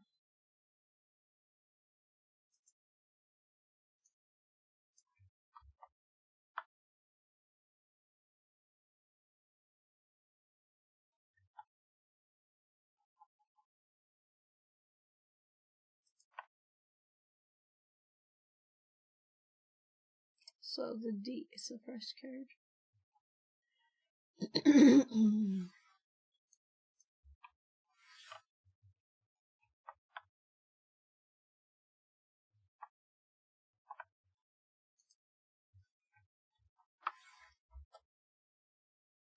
Very well.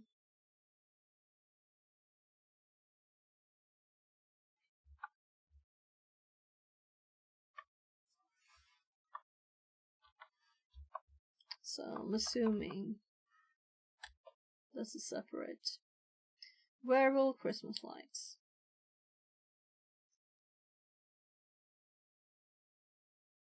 So why?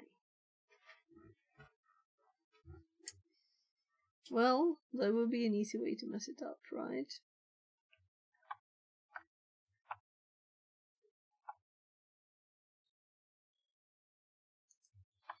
So let's go back to this browser VM. So now we know This will be something else in the Christmas lights, this last bit here.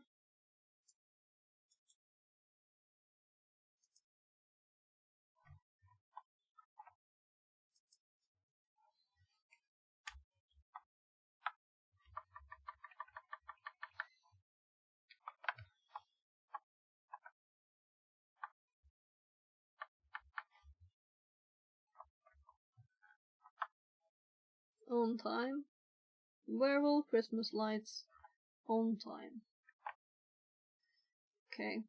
Let's just hop back here because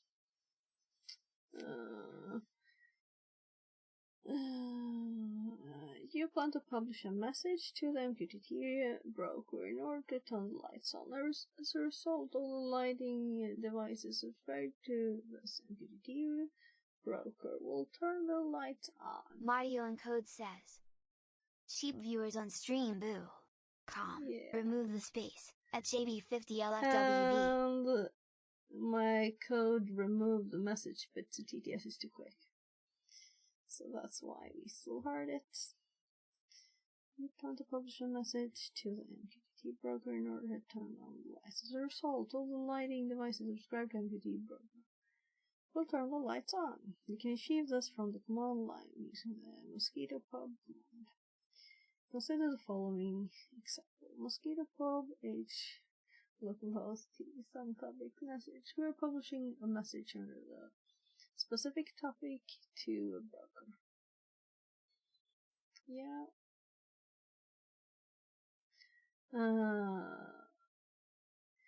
To determine the correct topic and message to turn the lights, online must study the captured packets, and once you figure it out, ensure that you are running challenge SH and use Mosquito Pub to publish a message to turn on the lights.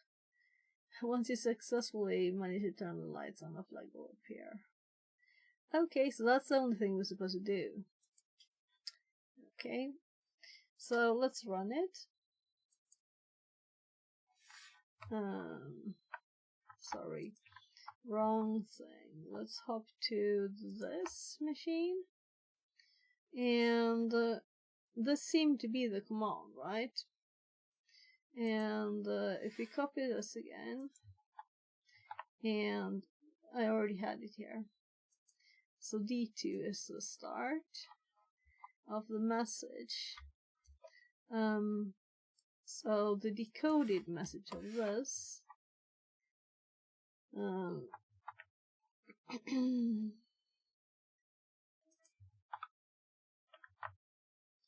is just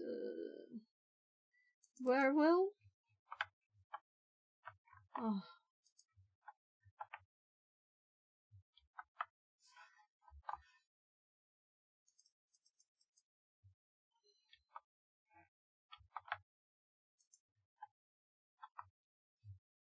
Christmas lights on time. On time is like not the thing we want to set. We want to click it like to turn on, right? Oh my god. Can't I just let's close the one we don't want, right? And then we tab to this one. And this is on time. So let's find this again. That was on time. This is the next message. Let's see what that is.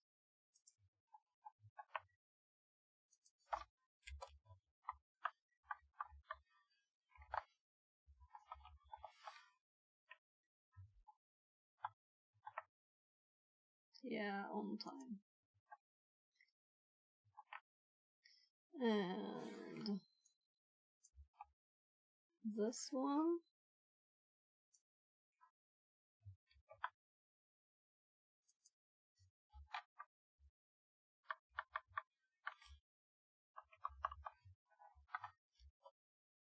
Off time.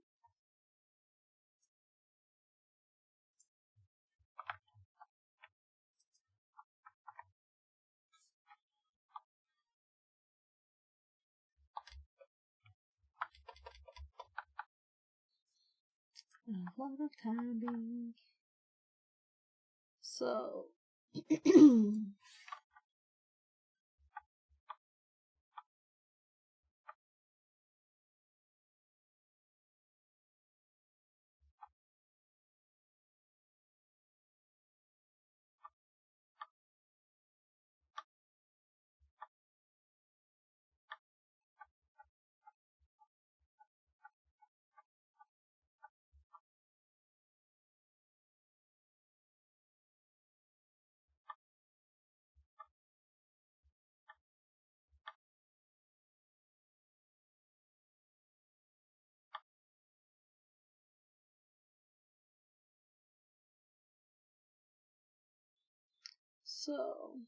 those were subscribe requests.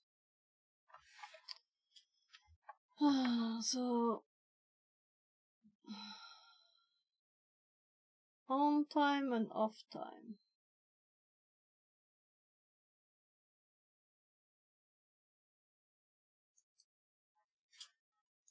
So the main thing then, what?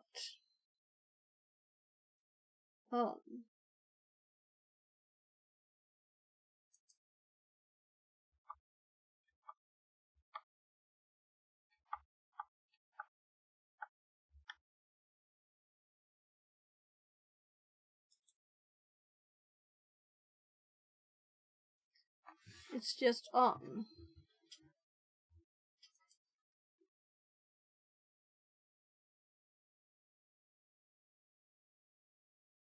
And here is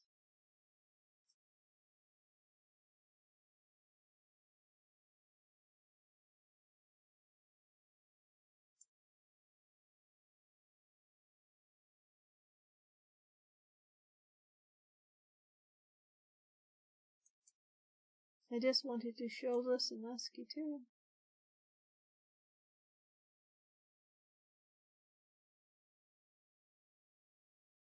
Oh, whatever. We can see it here. So 6F, 6E is on.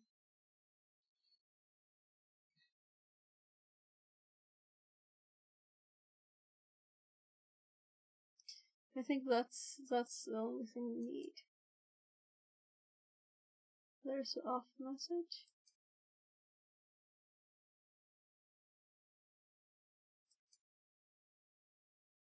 Here's times. Yeah, very, very easy and logical.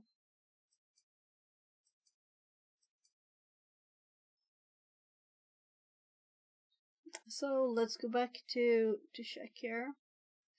We're supposed to run the command like this: mosquito pub, localhost, some topic, message, and we know the message in the topic is right. So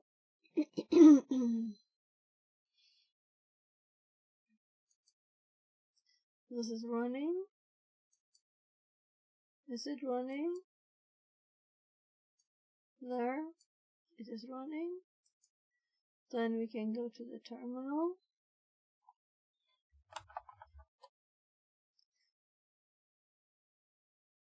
And let's paste that. Oh gosh. That's definitely the wrong thing to paste.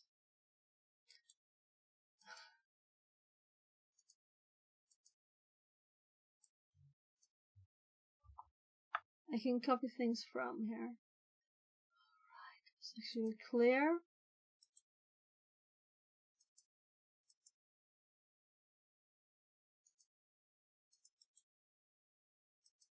No, it said you should right click to paste. But if I click something else and then here, this paste, that's it. Oh, whatever. Let's just paste here. And not click clear by mistake. Now we can paste here. And we can change the message to on.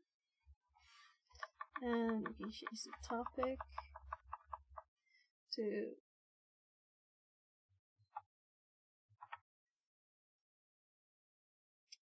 this.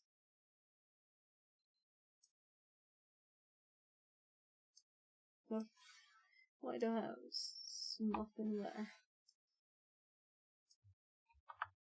That's what that is.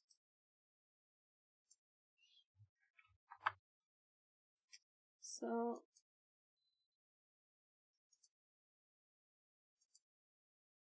is it worth it? I should have put it in here already, right?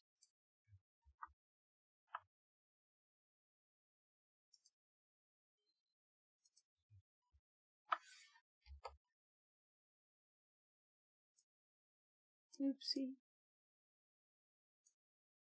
No, I can't move it. Why can't I move it? I can't click anything. But it does this at least. No, it doesn't update. No, it updated. So if I click here, I can type. I can't tab.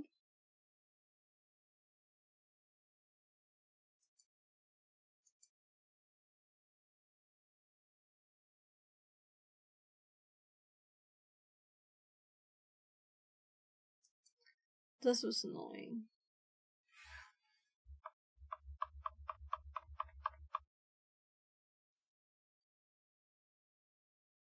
So my problem is that I can't tab. Can I click this button? No, the mouse stopped working. And I can't tab. Can I control tab? No.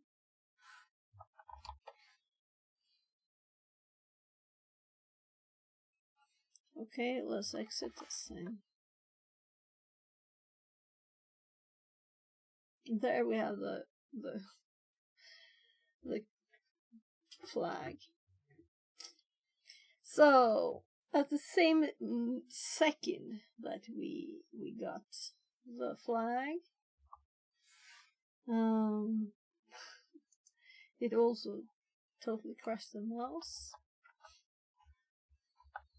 That's nice. So light 75 on day 54 Z. Oh, saved. Light on days saved. Okay. Wireshark module. It's a module also, so you can't see that I've done it right or not, but I'm kind of sure I've done this. Yeah. So, complete.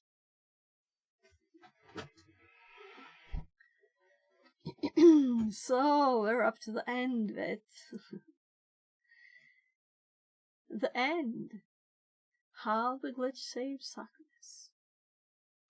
At the Suckmas celebrations, Mayor Malware took the stage, ready to claim victory.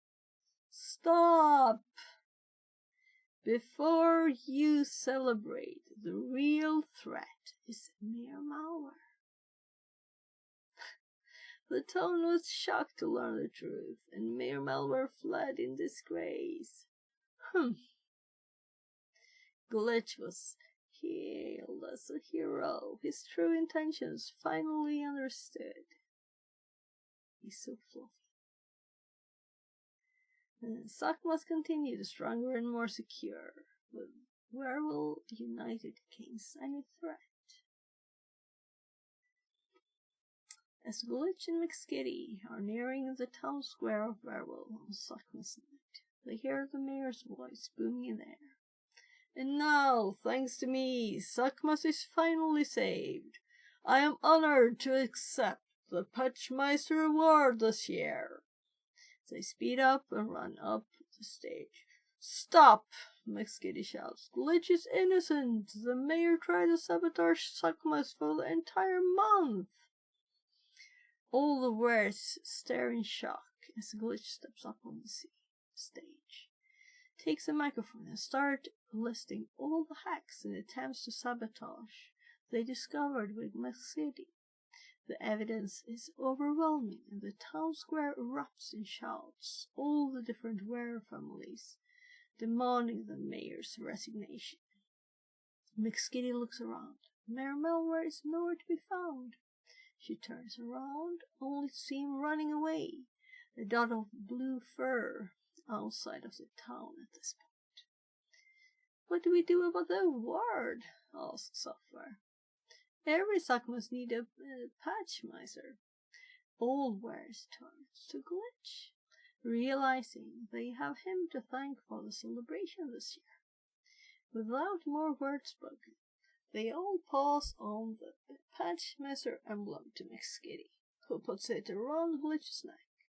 Sockmas festivities are now ready to begin. Woohoo!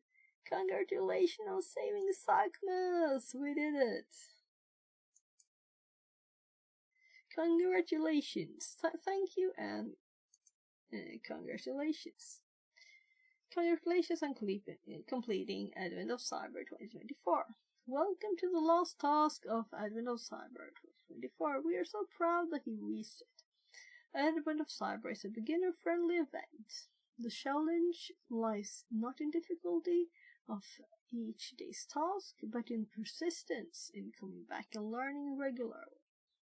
For some, that means every day. For some, that means a few days a week.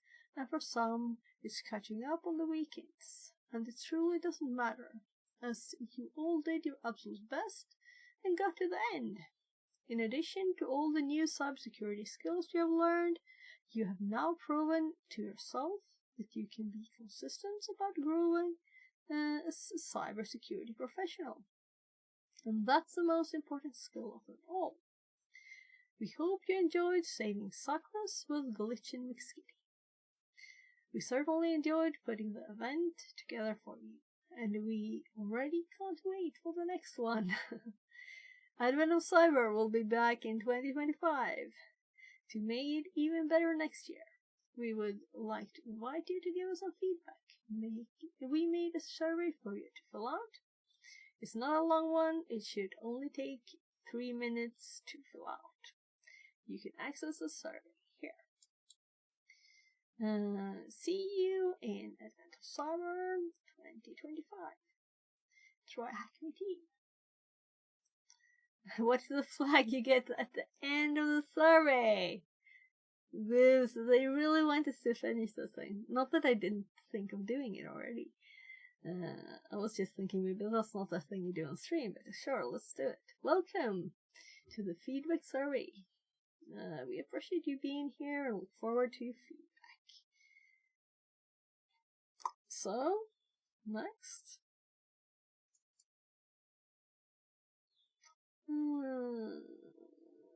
What's my background in the cybersecurity industry?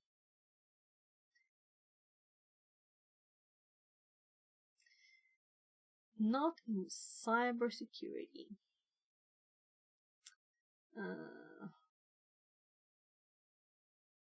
I always click the others for these.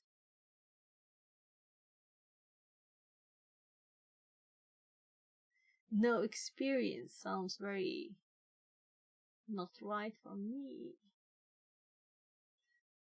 So, well, this is a required question.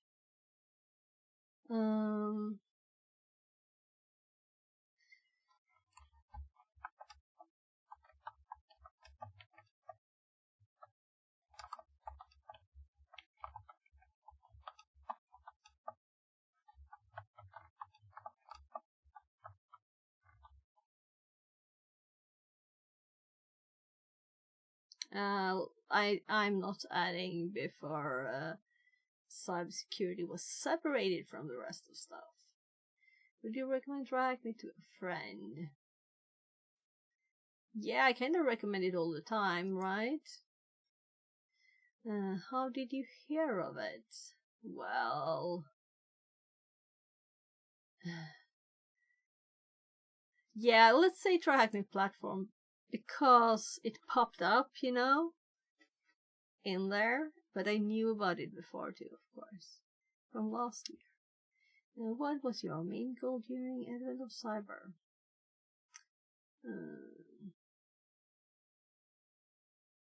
To win prizes. Let's do the first one. Sounds nice, it's right. To explore and learn new topics. Yeah, also I'm thinking it's kind of basic stuff, but I did learn things. And that's my goal, generally. How difficult? It wasn't difficult. Except for the crash, we don't count the crashes. What was your favorite area covered? Yeah, I like the red stuff. Least favorite day? And why?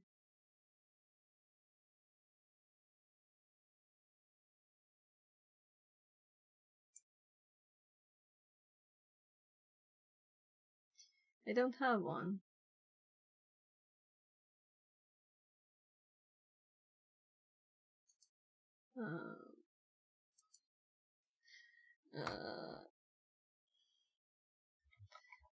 All the crashes. But I understand. That's okay.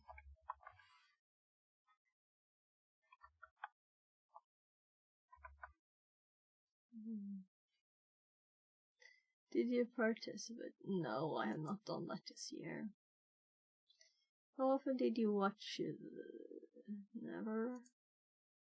Did you have a favorite video? Do I have to answer?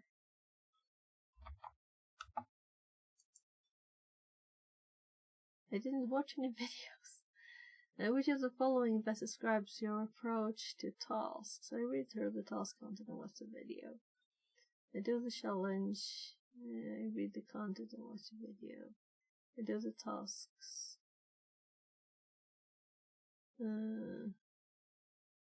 These two have the video in them.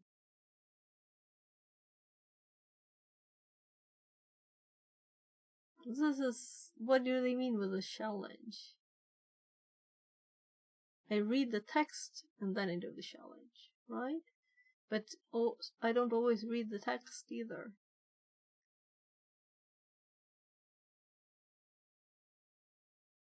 I think this is what they mean then, I guess. This is a bad question. Did you explore the follow-up room recommendations? Yes, I did. Can we improve for next year? I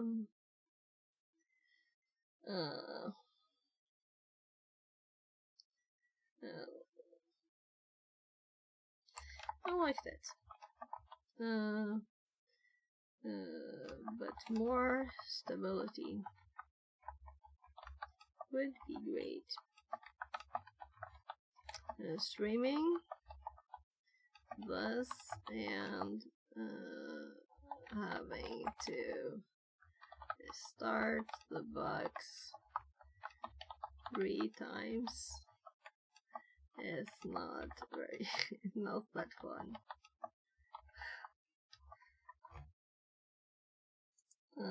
What topics would you learn more about? I would like to say especially what I love the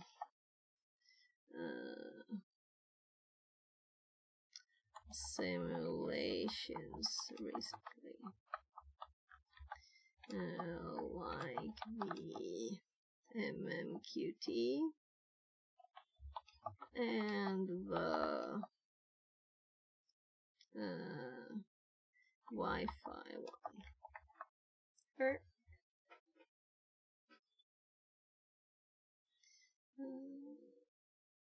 What topics would you like to learn more about in the future?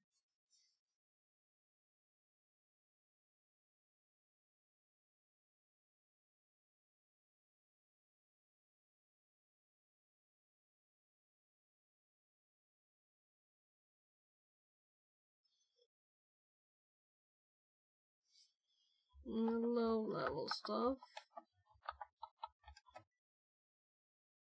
Malware analysis. More advanced. Buffer overflow. And similar.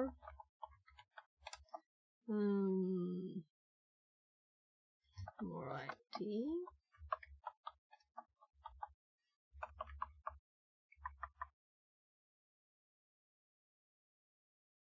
That's good enough, right? Let's submit it. So, we will be back in 2025. That's smart of them to add a flag there. Make sure people do it if they want to complete it, alright. Though they might not always get good answers. So I put some time on that. Congratulations for completing the Advent of Cyber. Points earned. Okay. Yeah, easy streak. Fine. Do we have a streak now? Next, demonstrate your expertise and stand out in the cybersecurity community. Boost your visibility. Yeah, I was thinking of putting this on LinkedIn, but I don't want to put all of it.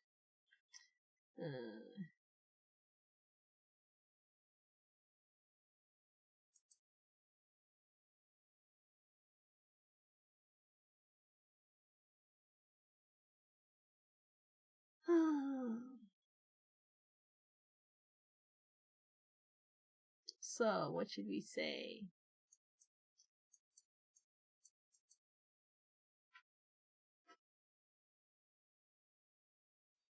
Do I type here? Oh. So.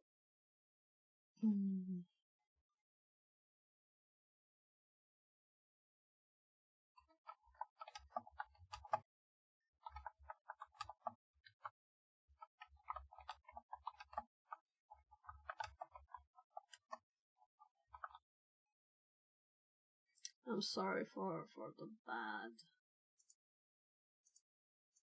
view there. Did you finish Advent of Cyber 2024 yet? If not, do it. I had lots of fun. It ended. And on top with an MQTT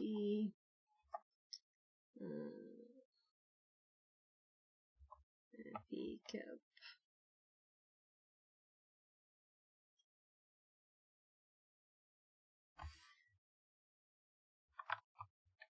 with MQTT traffic analysis.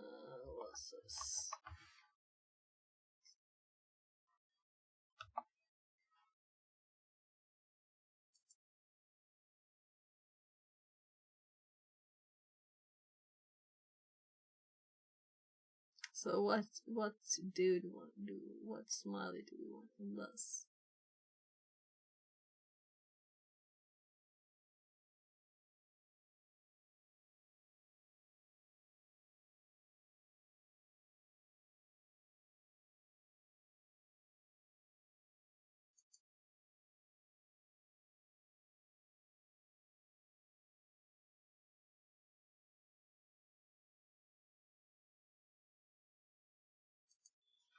I've had lots of fun. It ended on top with a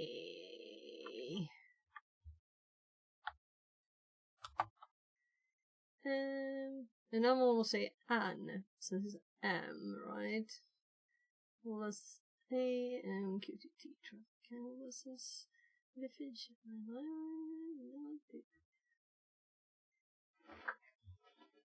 So.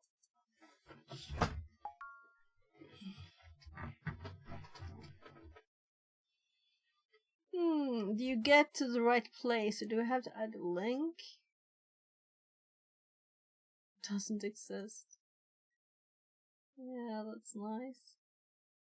Maybe we should do the side quest too. I haven't done it yet. Though I was kind of thinking to play with MQTT for reals now.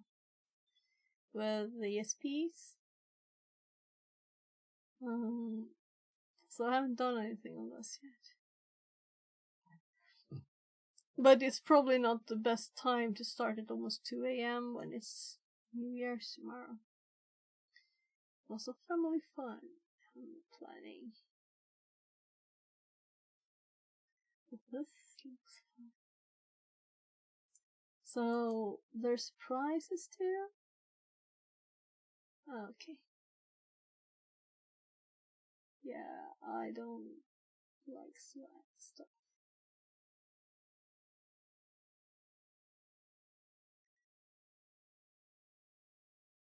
So no hurry. But hopefully someday, sometime, when I have more time.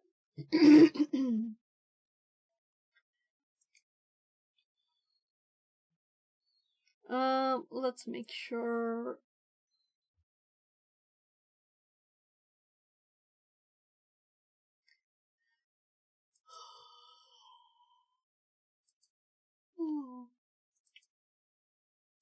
So this one I could hop because it's already done. But let's put these in the T-Sham one.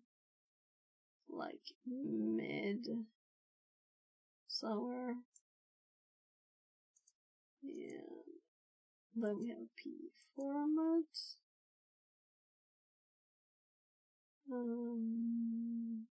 Right, P Studio.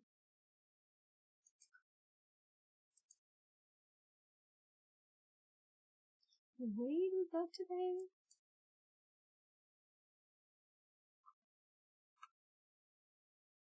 Oh, that's funny. This was our Googling for the error message. And it was the same site that I think was linked. And this is just trying to find what Remina uses for VNC.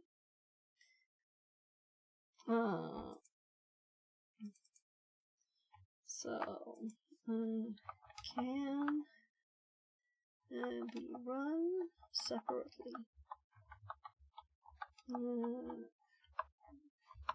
From the command line. Whatever, I don't care about spelling. It's a library, yes, also. VNC viewer. Okay.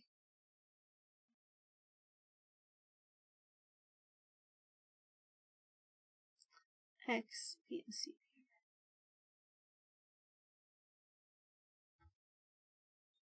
So let's see if these are installed on Kali.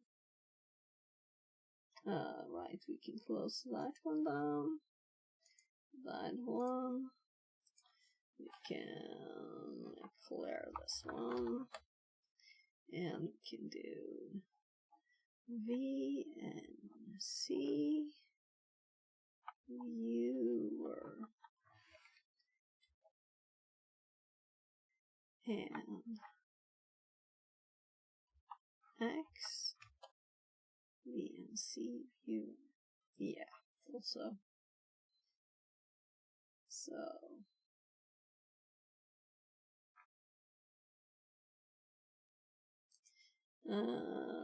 does Kali have any tools installed for VNC?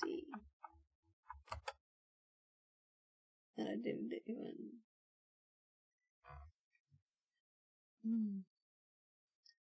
Tight VNC, Tiger VNC, X11 VNC.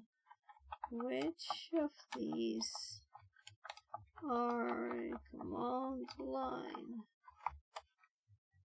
I should have added that to the question. Tiger VNC.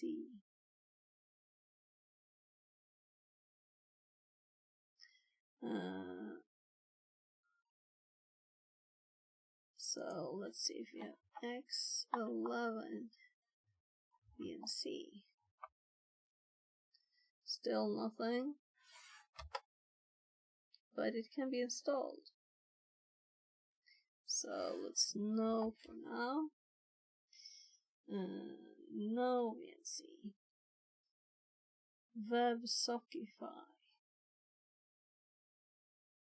Web-based. Okay.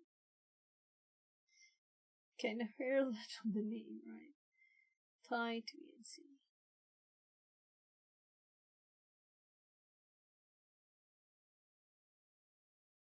Real VNC. So we have nothing called VNC here. So for all of these, it's the X11 one that seems to be available if we want to try it. But we have no use for it now, so should I add it to my notes possibly? And we do have a machine to test it on if we want to. So what I'm thinking is really, should I do something more before I sleep? So I'm a bit tired, but it's only 2.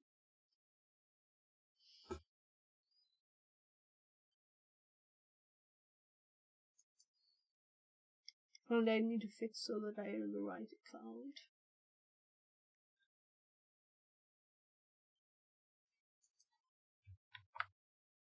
No, let's add this to the notes.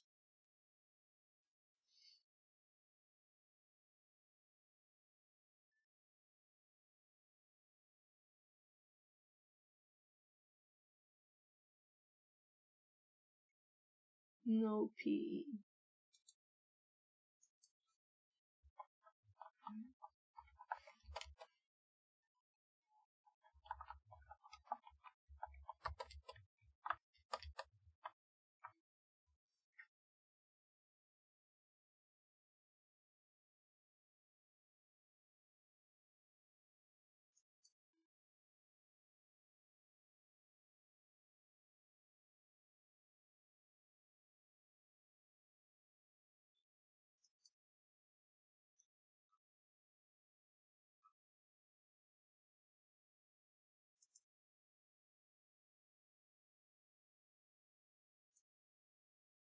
So I'm going to make some notes, and then we're going to do something else.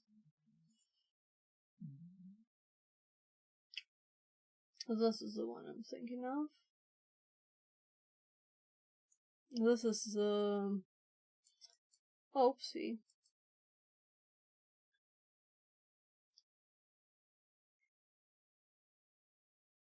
So I don't think the ones they marked red were the only red ones, though.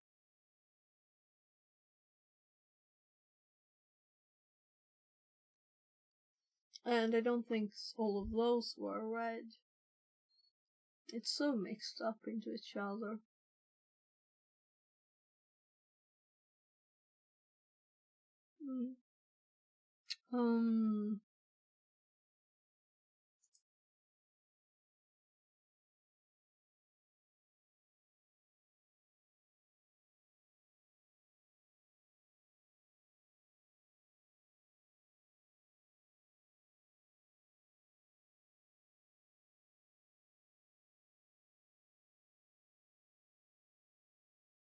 So we're not even in the start of it yet.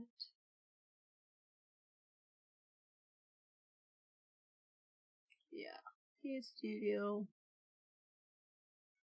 IL Spy. There's a link to the IL Spy, right?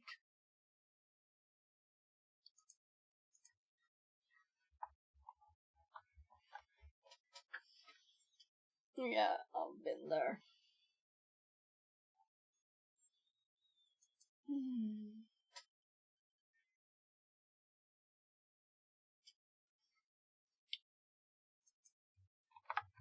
Might already have it in my notes, but you never know.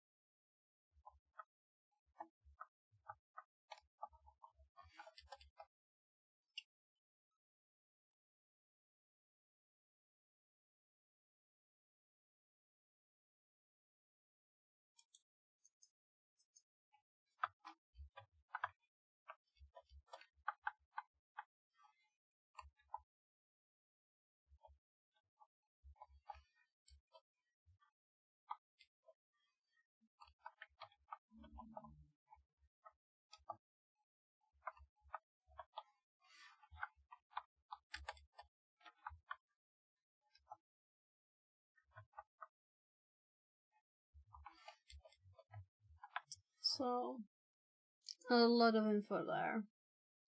But I would add something.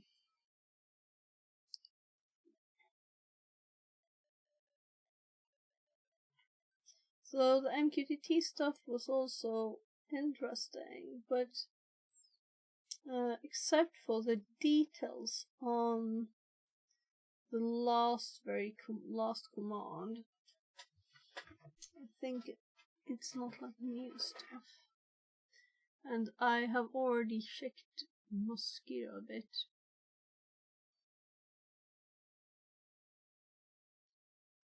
So we could look into this one more just to check how it works, right? But it's not like it's now this is terminated. So do we have anything else now?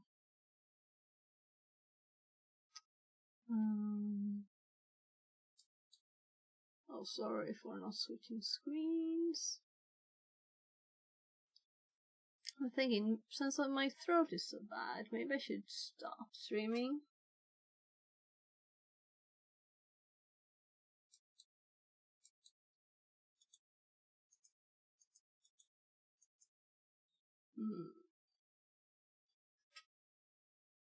We could do some just fixing the stuff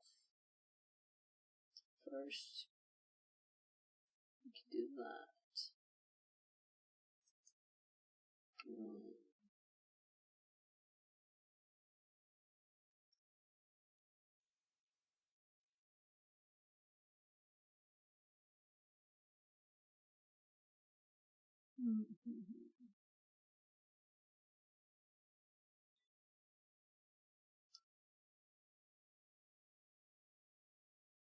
It's 2 a.m.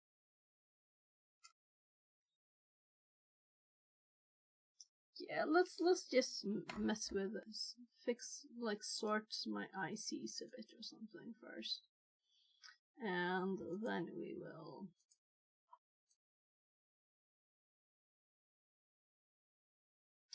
where did it end up? Yeah, right, that's why we need the camera.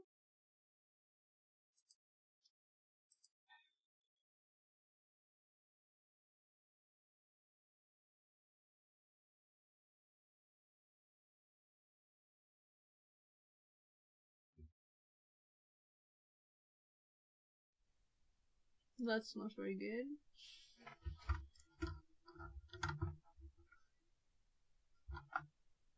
Yeah, it's on. It's just logged out.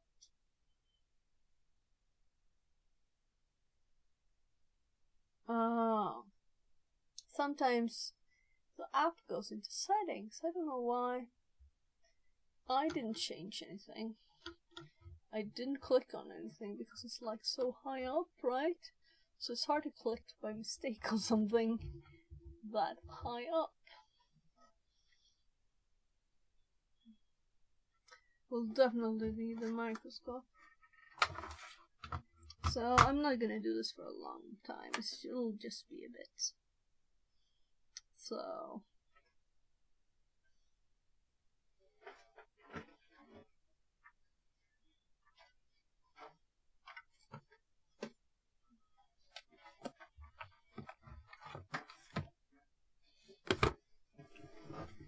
So yesterday I got 2 pairs of new sheep reading glasses because these are like totally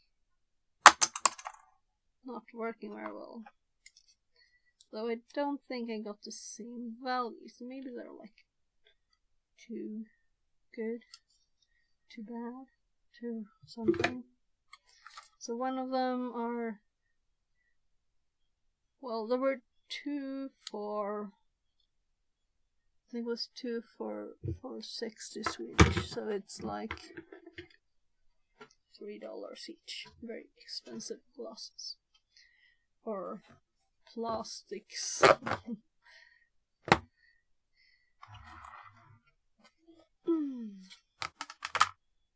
So let's. I'll put up a preview.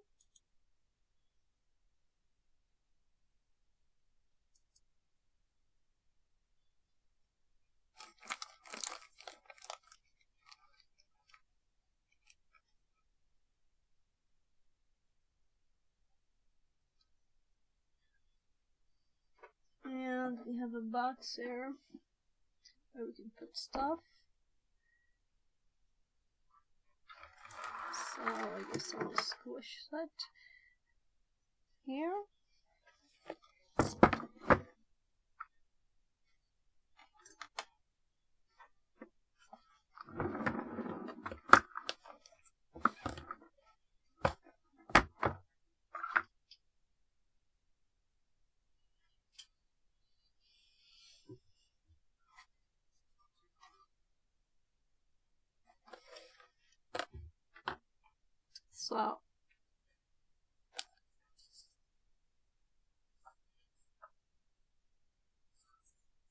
So I know what this is, but maybe it's nice to have something written down on it. So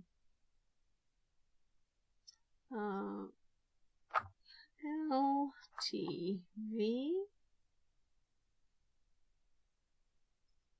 817. Is that it?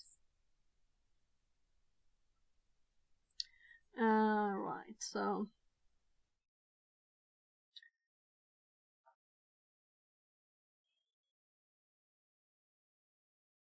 mine are double.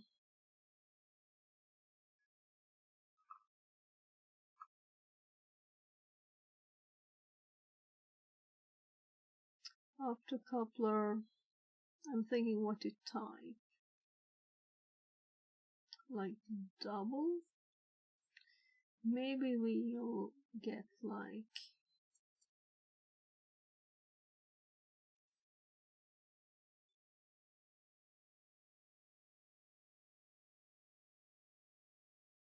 yeah, I don't want it to be Swedish.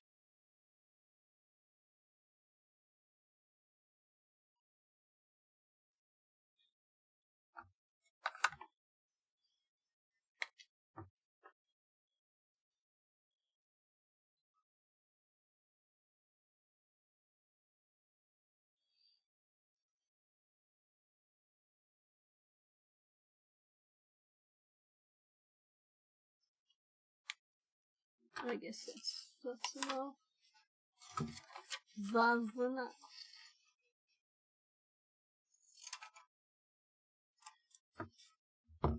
Zoom.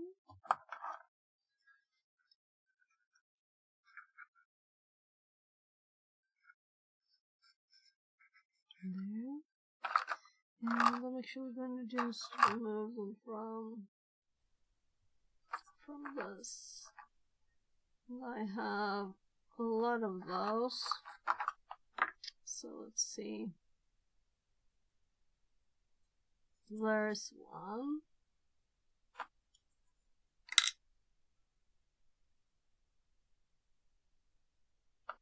And that's a 555. And I have a lot of 555s here. They already have a box. So I guess it doesn't matter which is which, but let's compare. So these are cheap Chinese ones. I guess they're all Chinese, so probably. Especially if you say CHN or what.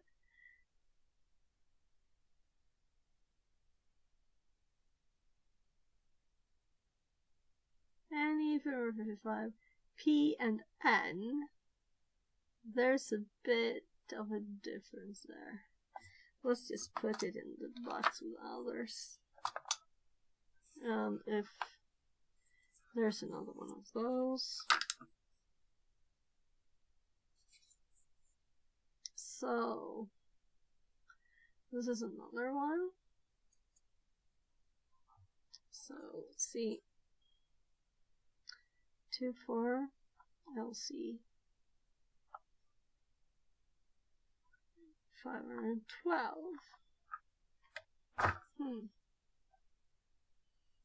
What's this? Yeah, the 512 made me think of memory.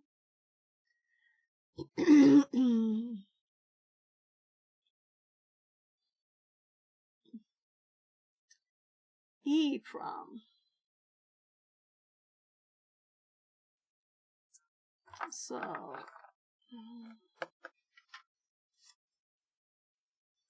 I should have written on the optocoupler too, actually, the numbers, right?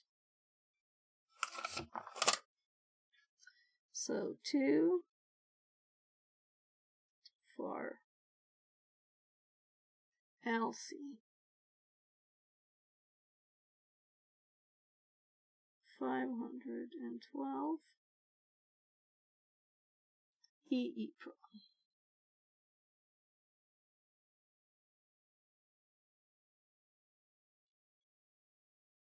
Should I do like serial EEPROM?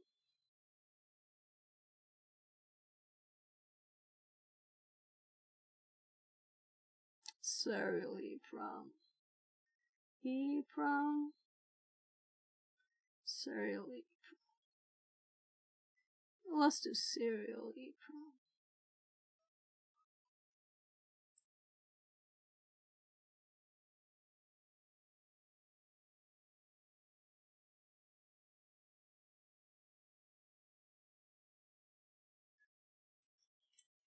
So we'll need a microscope to read my little note here.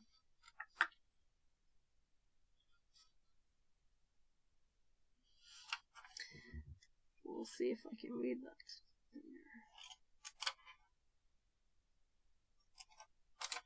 So manage to stay within the width of what those can take. So this might not be the smartest, but I'll just start this way. So maybe we'll put like some stuff that are similar together. I do have big bags with some stuff, so I'm gonna just jump to that first. So these, it actually says stuff too. CD4011.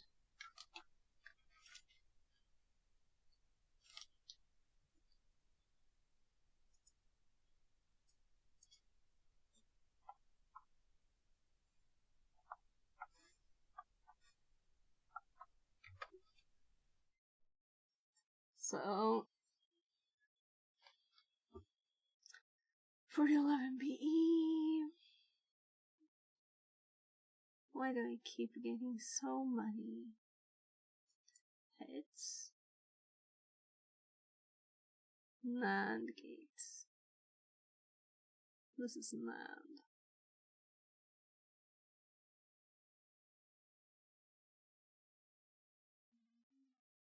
So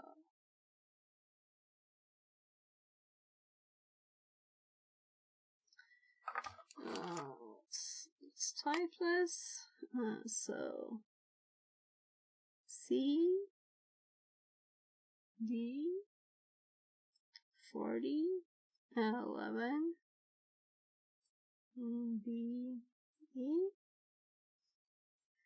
NAND times 4.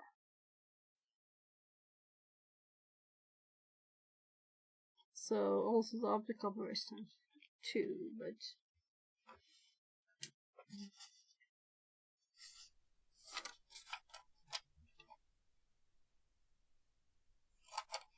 so I should have like a bag of shift registers and stuff too, because I used one of those to one thing. Well, I don't know how many, a lot of them are, though. Well, maybe they're in this.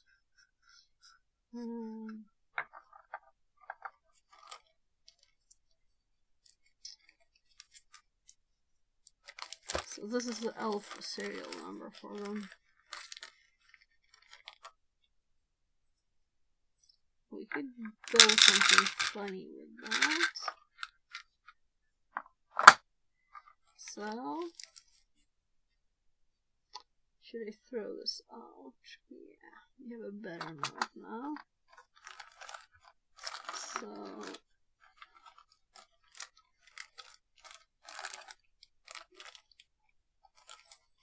here we have 41. I'm kind of assuming it's similar. So the only difference is one is a 0.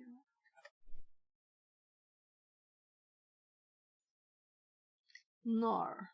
This is nor instead of nor. Norgate. 4. So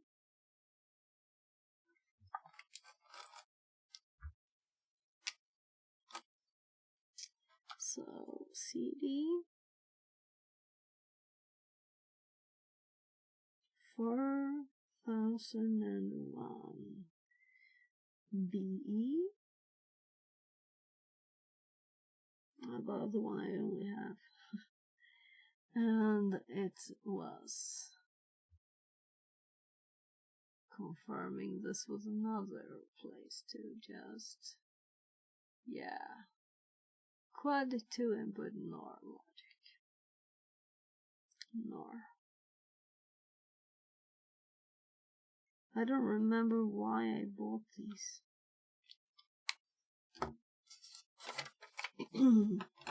Definitely something in mind there, but I've had these for lots of years. Lots of years.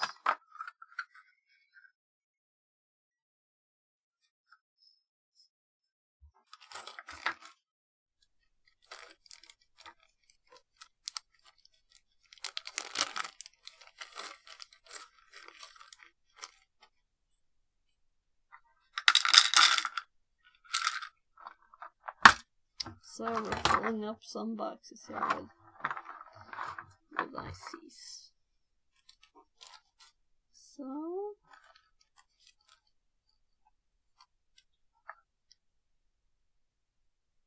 4014, it's only 1. No, it's not 1, it's 2.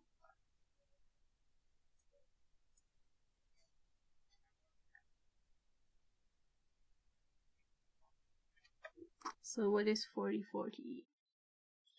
That I should also probably remember.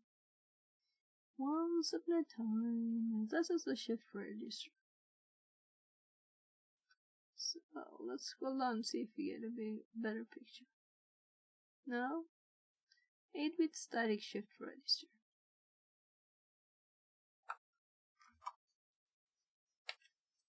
So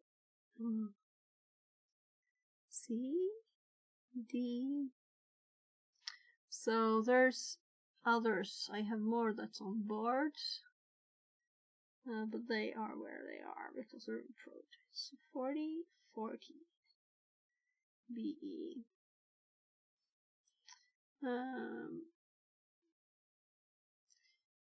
So 8-bit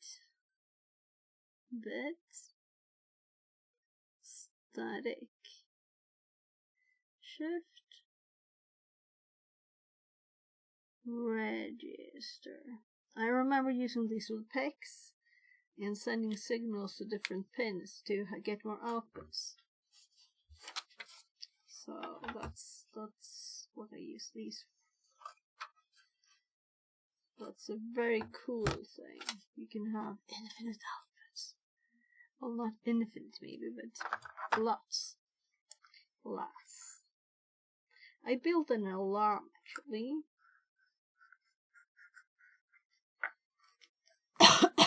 So inputs and outputs. they had lots of.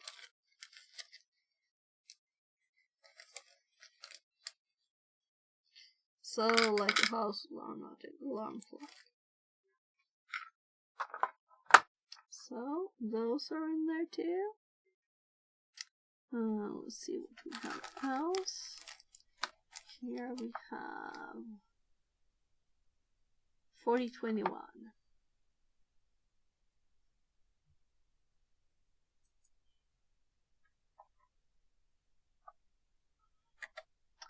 The rest of the numbers are the same. And okay, just look at what we want to, right? We didn't do that with any of them. This is also a shift register, but this I have more of. Oh! Parallel or serial? Throw hole, shift register. Oh, now I'm curious. I think the others might have been more expensive or something, or maybe they were just didn't have as many. Maybe those are the ones I used.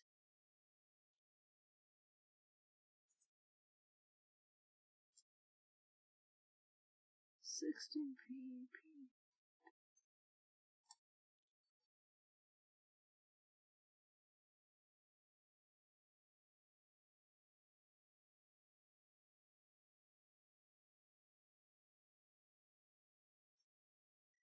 Shift register, but it doesn't say about the other stuff. Retro type. Using a parallel to serial shift register. Oh.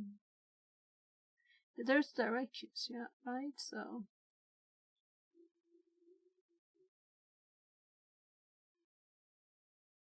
this is input and others were output, I think. Parallel to serial. Arduino docs. These are in Arduino docs. Yeah, so it's similar to the PEX, it's just like a bit before in the history.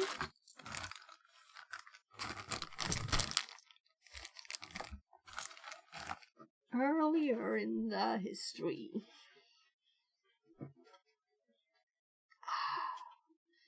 So, shifting in and the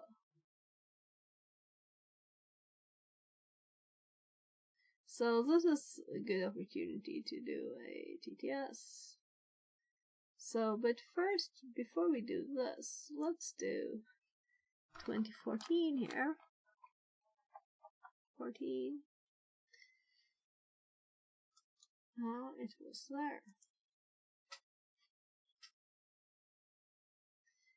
Guide to shift in.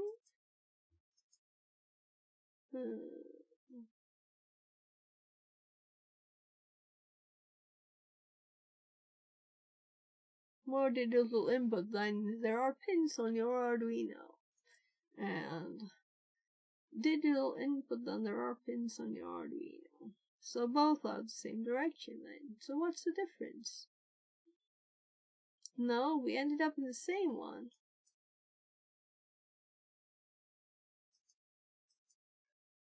Okay. Control F, 2014. Oh, it's a year. Oh gosh. So my search was horribly bad. CD 2014. Did I do 2014? I'm going to do 4014. Well, let's just escape that and change this to the right number. And it's not there. So I might have typed it. Yeah.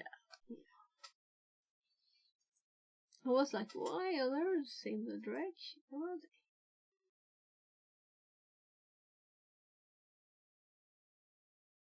Parallel to serial. Yeah. So, CD.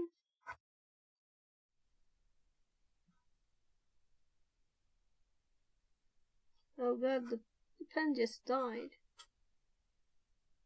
I've been saying it's amazing that this one is still alive, because it's old, so the tip of the pen went like in the pen more now. Or maybe it just became soft. Let's try again. I can't see it anymore. C, D.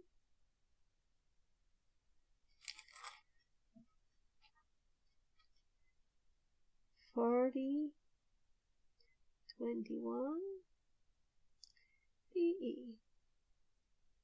Yeah, when I just rotated the pen, it's good. Shift, register.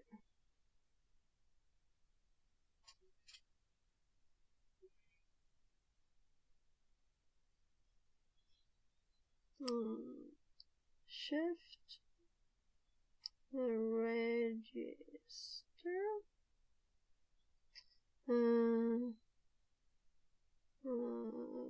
Parallel to serial.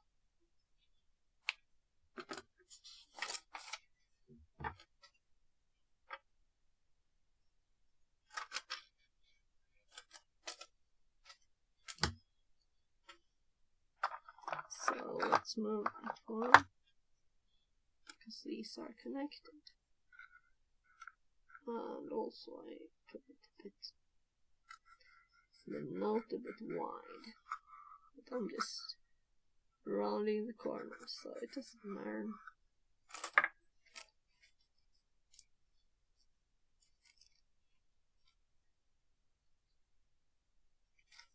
So it's not that I can't use these boxes, you know,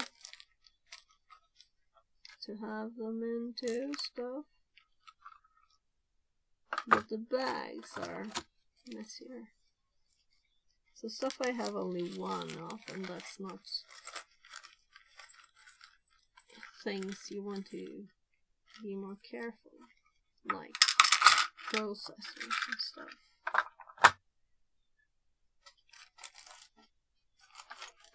Some of these things are desoldered. I know one of these are empty. That's not the empty one. That's the empty one. So, oh, this one has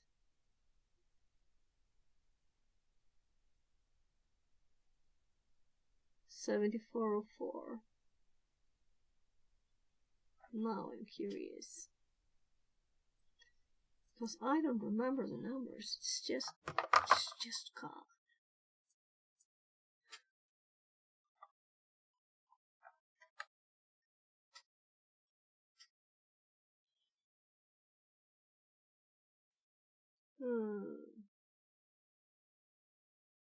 Hex inverter. Hex inverter. So what did I make? I don't remember what I made with this. I think this might be, well, it's definitely converting something here. That's how I put a lot of grounds.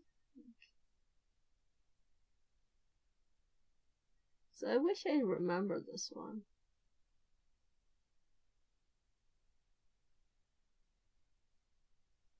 What on earth is this? So it's just 3 rooms in this. Oh, and 2 of them are the opticouplers. So let's take these 2 and put in that thing. So we only have 1 left. So let's see if I can type. Yeah, I think I'm going to go get something to eat too before I sleep. Meaning I should probably, this might be the last one.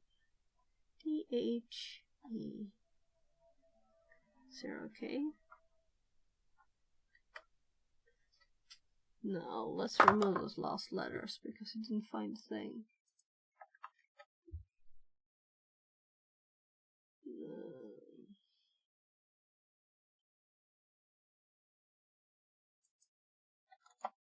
I might have taken the wrong numbers too. So let's check it out again. So some have 2 lines, and this is probably the lower one here then. Is it? Oh, maybe it's O there.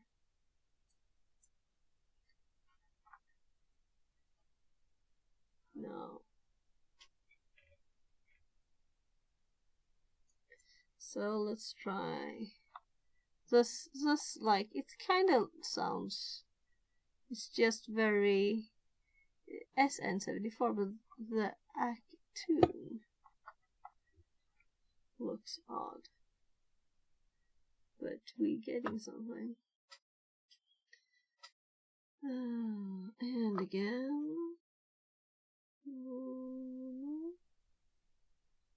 54 DH here.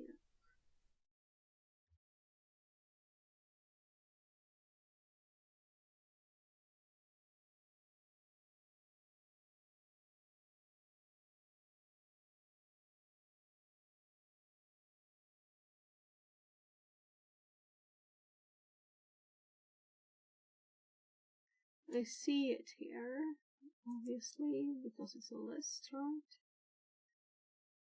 And should I remember the name now? It's up there. So,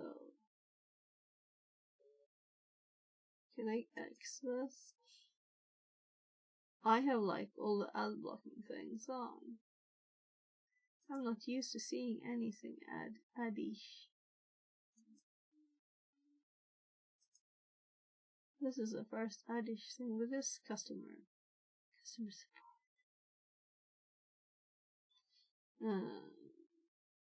SN.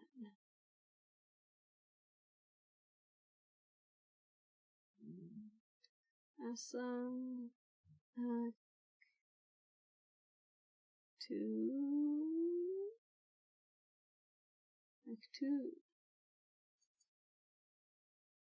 So it's really nothing here.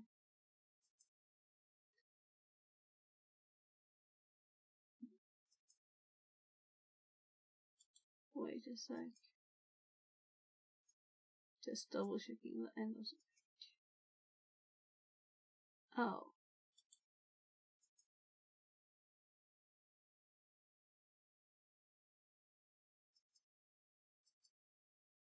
There.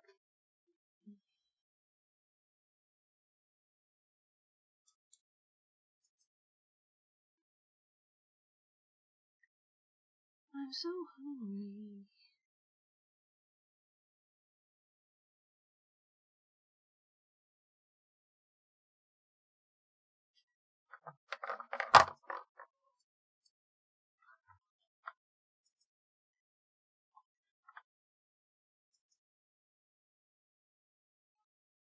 Why can't I?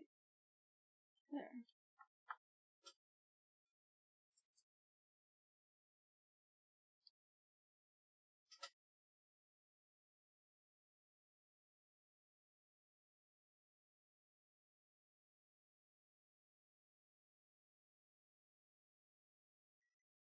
Electrical components, obsolete electrical components. 30 plus years serving customers.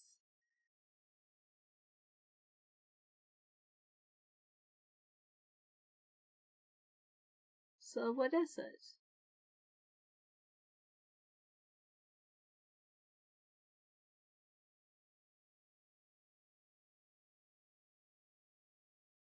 I don't care about finding anything but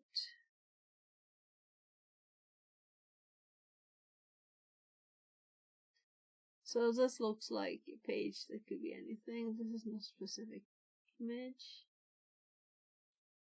It's just like put the number someone searched for.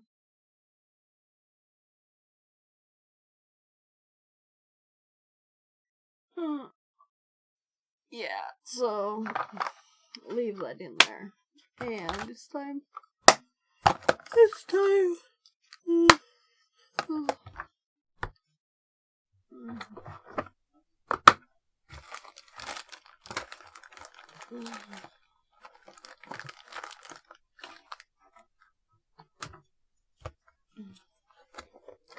I need something in my tummy before I sleep, so, and it's 2:30. It's time.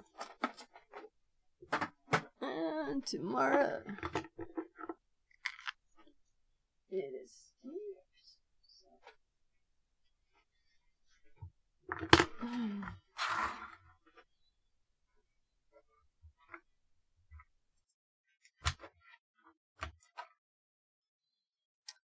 Let's see. This online. We have. So thank you for being here. I'm gonna do a raid.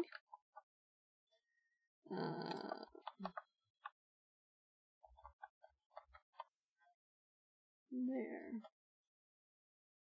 One on Nifsex streamers, except for me. So we go into the Shy Hat. I wonder if it's done with the Advent of Cyber. That video is finished. I'll have to ask him if he's done it all. He probably did, because he was like doing them the same day. So I do have Chakra too. Thanks everybody for being here with me today. Finishing Advent of Cyber.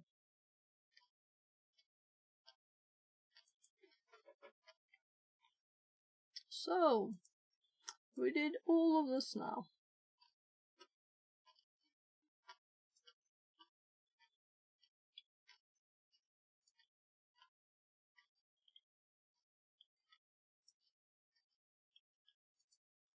And I'll be highlighting them and putting them on YouTube and Twitch. So if there's something you want to see of it, it'll be there in both places. So by the way, let's check my dashboard. 10, 9, 8. Bye!